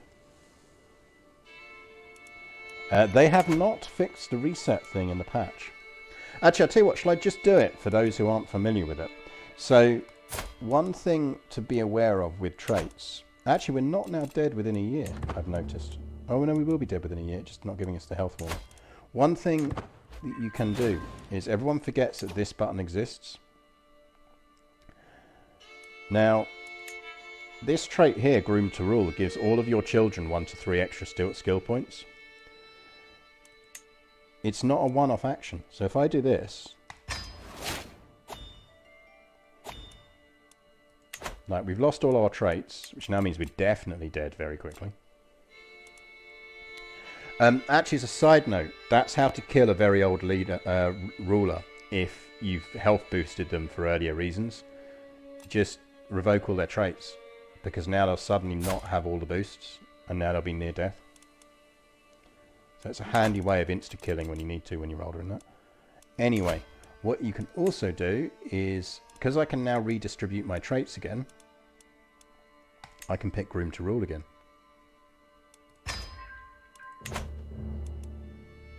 Oh look, all of my children just got their traits boosted again. So yeah, I don't know many other streamers who have spotted that you can do that, which I suspect is the reason they haven't patched it out, because I don't think they realise you can do that. But yeah, you can essentially reset perks to give all of your kids potentially up to another 3 points in whatever their focus is. Which, if you've already got knowing when you're going to die, you might as well. It's a thing to do.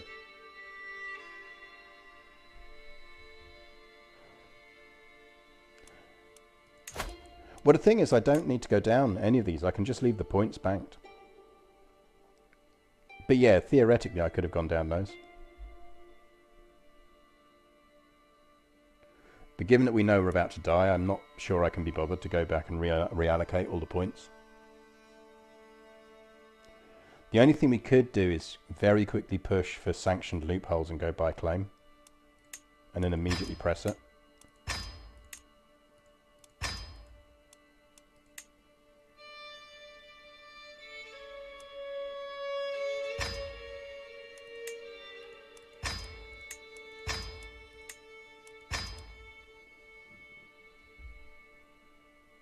Because then we could just immediately buy the claim. Whereas I don't think Theologian gives us anything that would boost stuff. We're just doing it for that. Which if we go to our sexy Pope lover, I think means if we were to say go to Tanakh, we can buy a claim on the Tanakh Emirate, which is his top level one. Oh, we need the piety. We don't have the piety to do it. Not quite enough. I think we'd need 2 more.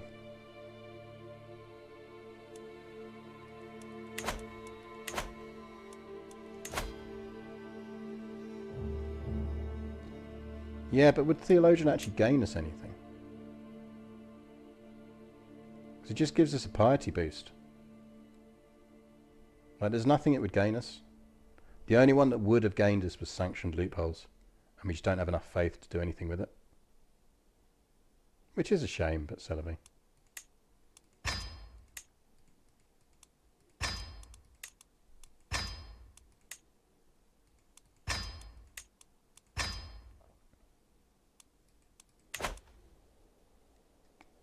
Because we're on the verge of dying now, because we've just revoked all our perks. So unless we can think of a way to get 500, 300 piety instantly, which I don't think there's a way to do it.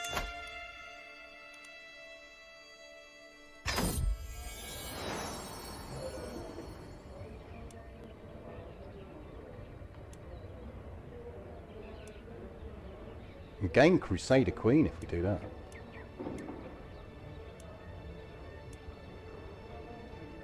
Stick!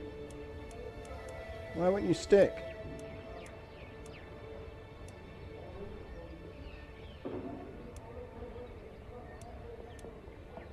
Because Crusader Queens are really nice. Like that sticks. Why won't that stick?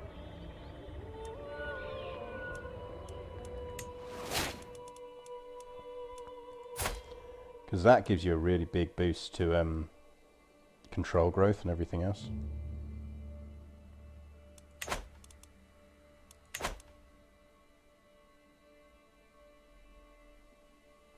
Yeah, it's really annoying that.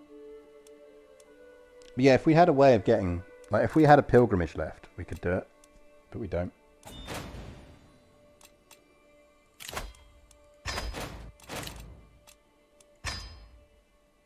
I think we're essentially just waiting to die.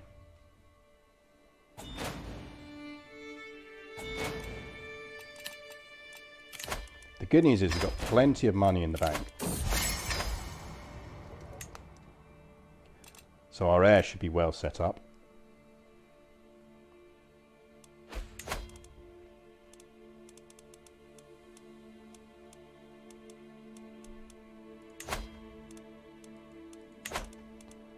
Right, how close were we to another pilgrimage? F! Khatun Joan has died at 81. Can we get some Fs in chat, please?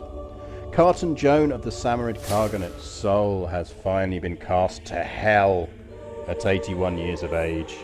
She died from a seizure. A zealous woman, she fought for the glory of God against the heathens in one of the greatest holy wars of recent history. Khagan Chiddakul ascends to the throne. Blessed with awesome knowledge of all things between heaven and earth, Chiddakul's rule is sure to be legendary. F for Prester John. She did well. She did well for us. We will continue as Khagan Chiddakul. The new Khagan, with the passing of my grandmother Khatun Joan, the responsibility to lead the vast Khaganate now falls on my shoulders. I stand before my vassals, adjust my new crown, and narrow my eyes in consideration. Oh, the things I will accomplish. Now I think... yeah, we're going to get reaffirmation of Sage rule. We're going to get the coronation of the Priest King again. We can go on pilgrimages, we can do lots of things. As you notice, our troop number is significantly smaller, but actually still decent, so we're going to be alright there. We have lost territory though. Why did we lose?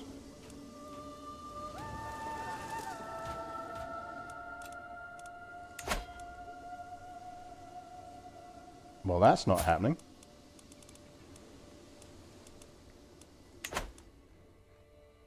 We will be taking that back. So we're going to have to do a bit of reconquest, because it didn't warn us that we were going to lose titles.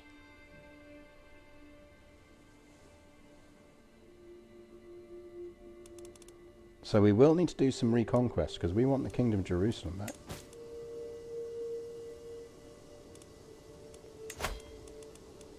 And we want to usurp some stuff and everything else. Well, before we move capital, we want the Khanate of Jerusalem back.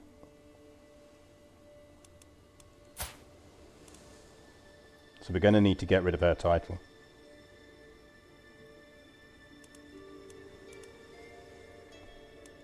She might have to die in an accident. I have a feeling she's going to die in an accident, to be honest.